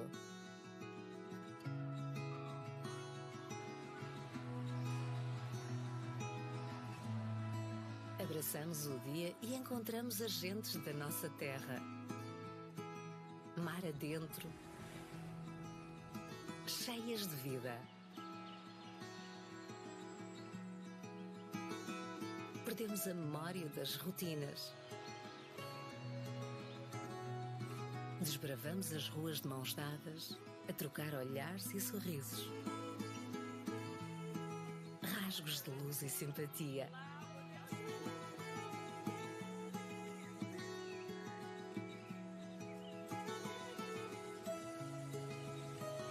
Quero cansar-me pelo verde intenso. Entre a areia e a água. Com os pés no sal desta terra e deste mar. Na doçura deste rio. Agasalhar-me no manto de cultura e tradição.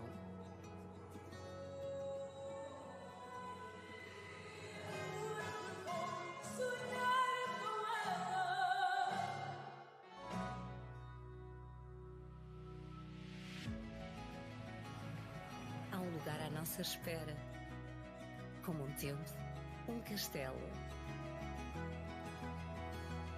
onde os nossos corpos se revitalizam.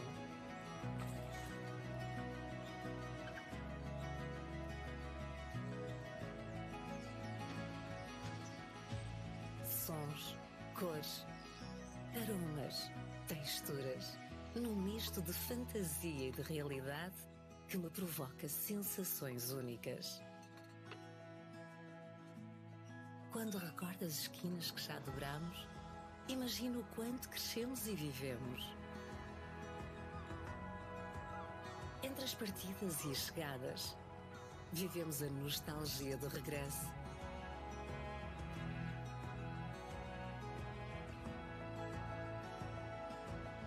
Tavira é assim.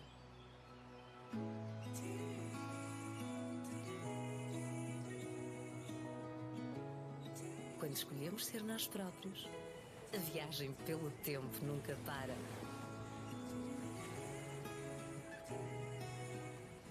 Eu escolho Tavira.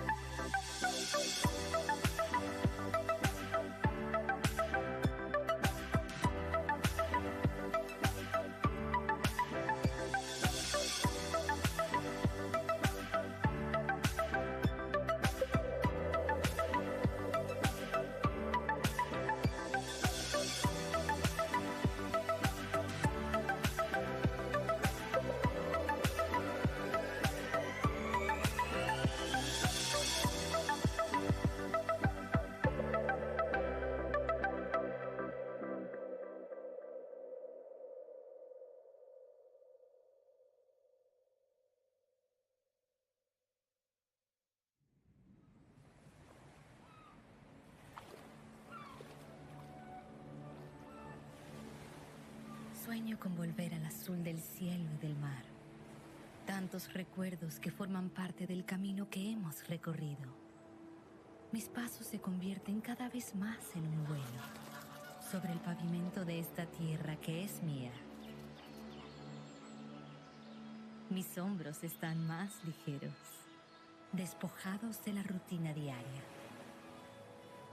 Una maravilla constante en lo que veo y reviso, que despierta mi mirada a las diferencias y contrastes.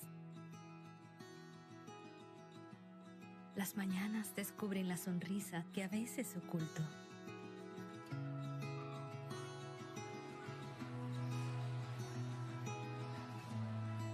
Abrazamos el día y encontramos a la gente de nuestra tierra. Mar adentro, llena de vida.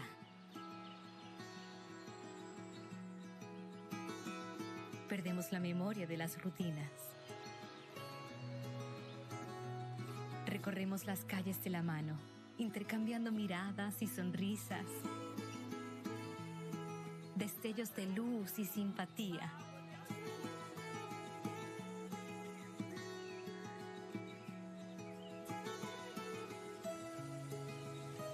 Quiero cansarme en este verde intenso, entre la arena y el agua, con los pies en la sal de esta tierra y este mar, en la dulzura de este río. Abrigarme con un manto de cultura y tradición.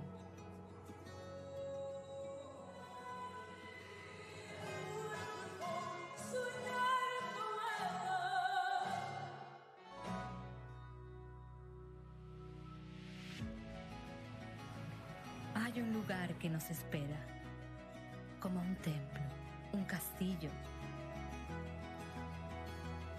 donde nuestros cuerpos se revitalizan.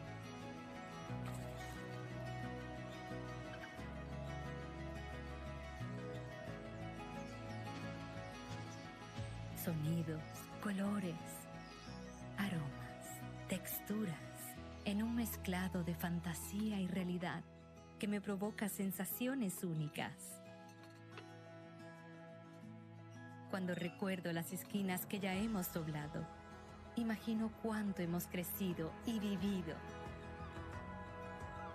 Entre las partidas y llegadas, vivimos la nostalgia del regreso.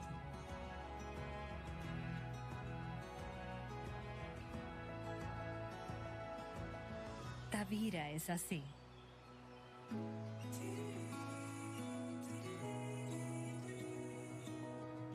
Cuando elegimos ser nosotros mismos, el viaje a través del tiempo nunca se detiene.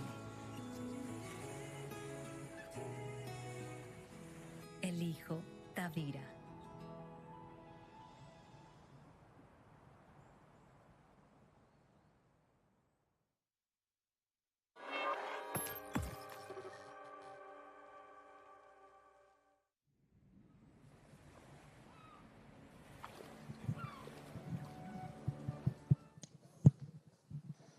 Good afternoon.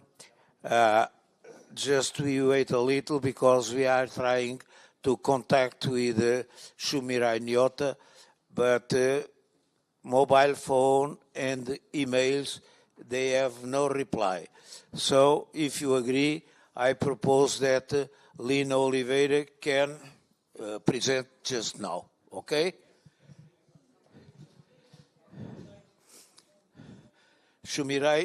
Shumirai said nothing, both in email or by phone. So, okay, Lina, please.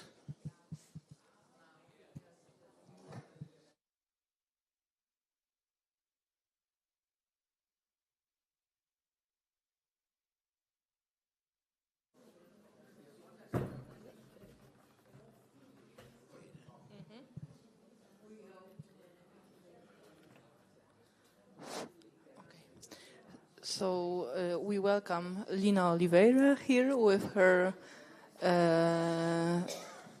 speech about Provérbios relacionados com os antigos saberes fazer a construção. I hope my Portuguese was okay. No problem.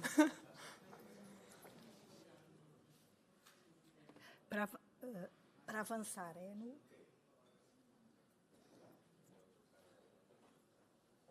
Quando eu quiser avançar, neste.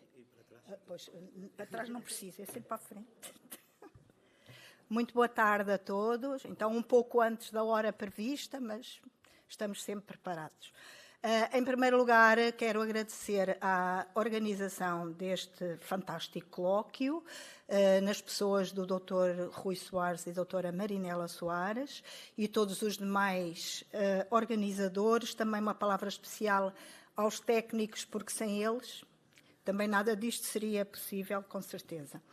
Bom, então, vamos iniciar então a comunicação. Quando se trata de entender os antigos modos de construir na sua essência, considerando materiais, técnicas e procedimentos práticos utilizados, há que pesquisar fontes documentais para além da imprescindível observação direta para bem fundamentar esse conhecimento.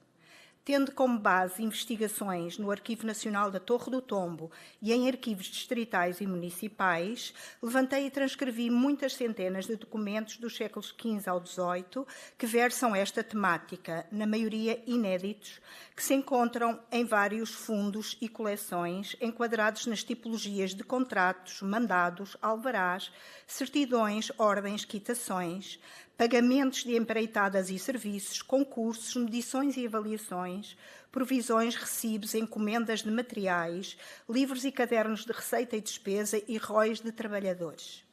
Estes conteúdos documentais abarcam diversas áreas do saber-fazer medievais e modernos, com especificações sobre técnicas de construção, intervenientes diretos e indiretos nas fábricas construtivas, organização e funcionamento dos estaleiros, ofícios e respectivos salários, matérias-primas e materiais de toda a sorte, proveniência, transporte e custos dos mesmos, ferramentas, artefactos e utensilagens.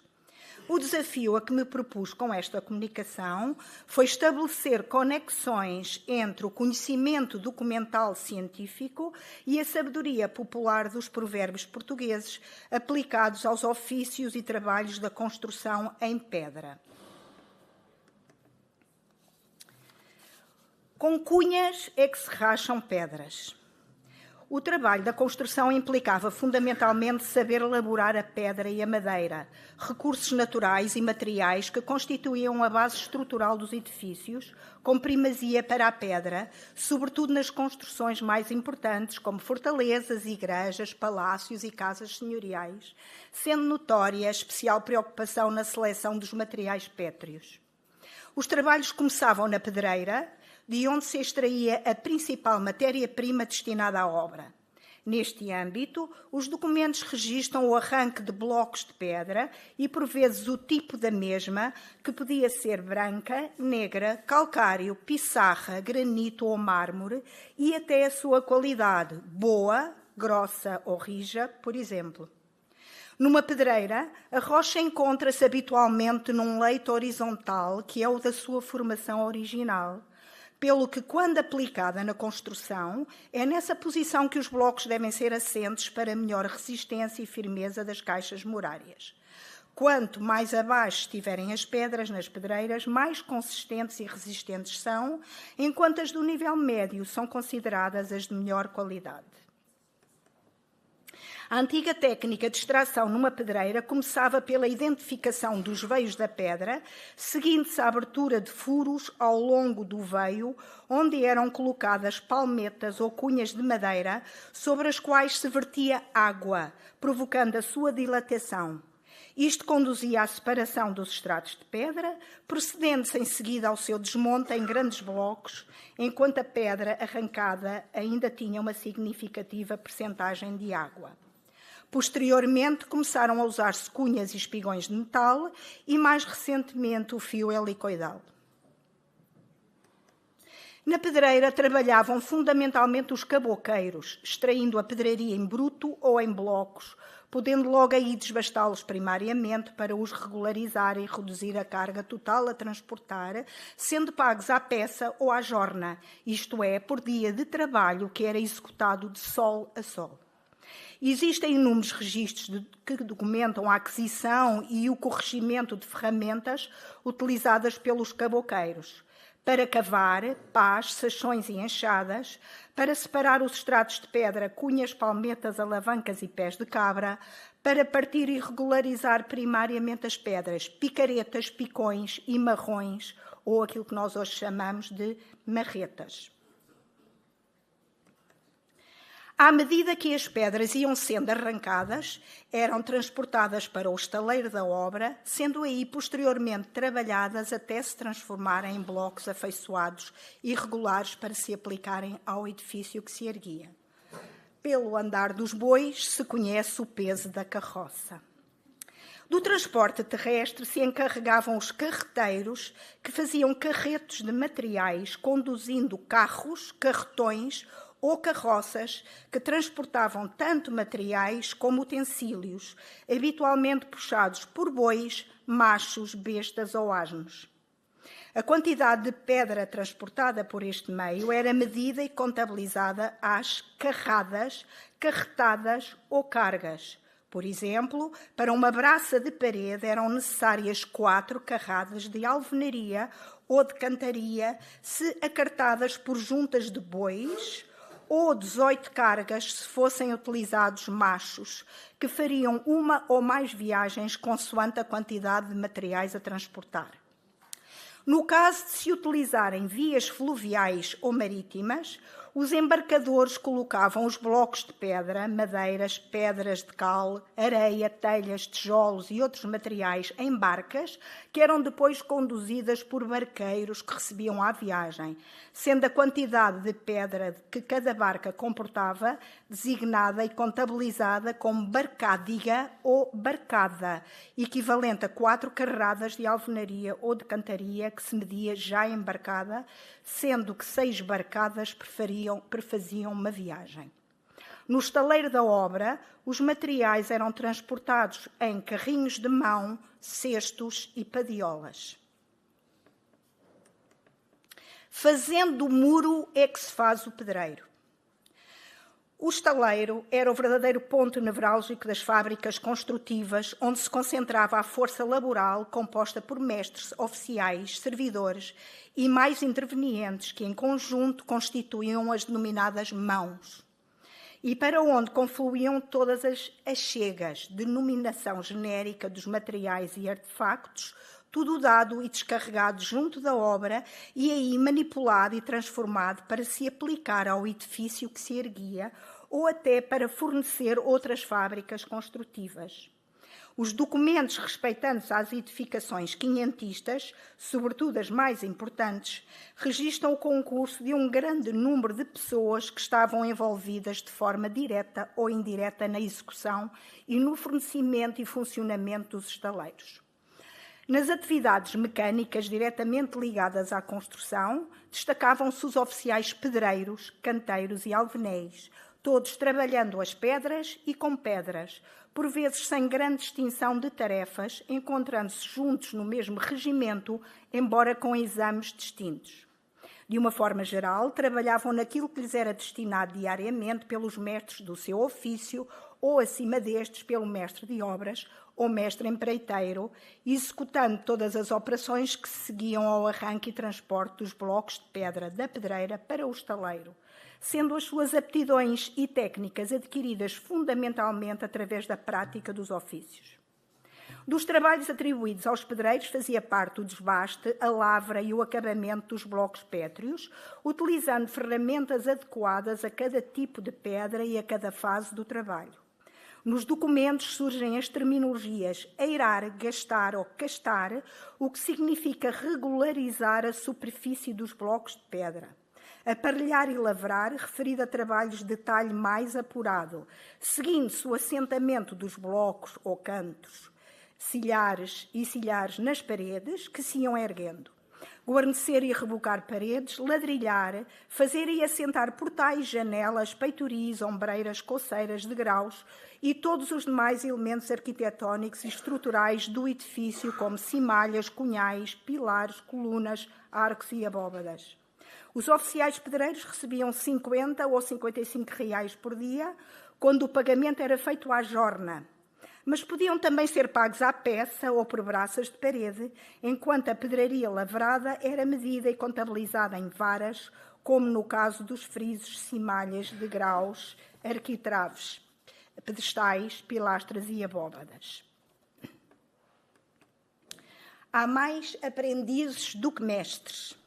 No topo da pirâmide hierárquica dos ofícios da construção encontrava-se o mestre de obras e o mestre empreiteiro.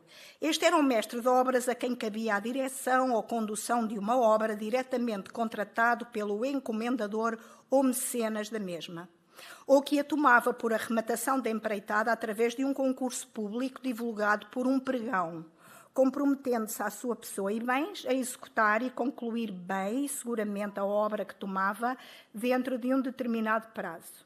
O mestre de obras responsabilizava-se pelo processo construtivo, podendo dirigir apenas uma parte da obra, uma obra completa ou várias em simultâneo. Organizava o grupo de trabalho, delineava traças, modelos e moldes, controlava e verificava o andamento dos trabalhos. Para além de um envolvimento prático na construção, coordenando, distribuindo e orientando os oficiais, tinha ainda a função de requisitar e selecionar materiais. Para alcançar a categoria de mestre, o que muito poucos conseguiam, era obrigatório ter sido sucessivamente aprendiz e oficial de pedraria ou carpintaria, ou ambos, ter executado inúmeras obras durante vários anos para adquirir prática, demonstrando ter uma habilidade acima da média dos trabalhadores e fazendo os exames competentes, pelo que só os melhores atingiam esta distinção. No extremo oposto da pirâmide, ou seja, na base hierárquica dos cargos da construção, estavam os servidores e os aprendizes, que oferiam cerca de 35 reais à jorna. O termo aprendiz não é muito usual nos documentos medievais, começando a ser mais frequente na centúria de 700. Antes disso surge o vocábulo servidor, que também se incluía em situações de aprendizagem. Os servidores e aprendizes secundavam os oficiais, aprendendo o ofício de uma forma exclusivamente prática e executando todo o tipo de serviços braçais e as tarefas preparatórias do trabalho dos oficiais, como acartar e recolher materiais, derrubar paredes velhas, quebrar penedos, abrir caboclos, terraplenar, tirar entulhos, caiar e, sobretudo, derreter, terçar, amassar e acartar cal, principal elemento das argamassas usadas no assentamento e na ligação dos blocos de pedra. As pedras, lá por serem pedras, sentem os golpes que lhes dão. Após a separação dos estratos de pedra, seguia-se a sua transformação em blocos e o desbaste primário dos mesmos, correção de formas, lavramento e só depois o acabamento, sendo estas últimas operações levadas a cabo no estaleiro da obra pelos oficiais pedreiros.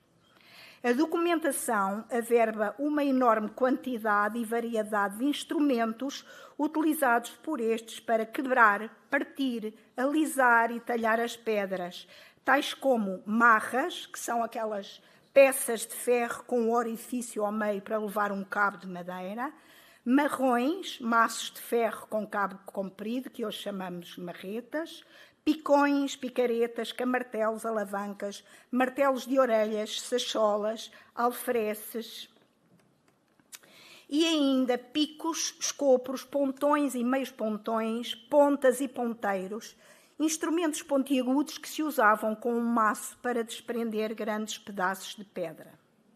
Para finalizar, usavam cinzéis planos ou denteados que retiravam pequenas lascas de pedra, produzindo um efeito rugoso ou de estrias paralelas.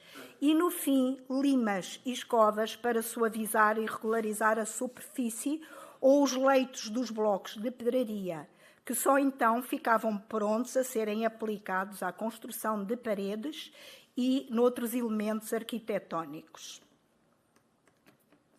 à medida que as paredes iam subindo, era necessário escorá-las, montar todo um sistema de suportes ou plataformas adequadas que permitissem continuar os trabalhos em altura e recorrer a engenhos para alar ou guindar, isto é, elevar as pedras e outros materiais necessários. Para este efeito, usavam-se umas roldanas que, à época, se chamavam polés. Daí um termo que é usado, e que era usado, digamos, antigamente, mas hoje também se usa, não é propriamente um provérbio, mas penso que alguns conhecerão o termo levar tratos de polé. Isto era um instrumento, as roldanas também eram aplicadas aos instrumentos de tortura e, portanto, a pessoa seria içada, não da melhor maneira possível, por uma roldana. Portanto, para além das polés, também guindarezas ou guindastres, que eram feitos com mastros de caravelas e de naus, e antenas, que eram os paus transversais aos mastros, providos de roldanas, onde corriam cordas de esparto e de linho e cadeias de ferro que içavam os materiais. Em muro cadente não se apoia o prudente, e pedra com pedra não faz muro. Uma vez cortados e talhados ou aparelhados, os blocos de pedra ou silhares de cantaria aplicados na construção de paredes portantes eram assentes, devendo ficar na horizontal com o melhor leito para baixo e a melhor face para fora. Se a alvenaria de pedra não for argamassada, temos uma alvenaria seca ou insonsa e a mesma não pode ser aplicada a paredes portantes, sendo mais utilizada em muros baixos ou cercas, sobretudo em zonas rurais. Podem igualmente existir alvenarias de pedra irregular, compostas por pedras de formas e dimensões diversas, e eventualmente misturadas com outros elementos, argamassadas de cal e areia, e ainda alvenarias mistas, utilizando pedras de diversos tipos.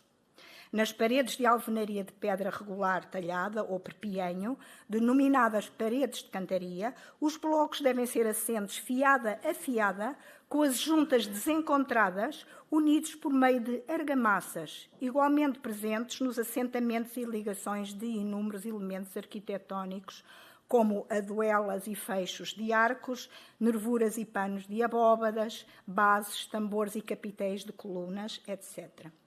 Na realidade, cada pedra colocada em fila ou enfiada numa parede de elevação tem sempre que ser assente com o emprego de argamassas, fundamentais como ligante dos materiais pétreos e preenchimento dos espaços que obrigatoriamente tinham que existir entre os leitos das pedras por causa das dilatações e contrações verificadas com as variações térmicas. É a argamassa que fixa e dá consistência às caixas murárias dos edifícios. Sem esta, a parede corre o risco de ruir. A água é o prego da cal. Na realidade, os documentos registram a utilização de argamassas e ligantes no preenchimento de juntas entre os leitos das pedras, como betumes, que levavam linho e azeite na sua composição, chumbo derretido, palmetas de madeira, breu, cera, etc. Mas as melhores e mais usadas e documentadas são as argamassas de cal e areia. Para a sua feitura utilizava-se pedra de calcário, o melhor era o liós por ser o mais rijo, e saibro ou areia de areieiros ou do rio para dar ou temperar as fornadas de cal. Joeiras e cirandas para peneirar a areia, rodos para separar e cortar, cestos para transportar as pedras ou a cal depois de fabricada, fangas de pau para medir a cal, tinas e cubos, que eram baldes, para carregar a água doce necessária para amassar a cal, funcionando a água como ligante essencial. Esta cal podia ser fabricada no próprio estaleiro ou fabricada fora, transportada e entregue no local da obra, paga a R$100 o moio. Uma receita setecentista recomenda que a sua fabricação seja feita em fornos pequenos, usando-se pedras de cal de tamanho médio, de boa qualidade, não muito brandas, que deviam estar 60 horas no forno para não correrem o risco de se desfazerem, perdendo a capacidade de se ligar, garantindo melhor consistência e firmeza das argamassas e a segurança da construção. Daí ser comum encontrar-se referência a mais do que um forno em estaleiros de obras de maior envergadura. Nas argamassas aplicadas à construção de paredes, era utilizado um moio de cal em pedra, que era cuidadosamente caldeada com água doce, operação essencial para se obter uma argamassa de boa qualidade. Cortada com rodos e, quando atingisse alta temperatura, era a mesma abafada com areia de boa qualidade, na maioria das vezes, na proporção de 1:3, isto é, 1/6 de cal para 3 de areia, valor que podia variar de acordo com a dureza da pedra de cal. Daí poder ser terçada ou então miada no caso de 2:2. Assim permanecia até arrefecer, sendo então amassada com a mesma areia e água doce e colocada em monte à sombra durante 10 dias, cortando-se com talhadeiras à medida que ia sendo necessária. Considerações finais. A pedra foi o principal material estrutural das edificações mais importantes ao longo de milénios de história. As construções de alvenaria de pedra podem apresentar grande heterogeneidade, resultante das diferenças de materiais e técnicas utilizadas, não existindo um padrão de construção único, mas há saberes que se aplicaram sistematicamente e se mantiveram, e alguns estão presentes nos Provérbios. Como manifestação de culturas interdisciplinares, os provérbios especificamente ligados às artes de construir são reveladores de uma erudição tradicional e técnica que se perpetuou no tempo até à contemporaneidade. Conjugam-se aqui ideias teóricas, conhecimentos, habilidade manual e experiências práticas do trabalho da pedra pelos oficiais mecânicos com a sabedoria do povo, que, através dos provérbios, refletem a sua visão do mundo, ou seja, como observam os materiais e a execução das obras ao longo de várias gerações. Deste modo, os provérbios analisados consubstanciam questões respeitantes à obtenção e transporte de matérias-primas, neste caso específico da pedra, técnicas extrativas e construtivas, a mão de obra empregue, o seu saber técnico e níveis de especialização, os modos de construir, os instrumentos e artefactos utilizados. Tal como os testemunhos materiais patrimoniais e os documentos de arquivo, também a memória de vivências e procedimentos através das vozes que persistem no tempo pode ser tomada como fonte incontornável de conhecimento e, neste caso específico, os provérbios oferecem o seu contributo para explicar e certificar os saberes fazer da construção ao longo da história, tornando-se igualmente uma fonte cultural. Muito obrigada.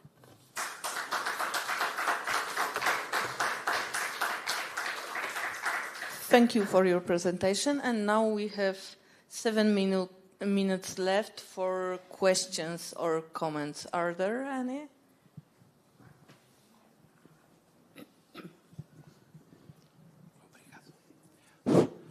Boa tarde. Olha, gostei muito, adorei a sua conferência, porque sou de História e o meu avô era canteiro, era de Alcaíns, e a senhora mostrou aí Alcaíns, portanto, quando eles estavam a partir as pedras, e tenho lá em casa os picos, os maços, as marretas.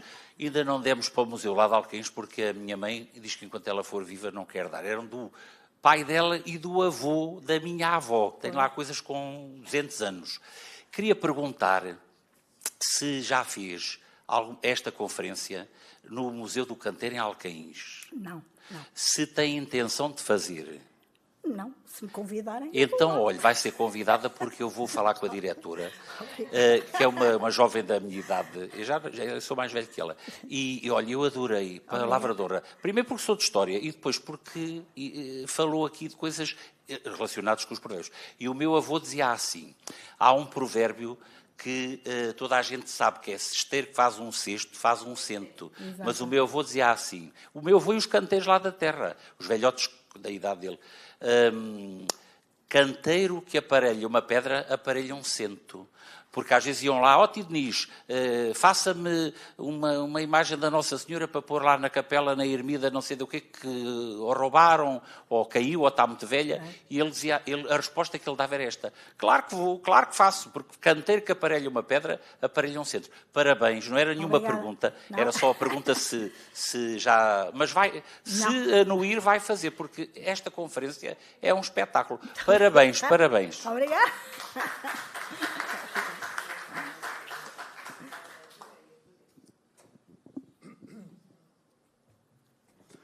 Bom, muito obrigado. Eu Obrigada. também gostei. Os não falantes do português que me desculpem, mas eu não sei falar. Já esqueci o inglês todo. Uma pergunta e uma observação. Começo pela observação. Também tive um tio que era pedreiro, só trabalhava pedra fina. A minha avó dizia que ele era pedreiro de pedra fina. Eu não sei o que é que isso quer dizer, mas suponho que são aqueles pedreiros mais refinados. Sim, podia ser, por exemplo, fazer mais os acabamentos. Ou então, lá está, trabalhava determinados tipos de pedra que eram passíveis também de melhores acabamentos. Porque, por exemplo, um granito nunca será propriamente uma pedra fina. Portanto, a pedra fina será mais na base dos calcários ou até do mármore, porque permite um afeiçoamento, um acabamento diferente, que o granito não suporta, porque realmente tem uma textura demasiado rija para isso, não é? Então era a primeira hipótese, porque ali só há granito na Guarda.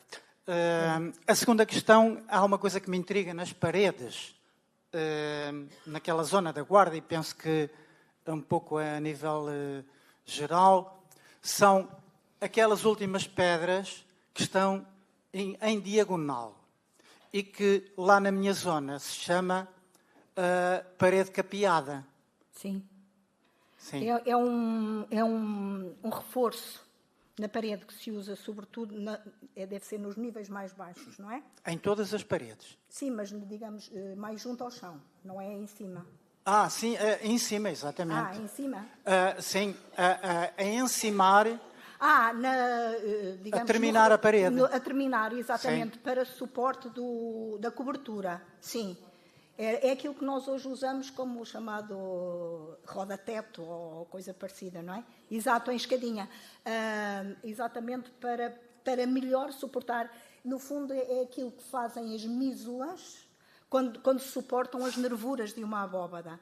A mísula também vai em avançamento em relação à parede. Está cravada na parede e vai em avançamento para descarga do peso da nervura da abóbada. Quando temos uma cobertura contínua, há esse capeamento, portanto, há esse avançamento na parte superior para melhor apoio da cobertura. Servirá também para evitar que a parede, para segurar melhor, não para segurar, mas para evitar que a água se infiltre diretamente? Sim, portanto, depende, portanto, no interior é para apoio da cobertura, mas está-me a falar no exterior. No exterior. Pronto, portanto, isso é uma cornija. Na parte de cima. Sim, é uma cornija e serve exatamente para afastar, porque depois, quer na parede, quer no início da cornija, é onde se encaixa o travejamento do telhado, que está por cima, eventualmente, de uma abóbada, ou não, ou é só mesmo um telhado, que ele fica aí cravado. Portanto, a cornija serve para travar esse travejamento, digamos, as asnas do telhado, e serve também para, depois, sobre essa cornija é que vem o beiral, né? E para afastar a água da chuva da parede, porque a escorrência contínua da água vai, portanto, fragilizar a parede, não é? São técnicas tradicionais, não é? Sim, isso já vem de muito para trás, não é? Pois. Digamos assim. Daí a importância que eu dizia ali da pedra ser colocada na horizontal, ou seja, na posição em que vem da pedreira, não é? No seu leito, digamos, original, porque se ela for colocada na vertical, as compressões da pedra são feitas na horizontal, certo? Claro que há variações, porque sismos, etc, depois nós até vimos ali, pode haver quebras e ondulações, mas fundamentalmente é horizontal. Se se vai colocar um bloco de pedra na vertical, a água e o vento, a ação do tempo, a água e vento, sobretudo, vai abrir profundas fendas no próprio bloco. É como, estão a ver aquele bolo que é o 1000 folhas? É como pusessem o bolo na vertical, não é? Portanto, porque, no fundo, a pedra é formada por compressão, não é? Camadas e camadas e camadas comprimidas, não é? Portanto, pondo ao alto, não pode de todo, não. Mas obrigado. Nada.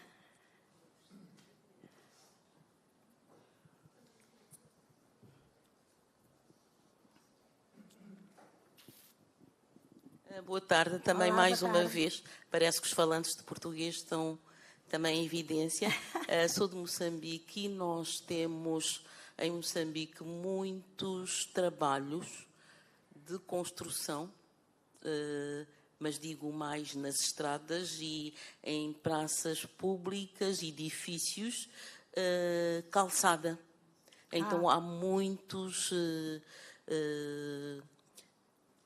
trabalhos em calçada e que necessitam ser valorizados, porque na altura, portanto, durante o período anterior às nossas independências, as câmaras municipais tinham calceteiros e que era uma profissão ligada à própria Câmara, os indivíduos eram, só eles é que sabiam e conheciam as praças públicas e faziam todo aquele trabalho em calçado.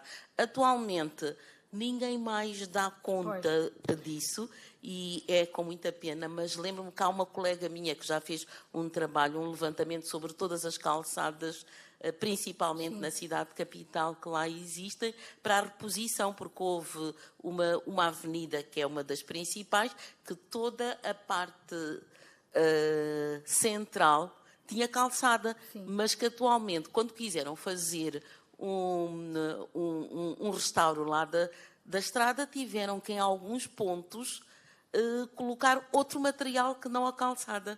E então ficou completamente... Sim, foi uma pena. Porque então era só... é um marco histórico, porque no fundo a calçada veio por influência de Portugal, digamos, metrópole, não é? Exatamente. E que se verifica realmente além-mar. Há várias antigas províncias ultramarinas e também no Brasil, nas ilhas, onde se aplica a calçada portuguesa. Já agora, só uma curiosidade, a primeira vez que foi feita uma calçada portuguesa foi no Castelo de São Jorge, em Lisboa, no século XIX.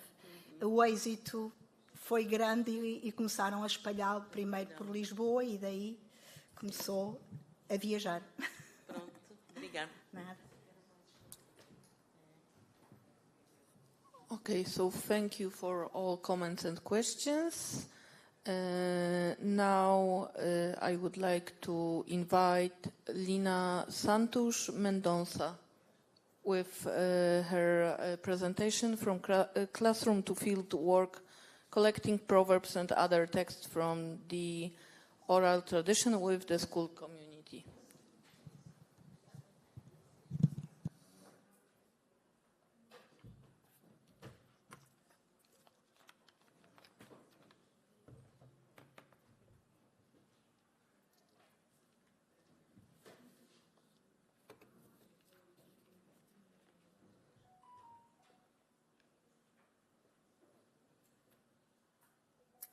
Boa tarde a todos. Vamos só aguardar um bocadinho pelo PowerPoint.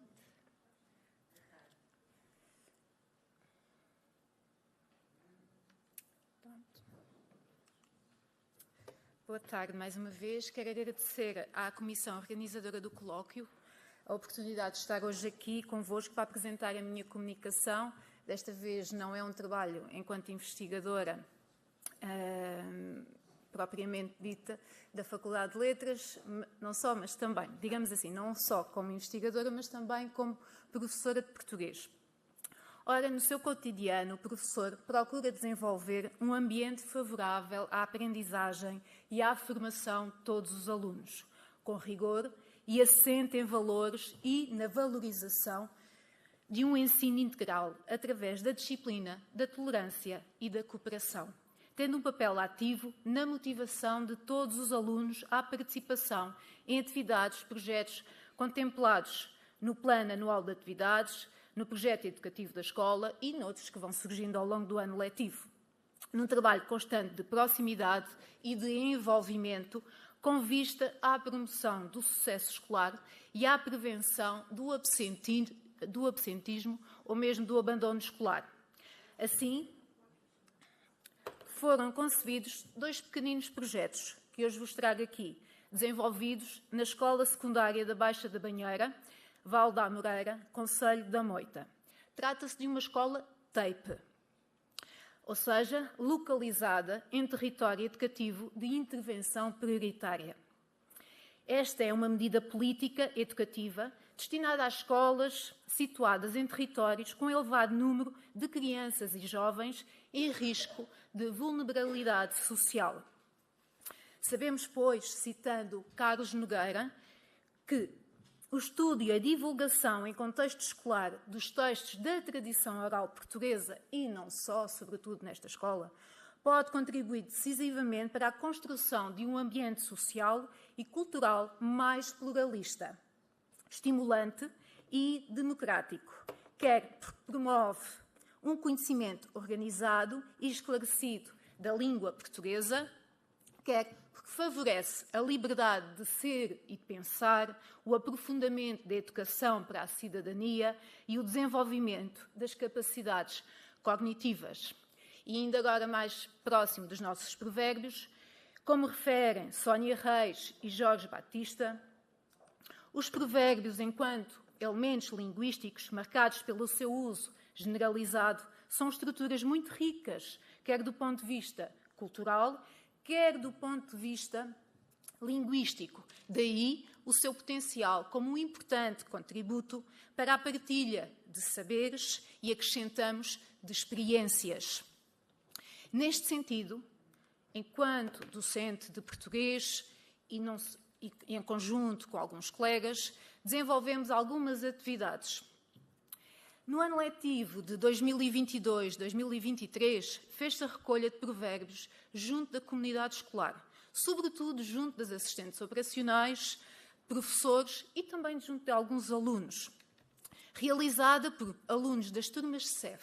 E as turmas CEF são turmas do curso de Educação e Formação, nomeadamente dos cursos de Eletromecânica, Restauração e Bar e Cozinha. São cursos destinados a jovens com 15 ou mais anos, que não têm o 9º ano de escolaridade, com um percurso escolar pautado pelo insucesso, fraca assiduidade e, em alguns casos, problemas de atitude e comportamento. É este o perfil dos jovens que integram estes cursos logo de início. Portanto, é logo um desafio. O nosso projeto foi interdisciplinar, tendo em conta também a natureza das turmas que tínhamos à nossa frente. E envolveu várias disciplinas, língua portuguesa, inglês, cidadania e TIC. E contámos sempre com a colaboração da Biblioteca Escolar. Por sua vez, já com um público diferente, no ano letivo anterior, 2023-2024, com 2 turmas do 9º ano e agora o ensino regular, os alunos fizeram a recolha de provérbios e de outros textos da tradição oral junto da família. Casa de pai, escola de filho. E aqui já quisemos trazer sempre a família à escola, sobretudo num contexto escolar em que a família está sempre muito ausente. Previamente facultámos uma ficha de recolha, onde registaram as histórias, as lendas, os provérbios e as cantigas de embalar num contexto familiar. De seguida, fazemos a descrição das atividades pedagógicas com os respectivos objetivos, sempre em contexto escolar. Assim, no ano letivo 2022-2023, o nosso projeto contemplou os seguintes objetivos: valorizar o património cultural imaterial.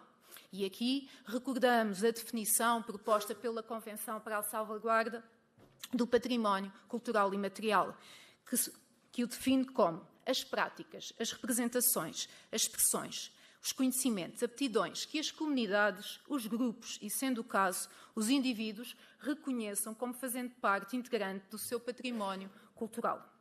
Continuando a elencar os objetivos, temos assim reconhecer a literatura oral tradicional como património cultural imaterial, identificar os provérbios como parte integrante dessa literatura, conhecer os provérbios populares, e este é realmente um desafio em contexto escolar, perante uma turma em que cada vez menos os jovens reconhecem os provérbios populares, aprofundar o conhecimento da língua portuguesa e da língua inglesa, refletir sobre os valores e ensinamentos transmitidos pelos provérbios,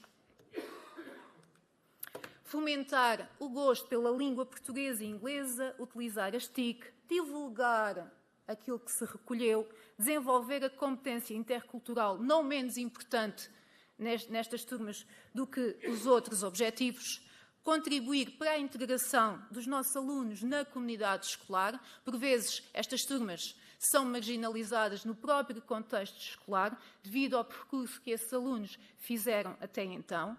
Promover, então, o sucesso escolar e prevenir o absentismo e, no caso dos alunos com mais de 18 anos, prevenir o abandono escolar.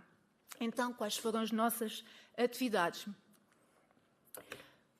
Partimos da recolha de provérbios, como atrás dissemos. Saímos da sala de aula e, em pequenos grupos, entrevistámos assistentes operacionais, professores. Alguns alunos também quiseram participar. Utilizámos o método da entrevista, que muito motivou e entusiasmou os alunos. Depois de termos o material recolhido, por mais do que uma sessão de recolha, procedemos, como é óbvio, à compilação desses provérbios. Da sala de português, ou de língua portuguesa, passaram para a sala de inglês. E aí traduziram, ou encontraram as correspondências para os provérbios recolhidos em língua inglesa. Não foi tarefa fácil para estes jovens com um percurso escolar tão atribulado, mas fizeram-no. Pronto, há aqui um excerto da nossa recolha com a correspondência. Entretanto, devido à ligação que temos tido e mantido nos últimos anos com a Associação Internacional de Paramiologia, convidámos a associação para fazer uma palestra na nossa escola e, logo de início, parecia ser um desafio. Mas depois veio a correr bem. Entretanto, posto este convite, era a altura dos alunos fazerem um cartaz de divulgação. E fizeram-no na aula de TIC com o professor. Portanto, lá fizeram o cartaz, fizeram vários, depois selecionaram um cartaz final que enviámos por e-mail à comunidade escolar, afixámos em alguns pontos-chave da nossa escola. E chegou o mês de maio. Chegou o mês de maio e tivemos todo o prazer em receber o Rui Soares, a Marinela Soares, na nossa escola, que falaram com os nossos alunos e abordaram a importância dos provérbios na língua e na cultura enquanto património cultural e imaterial. E a nossa comunidade, ainda não disse, mas é formada por alunos de origens várias, de muitos países. São dezenas de países que estão representados na escola secundária do Val da Amoreira. E logo aqui, sobretudo os alunos que são falantes de língua portuguesa, começaram a reconhecer alguns dos provérbios citados na conferência do Rui e da Marinela. Entretanto, o que fazer com todos aqueles provérbios que recolhemos?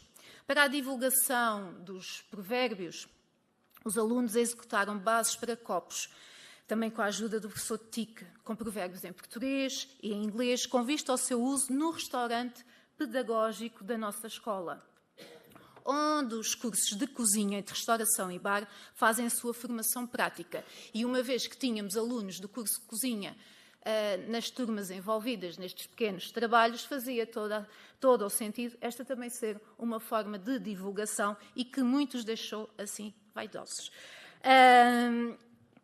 Também, com vista à divulgação, fez o envio de provérbios por e-mail à comunidade escolar, ao longo de uma semana. Intitulámos esta atividade Um Provérbio por Dia, não sabes o bem que te fazia. E ao longo de uma semana enviámos, com a colaboração da Biblioteca Escolar, enviámos alguns provérbios selecionados da recolha, com a sua correspondência em inglês, para toda a comunidade. O que é certo é que ao fim de uma semana, findada esta etapa de divulgação, os colegas professores, as assistentes auxiliares, já nos perguntavam e mais, portanto, mas já estávamos ali no final do ano letivo. Neste sentido, esta divulgação foi feita também com o intuito de incentivar uma pequena reflexão pessoal, de promover a sua partilha também na sala de aula, simplesmente sensibilizar para a importância de um património coletivo dotado de sabedoria e de um valor inquestionável. E não só nos pediam mais no final do ano letivo, como algumas das nossas assistentes operacionais, de vez em quando lembravam-se de um provérbio e anotavam num papelinho. E depois davam-me. Professora, lembra-me mais um. E davam. E achei que realmente grão, enche a galinha ao papo, não é? E houve aqui uma motivação estimulada a pouco e pouco, e favoreceu o diálogo sobre os provérbios, e atrás de um provérbio vêm outros diálogos muito interessantes. Por sua vez, no ano letivo anterior, foi um projeto um pouco mais reduzido, tendo em conta que era uma turma de 9º ano, com preparação para uma prova de avaliação externa, mas este projeto de 2023-2024 teve os seguintes objetivos presentes. E apesar de estarmos a preparar os alunos para uma prova externa, era necessário também arranjar estratégias para consolidar os conhecimentos sobre o texto narrativo e sobre o texto poético. E assim, pretendíamos também valorizar e preservar o património cultural e material, nomeadamente os provérbios, e aqui incluímos também as cantigas de embalar, os contos e as lendas, fomentando assim o gosto pela língua e pela cultura, não só a portuguesa, mas também a cultura de origem dos nossos alunos. Envolver a família dos alunos na sua vida escolar. Como já disse, é uma escola em que os pais lutam dia a dia a trabalhar e muitas vezes não podem faltar aos seus trabalhos para poder estar presente na escola em várias iniciativas. E esta é uma forma também de trazer a família à escola. E, claro, sempre queremos promover o sucesso escolar dos nossos alunos. As atividades desenvolvidas com as 2 turmas de 9º ano, enquanto docente de português, e aqui já trabalhei mais sozinha com os alunos, assentaram num trabalho de recolha, conforme dizia, junto dos familiares. Tratou-se de um projeto de recolha de contos, lendas, cantigas de embalar e provérbios, para frisar, com o título A Tradição Oral da Minha Terra, ou a Tradição Oral das Minhas Terras, assumindo que mais de 50% dos alunos na turma não eram portugueses. A partir de uma ficha de recolha, né? Os alunos ainda são jovens, com 14 anos, ainda precisam ter alguns guiões para trabalhar e favorecer a sua autonomia no trabalho de campo junto dos familiares. Parte desse trabalho foi divulgado junto da comunidade escolar. Elaborou-se um vídeo em parceria com a Biblioteca Escolar intitulado Histórias e Cantigas Tradicionais, que apresenta um conjunto de histórias e mesmo cantigas de embalar, lidas, recitadas pelos nossos alunos do 9º ano. Está aqui o link, mas eu acho que não tem ligação. Entretanto, neste desejo de divulgar os trabalhos ou os produtos concebidos, aguardamos a resposta da Câmara Municipal da Moita sobre o pedido de publicação dos trabalhos, uma pequena brochura para divulgar os trabalhos e preservar esse património recolhido. Mais uma vez, apoiamos-nos nas palavras de Carlos Nogueira, investigador na literatura oral tradicional, e sobre ela muito tem escrito e publicado nos últimos 20 anos. Sempre que o professor valoriza o património literário oral da comunidade e muito em particular os textos literários orais que um aluno ou os alunos usam, está a reconhecer os seus códigos linguísticos, sociais e culturais. Desse modo, investe na cultura de cada um e de todos e faz da sala de aula e da escola espaços de acolhimento que contribuirão para a melhoria da qualidade da vida pessoal e da vida social, do lazer ao trabalho, do exercício da cidadania ao exercício profissional. Unindo pessoas, esta literatura aproxima culturas e povos. Fim de citação. Assim, este caminho requer o desenvolvimento de projetos de parceria da escola com a comunidade, nos quais se proceda a uma prática dos textos orais, populares e tradicionais, mais aptos a contribuir para a resolução das diferenças sociais, culturais e económicas. Isto exige que se considere como estratégia essencial de todo este processo a recolha de textos literários orais por parte dos alunos, quer os que com eles apresentam como corpus interiorizado, quer os que circulam nos seus ambientes de socialização interpessoal. quer ainda os que atravessam todas as áreas sociais. Esta última atividade tratou-se de uma atividade de conhecimento ou de reconhecimento do património cultural e material, em que os alunos, por meio de um projeto pequenino, ainda que pequeno, de investigação-ação com entrevistas a familiares, recolheram espécimes da tradição oral da sua comunidade ou do seu país de origem, pois a maioria dos alunos, como dissemos, é de origem estrangeira. Estes contribuíram para a respectiva preservação e divulgação, cuidando de um bem comum rico e vasto, em risco de se perder, e fortalecendo as relações com o outro, ou com os outros, e com a comunidade, com uma aposta séria na mudança de mentalidades. Esta atividade promoveu ainda o respeito pelo outro, o diálogo sobre a diferença, a aceitação da mesma, na escola e na comunidade, promotor da comunhão entre os diferentes grupos comunitários que coexistem no Vale da Amoreira. Uma vez que falar de tradições orais significa falar de traços identitários de uma cultura ou de várias culturas, principalmente numa escola como a do Vale, cheia de preconceitos associados, uma escola composta por alunos oriundos de diferentes países. Concluindo, no cômputo geral, as atividades contribuíram para diversificar os contextos de aprendizagem da língua portuguesa, tendo sempre presente uma base humanista, fomentar a valorização do património cultural, promover a integração dos alunos no meio envolvente e na comunidade e a interação cultural. Desenvolver também o pensamento crítico e criativo, o saber científico, a responsabilidade e a cidadania. Assim, procurou-se contribuir para a formação de um perfil assente em saberes, valores e competências presentes num documento que orienta todos os professores em Portugal, que é um documento que recebe o nome de Perfil dos Alunos à saída da escolaridade obrigatória. Tenho dito, obrigada.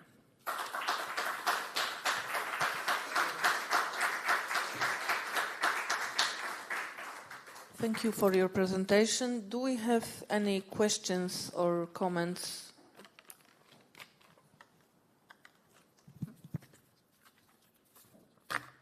Não? Estou dispensada. Muito obrigada a todos.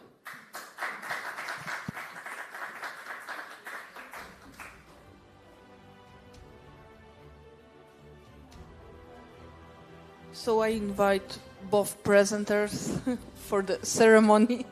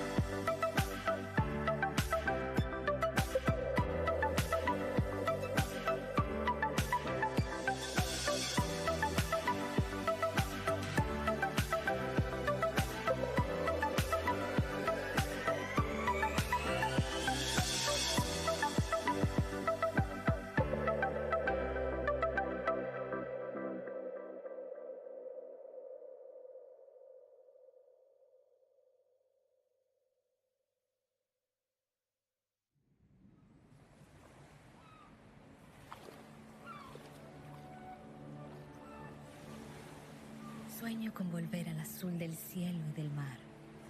Tantos recuerdos que forman parte del camino que hemos recorrido. Mis pasos se convierten cada vez más en un vuelo sobre el pavimento de esta tierra que es mía.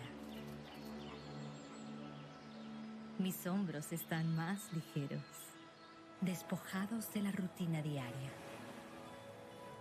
Una maravilla constante en lo que veo y reviso, que despierta mi mirada a las diferencias y contrastes.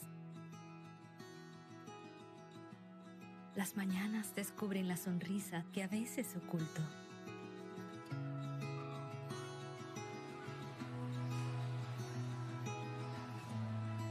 Abrazamos el día y encontramos a la gente de nuestra tierra, mar adentro, llena de vida.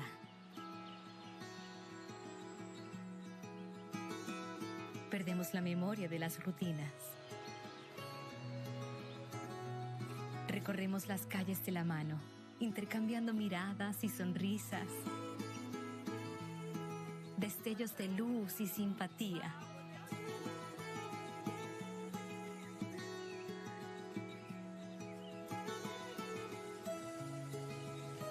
Quiero cansarme en este verde intenso, entre la arena y el agua, con los pies en la sal de esta tierra y este mar, en la dulzura de este río. Abrigarme con un manto de cultura y tradición.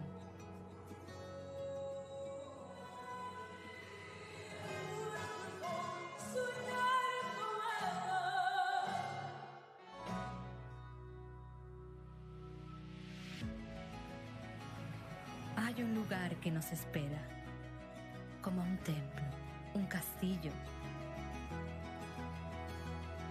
donde nuestros cuerpos se revitalizan.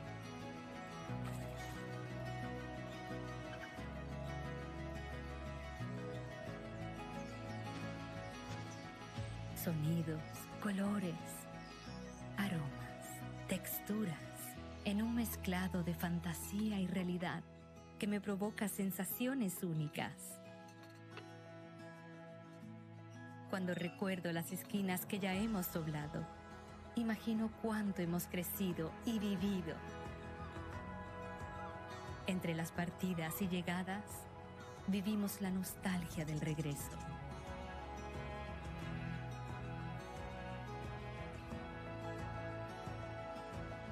Tavira es así.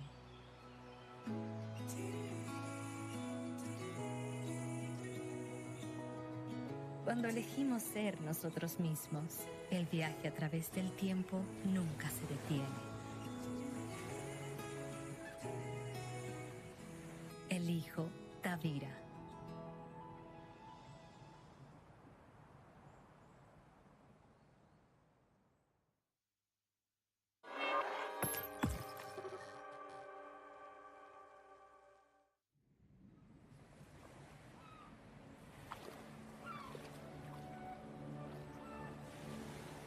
Sonho voltar ao azul do céu e do mar. Tantas memórias que fazem parte do caminho que percorremos. Os meus passos são cada vez mais um voo sobre a calçada desta terra que é minha. Os meus ombros estão mais leves, despidos de cotidiano. Um espanto permanente no que vejo e revejo, que desperta o meu olhar para as diferenças e os contrastes. As manhãs descobrem o sorriso que às vezes escondo.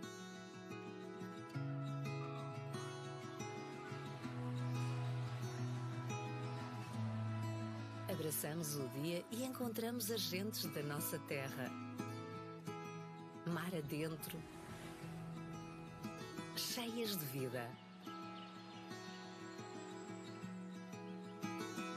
Perdemos a memória das rotinas.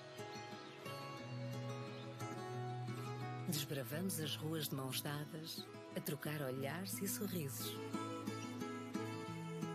Rasgos de luz e simpatia.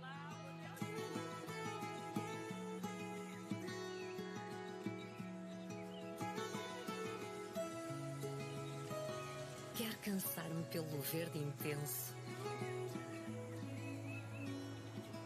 Entre a areia e a água, com os pés no sal desta terra e deste mar, na doçura deste rio. Agasalhar-me no manto de cultura e tradição.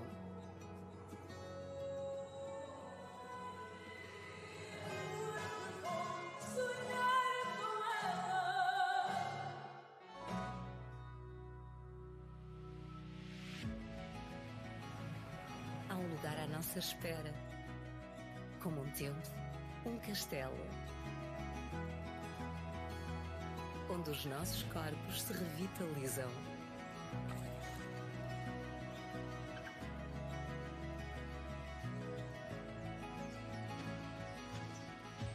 Sons, cores, aromas, texturas, num misto de fantasia e de realidade que me provoca sensações únicas. Quando recordo as esquinas que já dobramos, imagino o quanto crescemos e vivemos. Entre as partidas e as chegadas, vivemos a nostalgia do regresso.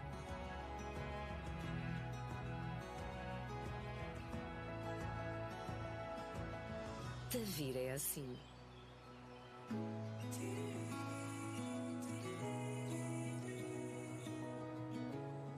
Quando escolhemos ser nós próprios, a viagem pelo tempo nunca para.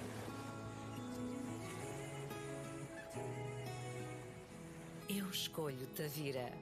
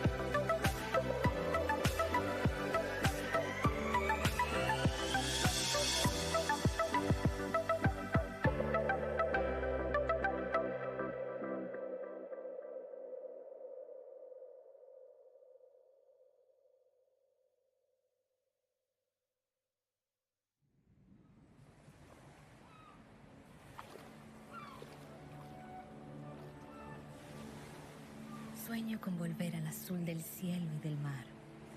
Tantos recuerdos que forman parte del camino que hemos recorrido. Mis pasos se convierten cada vez más en un vuelo sobre el pavimento de esta tierra que es mía. Mis hombros están más ligeros, despojados de la rutina diaria. Una maravilla constante en lo que veo y reviso, que despierta mi mirada a las diferencias y contrastes. Las mañanas descubren la sonrisa que a veces oculto.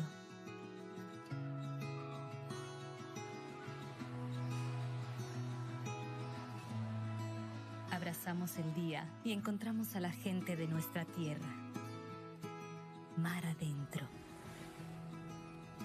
llena de vida.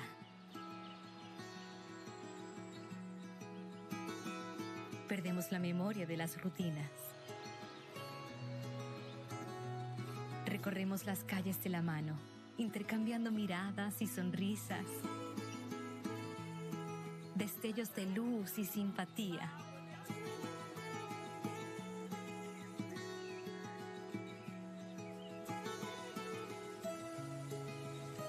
Quiero cansarme en este verde intenso,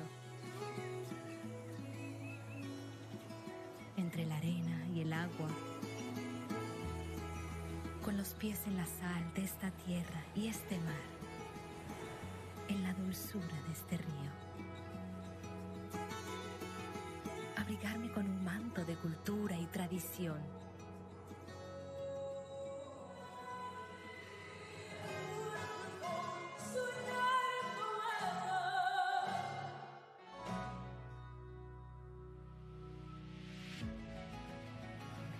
Hay un lugar que nos espera, como un templo, un castillo,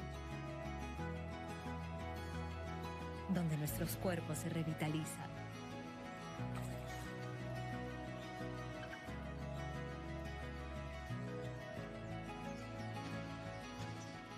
Sonidos, colores, aromas, texturas, en un mezclado de fantasía y realidad que me provoca sensaciones únicas. Cuando recuerdo las esquinas que ya hemos doblado, imagino cuánto hemos crecido y vivido. Entre las partidas y llegadas, vivimos la nostalgia del regreso.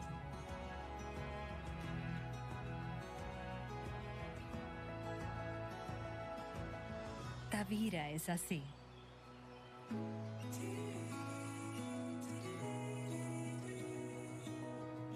Cuando elegimos ser nosotros mismos, el viaje a través del tiempo nunca se detiene.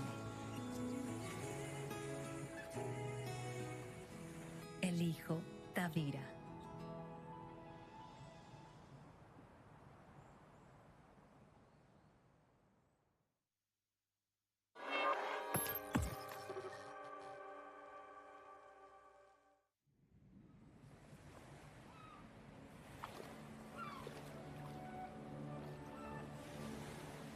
Sonho voltar ao azul do céu e do mar. Tantas memórias que fazem parte do caminho que percorremos. Os meus passos são cada vez mais um voo sobre a calçada desta terra que é minha. Os meus ombros estão mais leves, despidos de cotidiano. Um espanto permanente no que vejo e revejo, que desperta o meu olhar para as diferenças e os contrastes. As manhãs descobrem o sorriso que às vezes escondo.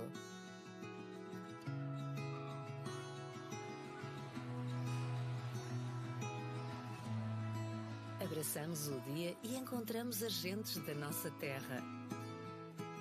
Mar adentro, cheias de vida. Perdemos a memória das rotinas. Desbravamos as ruas de mãos dadas, a trocar olhares e sorrisos. Rasgos de luz e simpatia.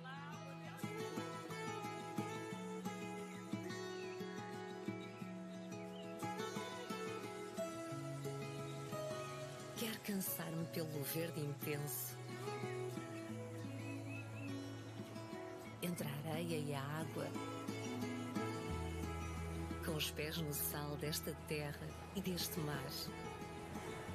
Na doçura deste rio. Agasalhar-me no manto de cultura e tradição.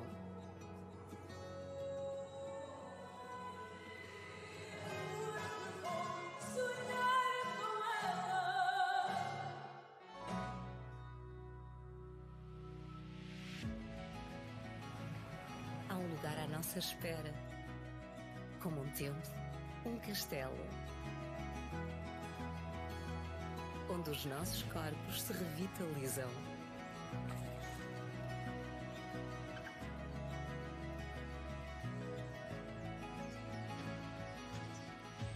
Sons, cores, aromas, texturas, num misto de fantasia e de realidade que me provoca sensações únicas. Quando recordo as esquinas que já dobramos, imagino o quanto crescemos e vivemos. Entre as partidas e as chegadas, vivemos a nostalgia do regresso.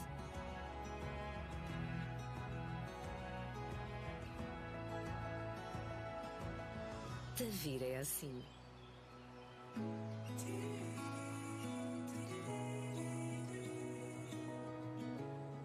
Quando escolhemos ser nós próprios, a viagem pelo tempo nunca para.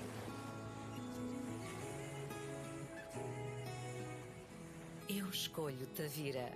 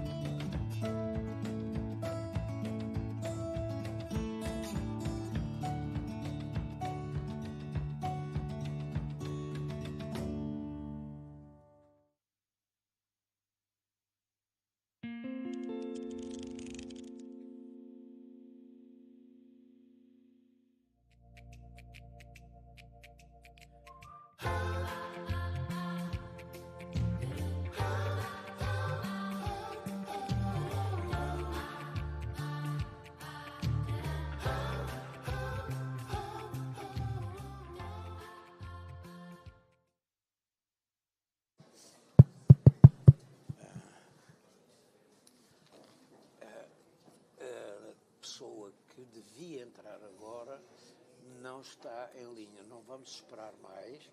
Vamos passar. English? Desculpa-me. The person that would be now is from Albania, and we contacted her. She said that she was ready, but of course she is not ready. Okay. So we have the PowerPoint. We are projecting the PowerPoint at not commented because, but at least just to see what she was prepared. Okay. Okay. And she will not speak. No. Just we will. If someone wanted to stop or to make some question. Okay. I'm announcing this. Hello. We are waiting for the lady from Albania.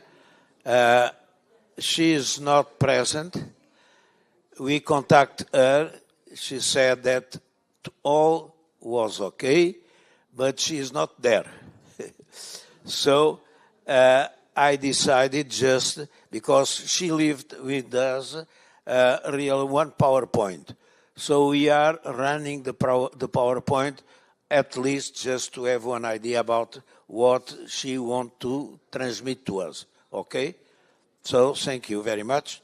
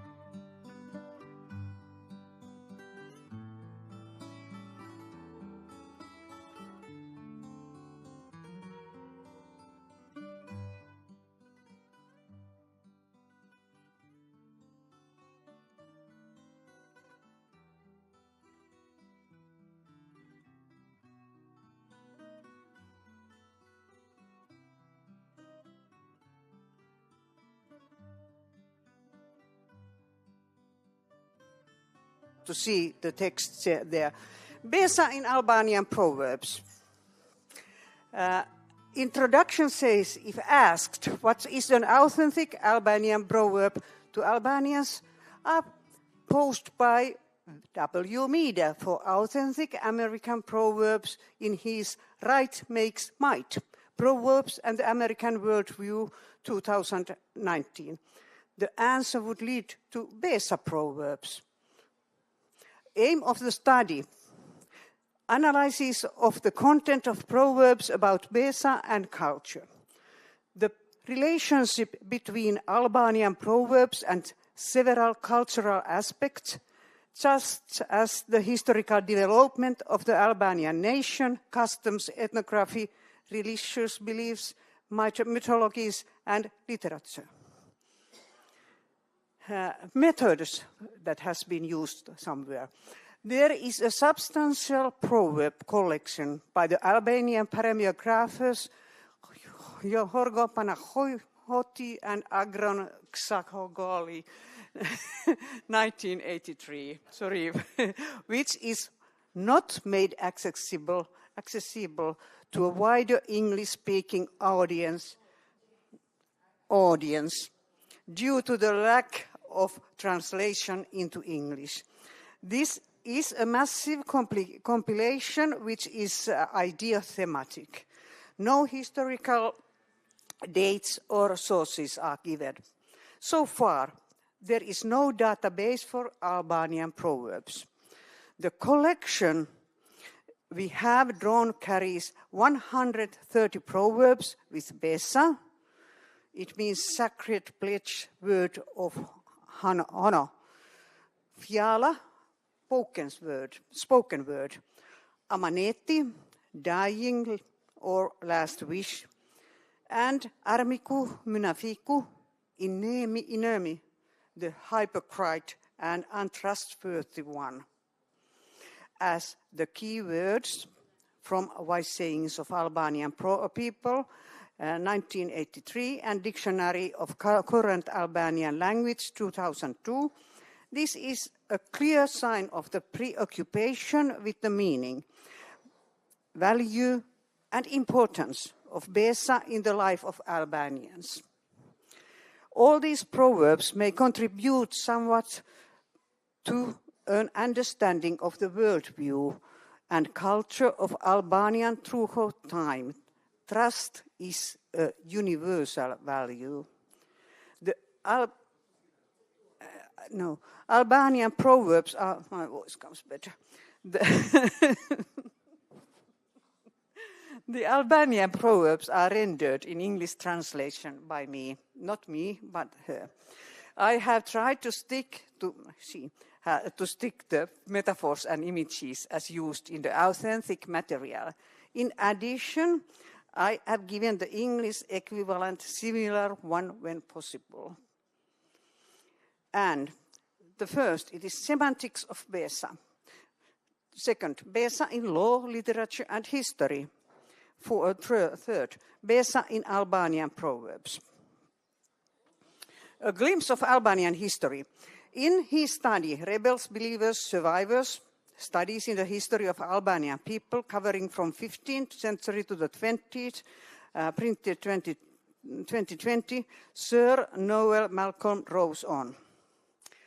For all the contingent reasons, the history of the Albanians may seem, to the casual observers, a rather self-enclosed and inward-looking affair. But the truth is the opposite. This is a history that radiates outwards in all kinds of directions. The Albanian lands have long been a meeting ground of religion, and Catholicism, Orthodoxy, and Islam all connected Albanians with larger current culture and thought outside of the region. For much of their history, the Albanian lands were a crossroads of cultures and interests. The channel...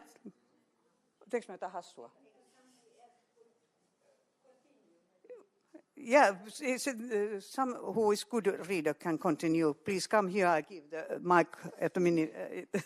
A channel through the Venetian and other Italian centuries as they tried to extend their own Balkan influence and a focus for Greek and Slav ambitions, both during the later period of Ottoman rule and crucially at the time of the empire's disintegration.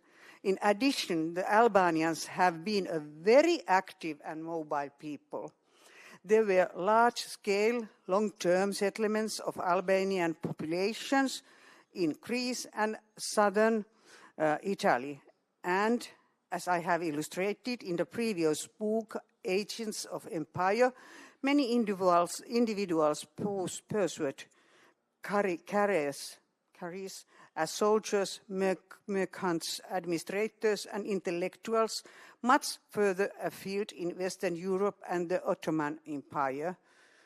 Please, if you somebody volunteer, so come here, I give out. Robert Ellis, indeed, the historical political writes, indeed, the historical, political, economic, and cultural development of the Albanians has been so arduous that those who know them well can do little but marvel at how they have managed to survive as a people at all.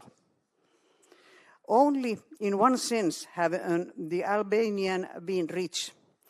The traditional folk culture, which evolved over the centuries in the relative isolation, offers a surprising wealth of elements. 1908, the alphabet of Albanian language defined. This Congress, with the establishment of the Latin alphabet of 36 letters, also marked the beginning of Pan-Albanian literature. This does not mean that Albanian language was not written before. 1912, independence of Albania. Okay, the semantics of Besa according to Oxford Albanian English Dictionary from year 1998. Besa, pledge, word of honor. Oath. Third, oath pledge taken by a family to take revenge on the murderer of a member of that family within a particular period of time. Truce between the two parties to a blood feud. Yes, very kosto in Finnish. Truce period, the protection enjoyed by a guest during his stay with the host. Protection, custody, ages. Colloc, religious faith. Alliance, faithfulness. Trust, belief. Besa besev, solemn promise, sacred pledge, word of honor. Damian, you can go on. Besa is Besa is productive in lots of derived, compound words and idioms. Proper names of Besa for girls, and Besnik, Besart for boys, meaning reliable, of golden Besa, etc., are mentioned in the dictionary. Okay. So, the Semantics of Besa Dictionary of Current Albanian Language, 2002, the sworn promise with an uncompromising commitment not to be violated, a word of honor to fulfill an obligation one undertakes, archaic, a covenant faithfulness, Albanian Besa, man's Besa, the world of Besa, etc. A total trust in someone, bona fide, in good faith, to lay Besa, to entrust, to give Besa, to trust. Ethnography in blood feuding, the commitment by the family of the deceased towards the Gjaksor, if I'm not mistaken, the murderer, not to take blood within a certain period of time, a suspension of blood taking by giving one's word by both parties, the time that this ceasefire lasts, the protection that's given to the guest by the host as long as she or he is accommodated in his house, to give one's beza, bond one's beza, etc. Fourth, colloquial, religious faith, religion even. The religion of Albanian is Albanianism. Fifth, use it as an adjective. Someone who keeps one's promise, trustworthy, a man of beza, a woman of beza, I could wait no more, a pro, ne beza, etc. In addition, the dictionary provides the use of the word beza not only as a noun, but even as a particle. Use it colloquially to mean really, indeed, verily, honestly, like beza, chupe, I think so, yeah. Si ajo nuk gjen. Indeed, you will find no girl like her. Beza is productive in lots of derived, compound words and idioms. Proper names of Beza for girls and Besnik, Bezart for boys, meaning reliable, of golden Beza, are very popular in Albania. You can go on, but just a small point here came information that this is a very, very long paper with a lot of text, so you can read every second line. Okay, yeah, I will try, and if it's high time, you will tell me, okay? The time. Yeah, it's very long. The semantics of Beza according to the Dictionary of Albanian Religion, Mythology and Folk Culture. Robert Elsie wrote like that, Beza, popular custom, the Beza, Albanian Beza, is one's word of honor, a sworn oath, a pledge, or a ceasefire. In Albanian culture, the Beza was regarded as something sacred, and its violation was quite unthinkable. The Beza was not only a moral virtue, but also a particularly important institution in Albanian customary law. Among the feuding tribes of the North, it offered the only form of real protection and security to be had. A Beza could be given between individuals or feuding families for a specific period of time in order for them to settle other urgent affairs. It could also be concluded between the tribes as a ceasefire between periods of fighting. The Beza, taken to extremes, however, could have terrible repercussions. The religious author Sami Bey Frasheri exemplified this in his Turkish language play Beza Yahut Erde Wafe, Beza, or The Fulfillment of the Pledge. Published in Constantinople in 1875 and translated into English as A Pledge of Honor, an Albanian Tragedy, New York, 1945. In this rather melodramatic work, we are confronted with the tragic dilemma of an Albanian father who prefers to kill his own son rather than break his beza. Despite some excesses and exceptions, the Albanian beza is an institution which until recently was generally respected by the Albanians and of which they can still be proud. Amusingly enough, the Turkish expression Arnavut beza, one Albanian beza, is translated in the Red House Turkish-English dictionary as an agreement sure to be quickly broken. The Croatian priest Lovro Mihacevic, who lived in the mountains of northern Albania in the late 19th century, described the institution of the beza in the following terms.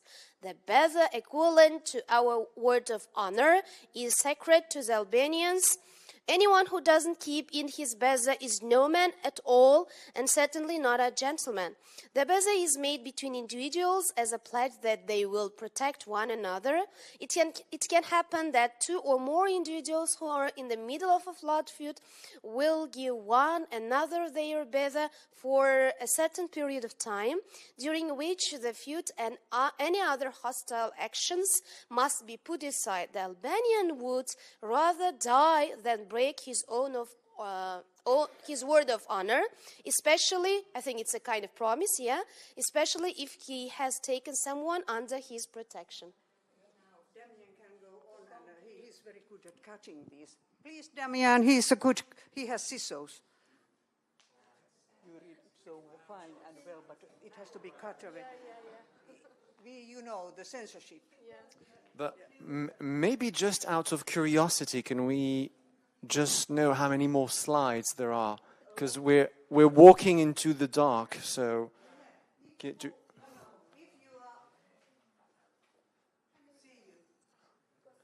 presentation is very long and has a lot of text. I think we have figured that.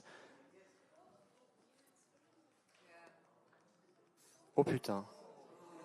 Sorry. I'm going to try to...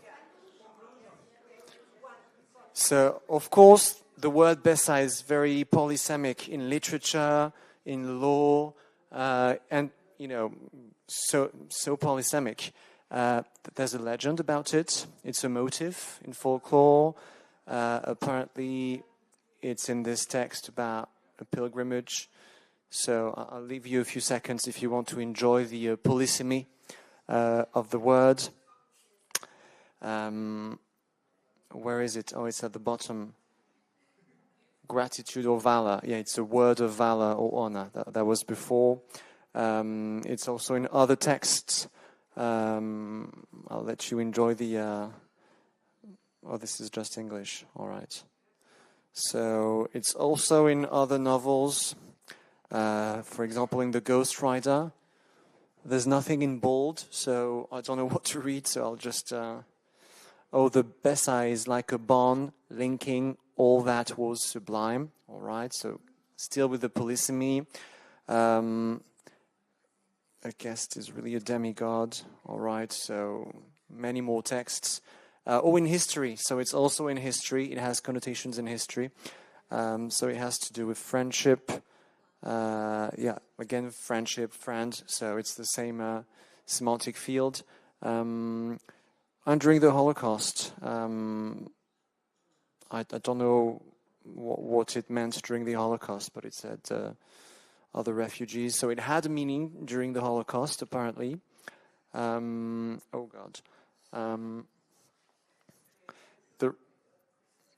So something was grounded in besa, so it was like solidarity or friendship, I suppose. All right, I'll leave you a few seconds if you want to read what is in bold. I know you're yearning for it at the moment. And finally, Proverbs. So we could have gone there directly. So it reveals the Albanian identity in religion, Besa and guests.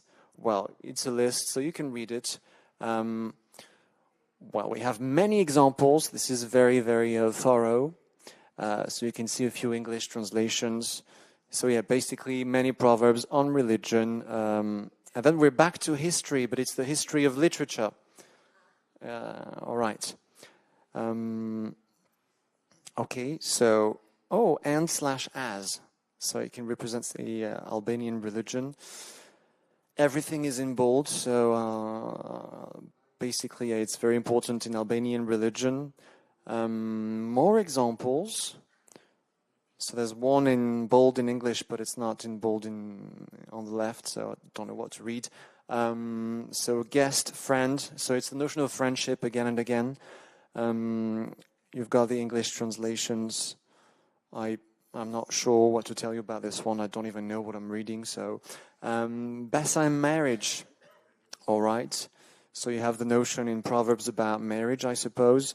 You also have, and now it's no more friendship. It's the notion of the enemy. So basically it's very polysemic. And then you have a promise you do before you die. I don't know how much time left there is. 5 minutes. Yeah. Oh, great. Oh, conclusions. So maybe you can focus on that one. So the Besa Proverbs, they stress themes of Albanianisms, so plural, not just one, the Albanian identity, trust and integrity, hospitality, manhood, bravery, commitment to marriage and risks that beget embracing the valor of Besa, if not cautiously handled. Their structures and variants, aspects of anti-proverbs, their known or attributed authors, and their origin from customary laws, history, cultural traditions, legends, and literary traditions, Albanian national awakening, works of Ismail Kadare, in general, are discussed. Yes, they are discussed in depth. There is a conceptual blending of friendship and guest for the Albanian word mik.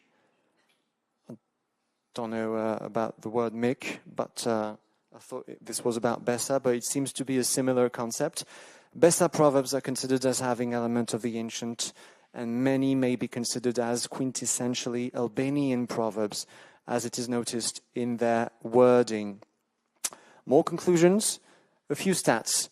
So 52 out of 130 proverbs, Besa is explicitly stated or expressed.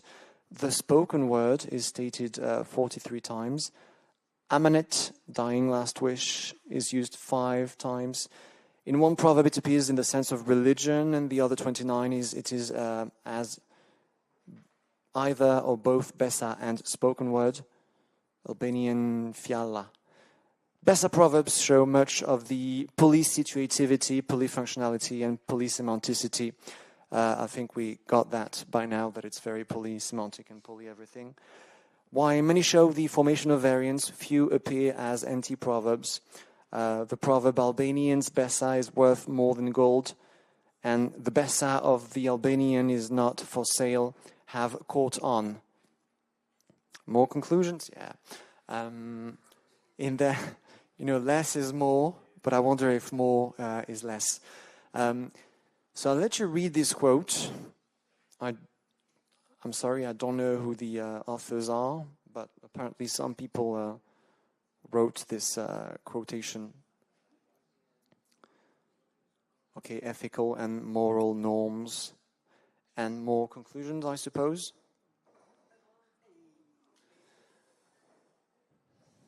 Okay, so this is what the study is about. So then there's a quote about Wolfgang, particular worldview, dangerous undertaking, Robinson. Okay, so we've got many quotes here. An Englishman's word is his bond. Oh yes, so maybe equivalence in English with the notion of Besa.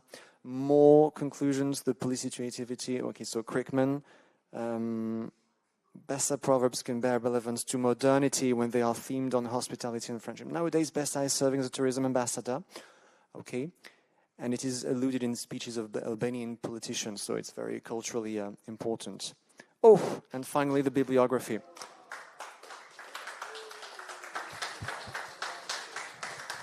I'm sorry for cutting or maybe not cutting enough. She forced me. right, so if you have questions, I don't know what to say. Or maybe if you want to read again one particular slide, all right, maybe I'll leave the final conclusions for those who want to enjoy it a bit more. Thank you very much for reading this presentation. It was a group work, so very nice of you. If you have questions, I suppose you can just write to Fatma. Okay, so now I would like to invite, last but not least, Rui and Marinella.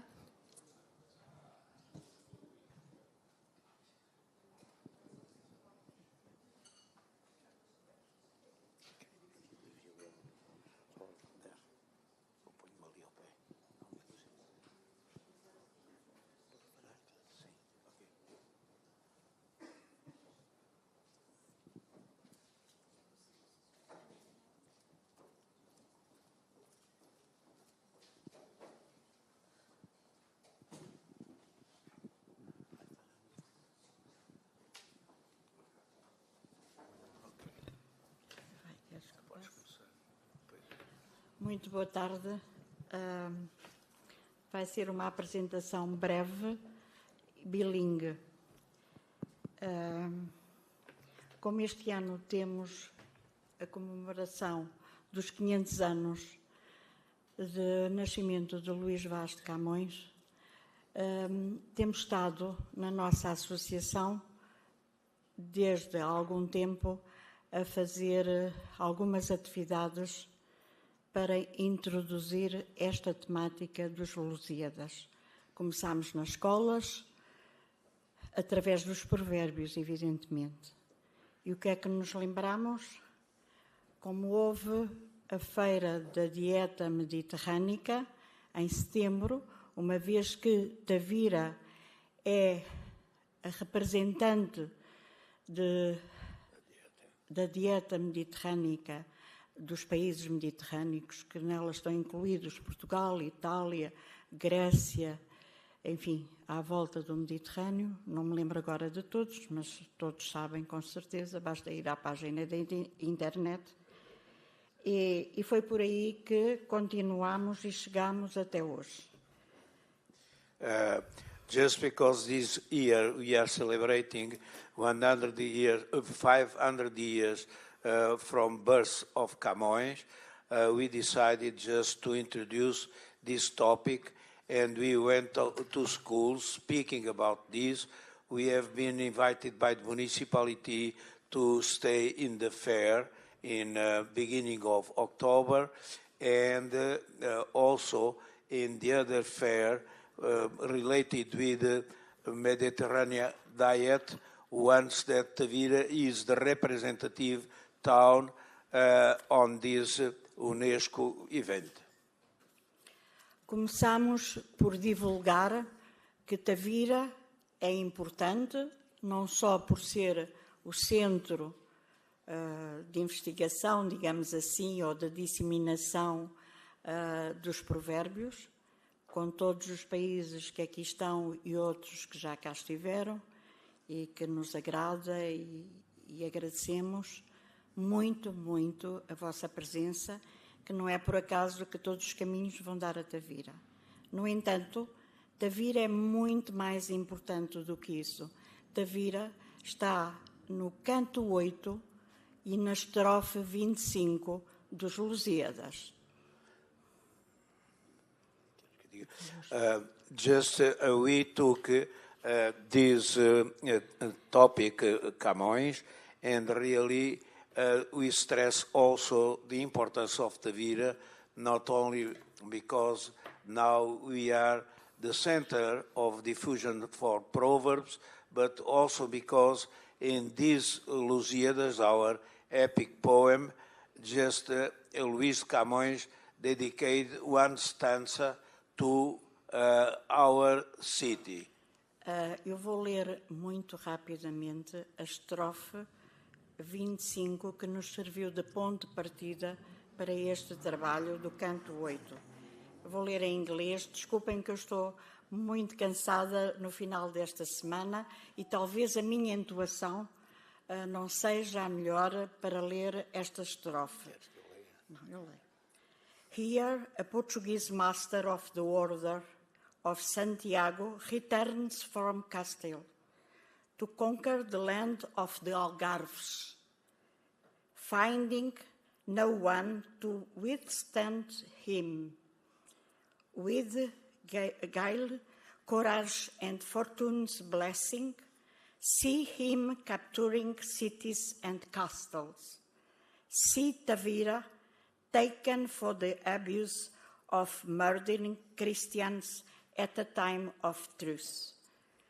Queria dizer que este livro dos Lusíadas que tenho em meu poder foi oferecido pelo próprio autor em 1997, quando ambos, eu e o Rui, estávamos numa investigação em Manchester, da University of Manchester, sobre a interculturalidade, e o autor inglês, que ele faleceu há relativamente pouco tempo, e que nos ofereceu para a Marinela e Rui com cumprimentos.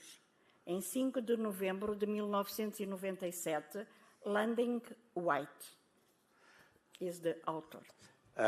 Of course, that we stress this position of Tavira in this epic poem once that Camões, 500 years ago, he placed Tavira there, and this means, at least for us, that he knew very much about the importance of Tavira at that time. The author that translates, of course, the Lusíadas by English.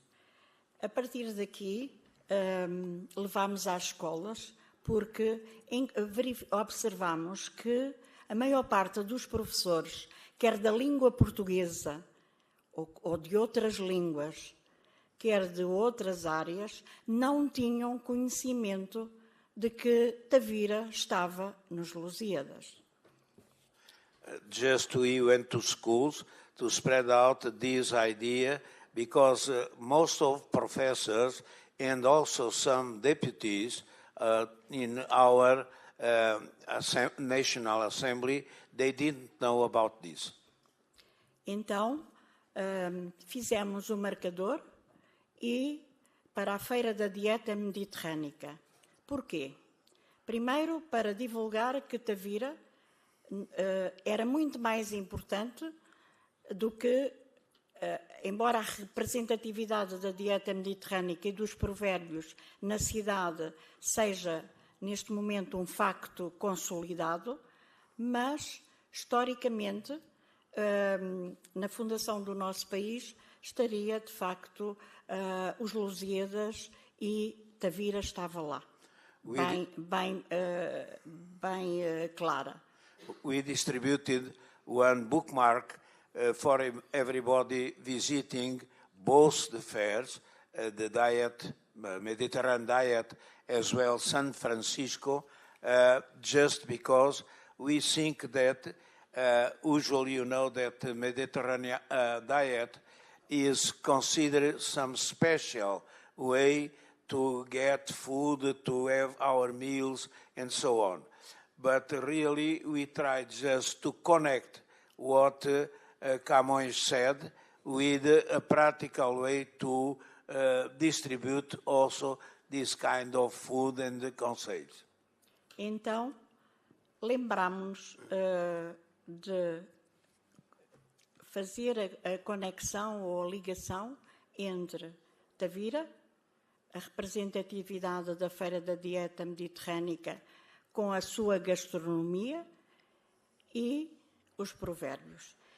A gastronomia precisa também de temperos, de condimentos. E foi nos Lusíadas que fomos encontrar os condimentos, as especiarias que são favoravelmente mencionadas nas descobertas. E, lendo os Lusíadas, observamos, enfim, num sentido muito geral, de que, porque o estudo noutras áreas será para os especialistas, na área da literatura ou outras, mas sob este ponto de vista, desta conexão, os Lusíadas falam em várias especiarias muito importantes e que foram divulgadas, disseminadas e plantadas por toda a Europa e para além da Europa, noutros continentes, que foi o caso da pimenta, a noz moscada, o gengibre, o açafrão e por aí.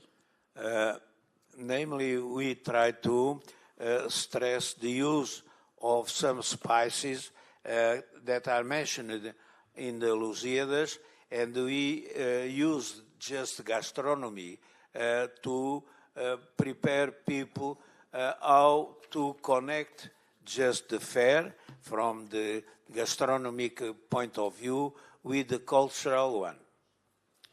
E sobre este ponto de vista, a partir dessas especiarias, encontramos, de facto, alguns provérbios e que estão referenciados em alguns dicionários portugueses e também na Voz da Sabedoria, agora não me recordo o nome, mas eu já digo, são referenciados em bibliografia portuguesa, bastante importante no estudo dos provérbios e não só. Portanto, the pepper, like example. E por isso eu apresento aqui, por exemplo, no caso da estrofe 14, em português e em inglês, as especiarias são aqui mencionadas. No caso da pimenta, de peppers, e por aí adiante. Portanto, como é que essa disseminação foi feita a partir das descobertas? Portanto, aqui outra estrofe, portanto, eu trouxe só pequenos exemplos, porque existem mais, mas para não vos... e chegamos a algumas expressões proverbiais relativamente à pimenta do reino. A pimenta do reino é preta, mas faz o comer gostoso. Depois, a pimenta quenta, e pimenta nos olhos dos outros é refresco. Há outras variantes, como, por exemplo, pimenta nos olhos dos outros é água. E haverá outras mais até muito com um certo humor. Para além disso, trouxe aqui alguns provérbios, cada um tem o seu próprio gosto, portanto, consoante a especiaria, esse gosto lá está. O plantio é opcional, a colheita é obrigatória, portanto, esta, embora esteja na Voz da Sabedoria, aliás, são 3 volumes e agora tenho, eu depois ver se me lembro do autor, aqueles 3 volumes daquela senhora. Que é de 1974, que foi feito na altura em que houve uma recolha muito importante, na altura da nossa democracia, em 1974, e foram fundamentados e explicados em alguns livros que estão como referências académicas e nos dicionários também. Dicionário de Machado, Salvador Parente e outros. Claro que depois há a explicação relativamente a que cada uma, que gosto ou aquilo que poderá provocar, embora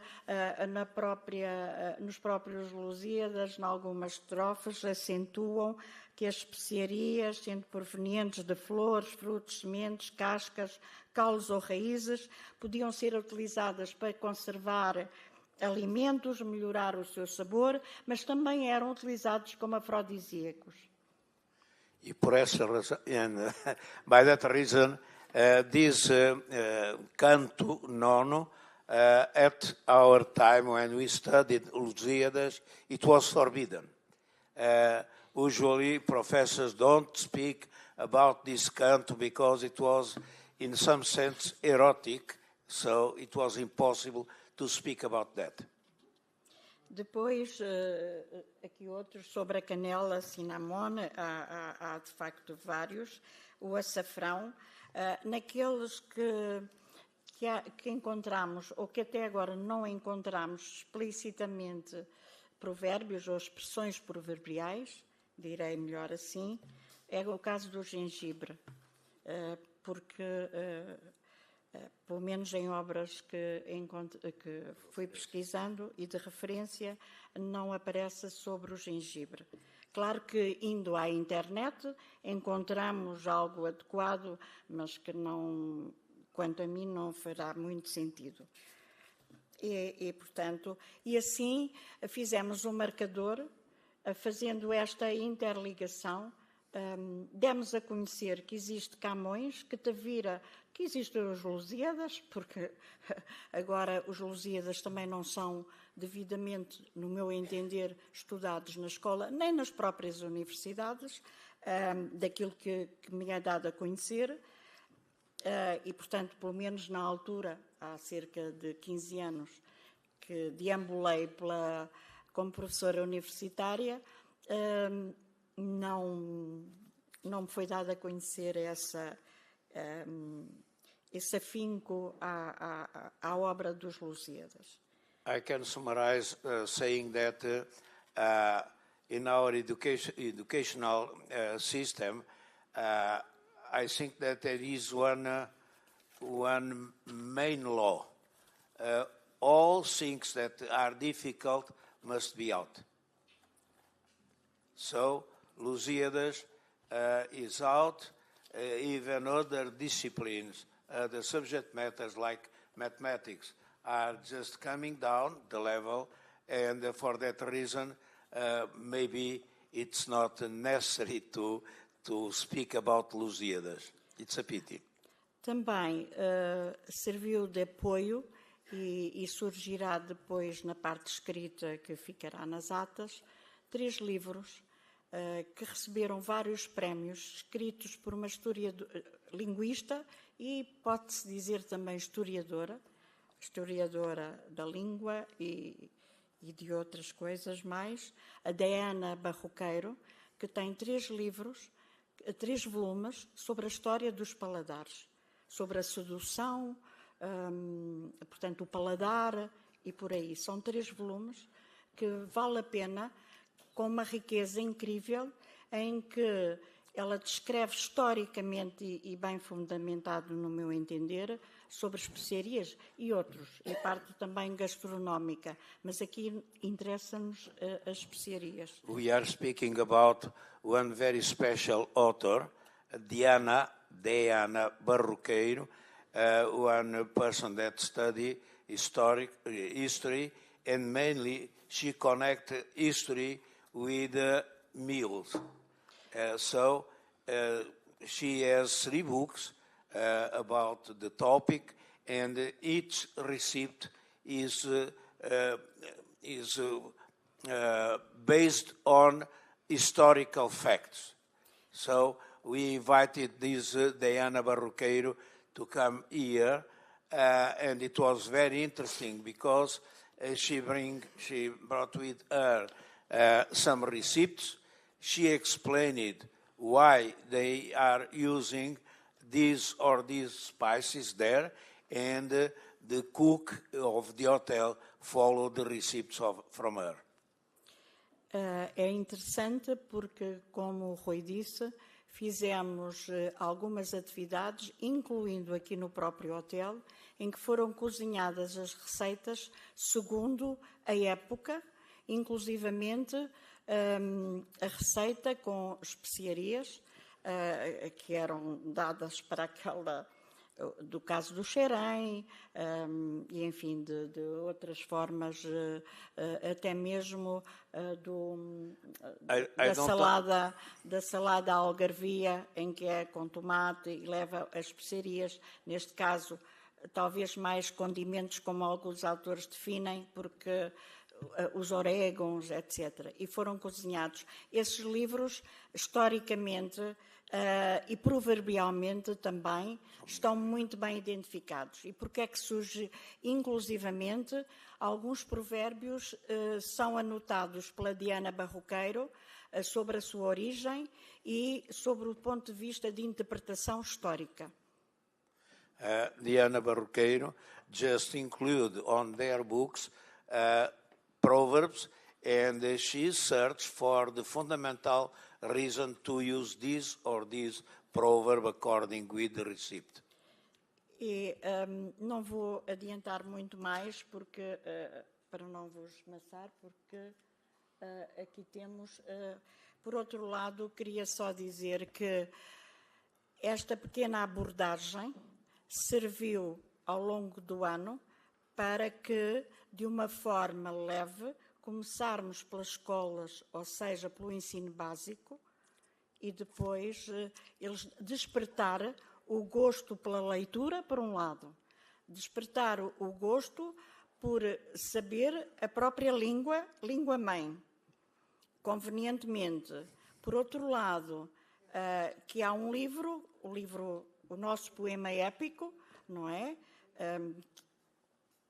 Que são os Lusíadas, e, portanto, nós, inclusivamente, nós os dois temos a coleção de livros antigos dos Lusíadas e tivemos, eu trouxe só aqui estas obras que são normais, que os estudantes usam, inclusivamente com algumas traduções noutras línguas, e portanto, alertar para isso e também dar algum alento aos próprios professores para que falem nisso. Por outro lado, de que há gastronomia de regiões, neste caso estamos aqui no Algarve a falar dela, e Tavira tem, de facto, também um espólio no arquivo sobre essas receitas antigas para se debruçar, e, por outro lado, as expressões proverbiais. Portanto, há esta conexão, esta transversalidade. E, portanto, criar nos alunos ou nas pessoas comuns, e por isso também trouxemos uma professora da Universidade de Letras, que é do Departamento Hispânico, que é a professora Ângela Fernandes, e que nos trouxe outra visão dos Lusíadas de Espanha a partir de Cervantes, e para chegarmos ao Camões. E, de facto, eu vou já terminar, em que ela dizia que a mesma época, o nosso poema épico era de referência na zona, portanto, é ibérica, naturalmente. Na época as fronteiras ainda não estavam devidamente definidas. De qualquer modo, para Cervantes e outras obras hispânicas, os Lusíadas estavam lá como de primeira referência. É uma pena que, passado 500 anos, nós não podemos esquecer o Luís Vaz de Camões. Obrigada.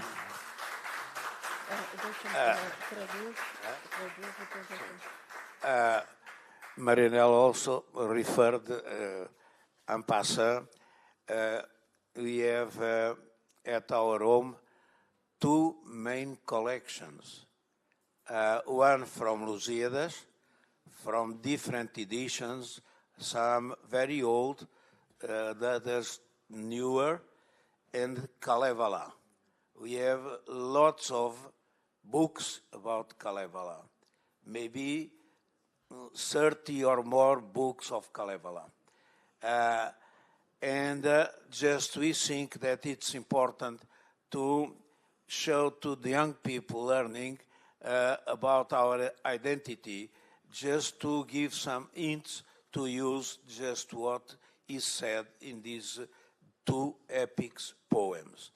Secondly, really, we think that it's very important that professors can use those tools to use Proverbs as a bridge to reach other subject matter. And for that reason, we have in mind with Diana Barroqueiro to make some kind of touristic visit in which really when we choose one place, she will prepare the receipts adequate to this region, and we will try to include proverbs related with the receipts and also with spice used in this region. And this is very important because you know that with globalization, sometimes there is only some copies. They don't preserve really what is typical from that region or the other region. And we are trying just to convince people, at least in schools, that it's very good to maintain our identity, local or regional, and of course to compare with the others in the country. It's a small country, but diversity is very, very great in this country. Thank you. Uma pequena nota somente, que o livro que eu há pouco não me lembrava do autor, são 3 volumes. Um dos que eu citei sobre a canela é da Maria Carrusca, é o volume 3, de 1976. Depois, também, na página 141, ela referencia este provérbio. Se não houvesse mais alhos que canela, o que eles valem, valeria ela. Este também é citado no Dicionário de Provérbios, ou o livro de Provérbios, de José Ricardo Marques da Costa, na página 489. E queria também aqui dizer que há muitas referências de artigos muito bem escritos e muito bem investigados de autores brasileiros, e recordo aqui também Leonardo da Mota e outros artigos sobre os condimentos e especiarias que eu estou a utilizar depois na parte escrita e desenvolvimento do trabalho. Muito obrigada, e não esqueçam que no próximo ano temos o 19º colóquio de 2 a 9 de novembro. Muito obrigada. Thank you. Thank you.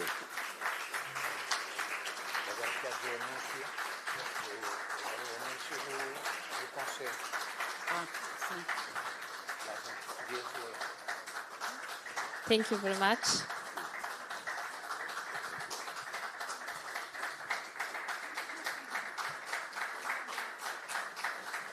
Thank you. Thank you. Okay, thank you very much. Do you have any questions?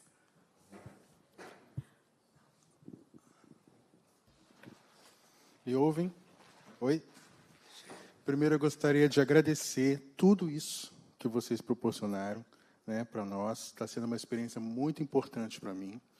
E ouvir vocês dois é um prazer, né? Vocês são muito importantes para mim, para todos nós.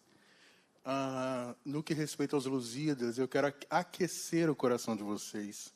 No Brasil, nós estudamos os Lusíadas. Na minha universidade, que por acaso eu vim com a minha camiseta da universidade, né, eu dou uma disciplina chamada Literaturas de Língua Portuguesa, em que os Lusíadas é a bússola da minha disciplina. É o sextante da minha disciplina, em que cada país de língua portuguesa na África que é visitado segue o roteiro dos Lusíadas. De lá eu vou até a Índia, onde nessa aula eu dou de presente para os alunos essas especiarias. Eu sorteio entre eles quem é que ganha canela, quem é que ganha noz moscada, quem é que ganha pimenta, e até chegar em Timor-Leste, quando eu encerro a disciplina. Mas era isso que eu gostaria de dizer, não tenho perguntas, só gratidão. Obrigado. Thank you, Leonardo. Thank you.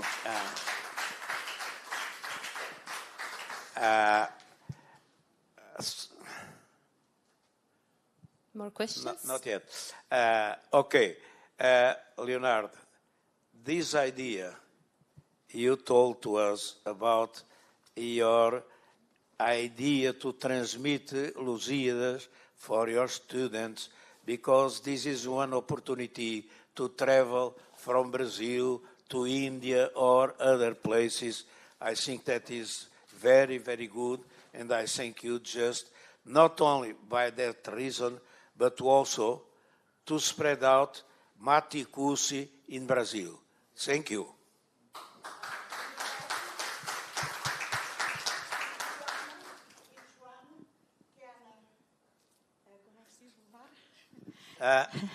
We have here some spices, so each of you can take. Cinnamon, pepper, and noz moscada. I don't know. Okay. Okay, you can so you take can, one and take you can with take you. one for you as a remember of this session, and thank you to remember us. Okay. Thank you so much.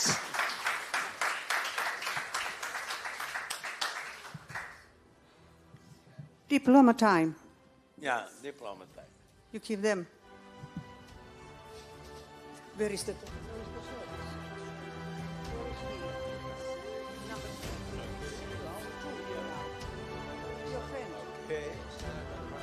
Okay, yeah, okay.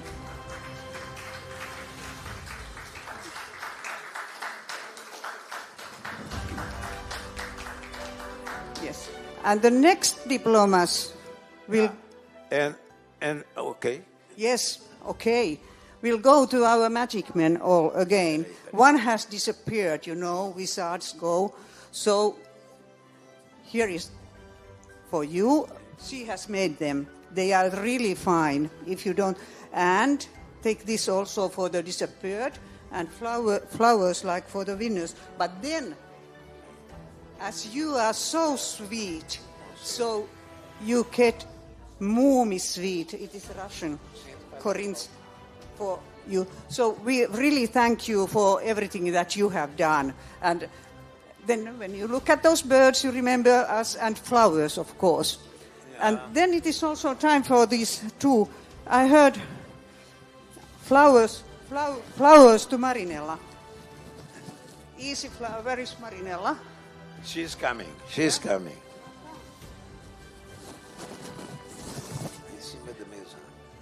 Marinella, don't disappear.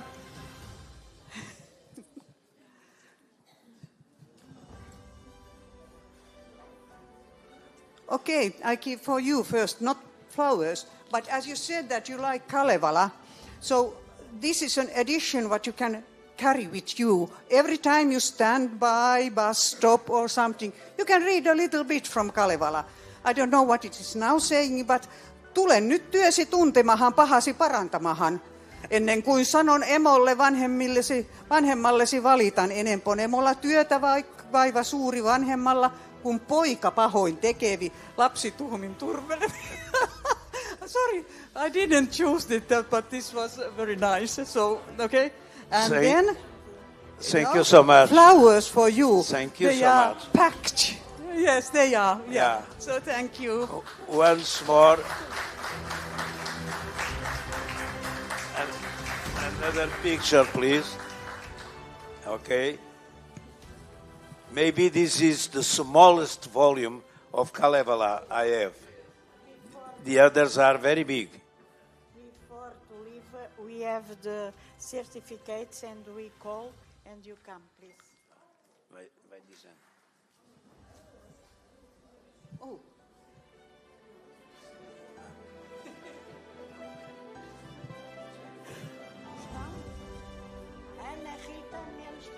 Ana Rita Mendes Pereira. Ana Rita.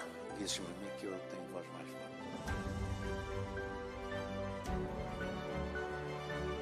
Anita Asley.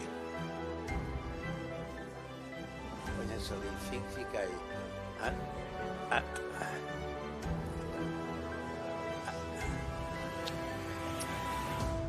Anita Asley.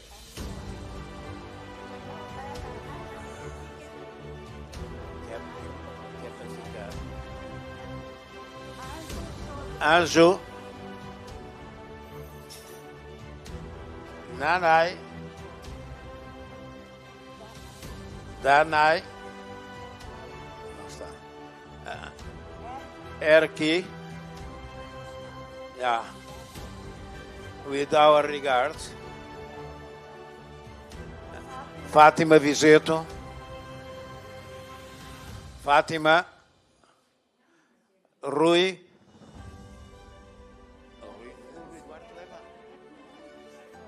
Ah, não vi a Fátima. Ok. Fátima.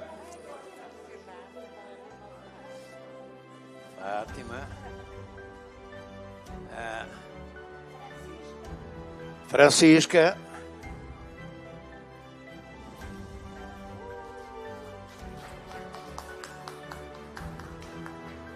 Isabel Celis.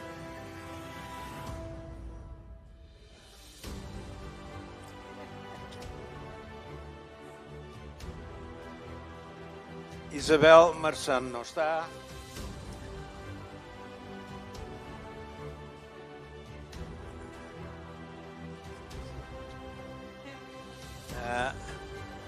Judith Souza. Judith.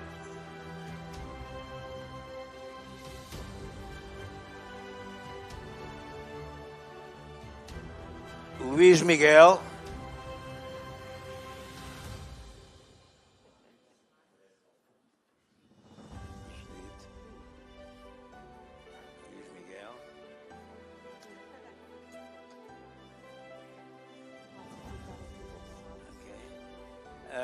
Luís Pereira não está. Linda Ross.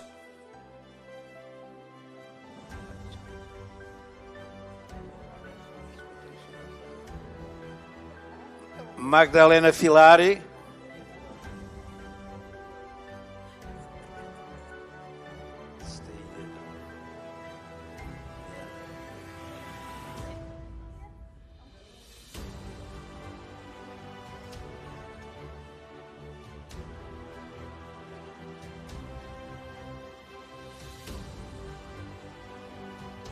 Matias Melcos.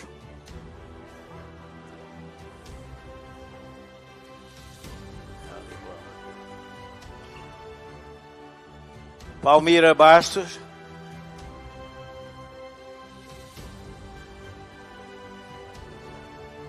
Ramon.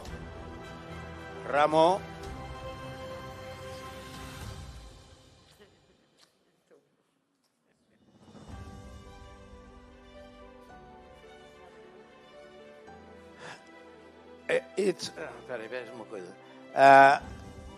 A special dedication to Ramon, because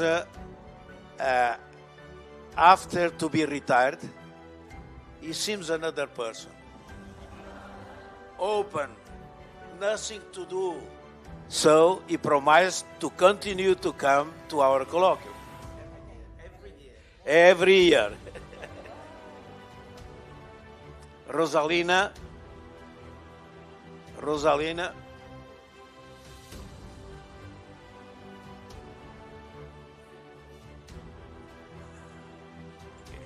Fica aí.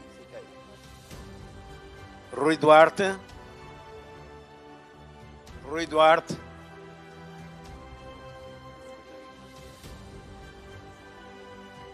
Sabine.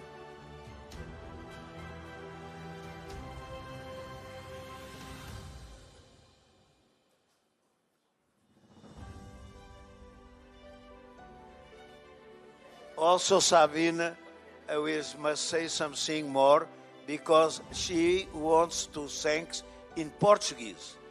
And also because every year she comes with some kind of gift for all of us. So thank you, Sabine, and thanks in Portuguese and wishes for next year. Muito obrigada para todos. E o próximo ano gostaria.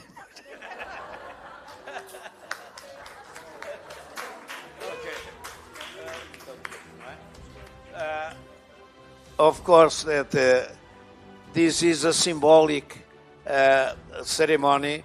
Some of them, they work every year for the colloquium.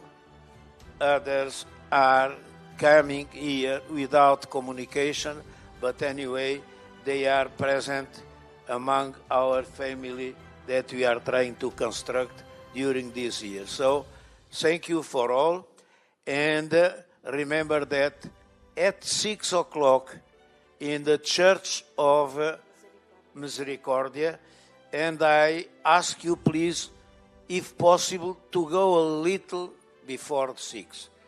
10 minutes before, it will be very good idea. And this is a very special concert. I cannot reveal more just now, but I think that everybody after will understand why I do nothing more. Thank you.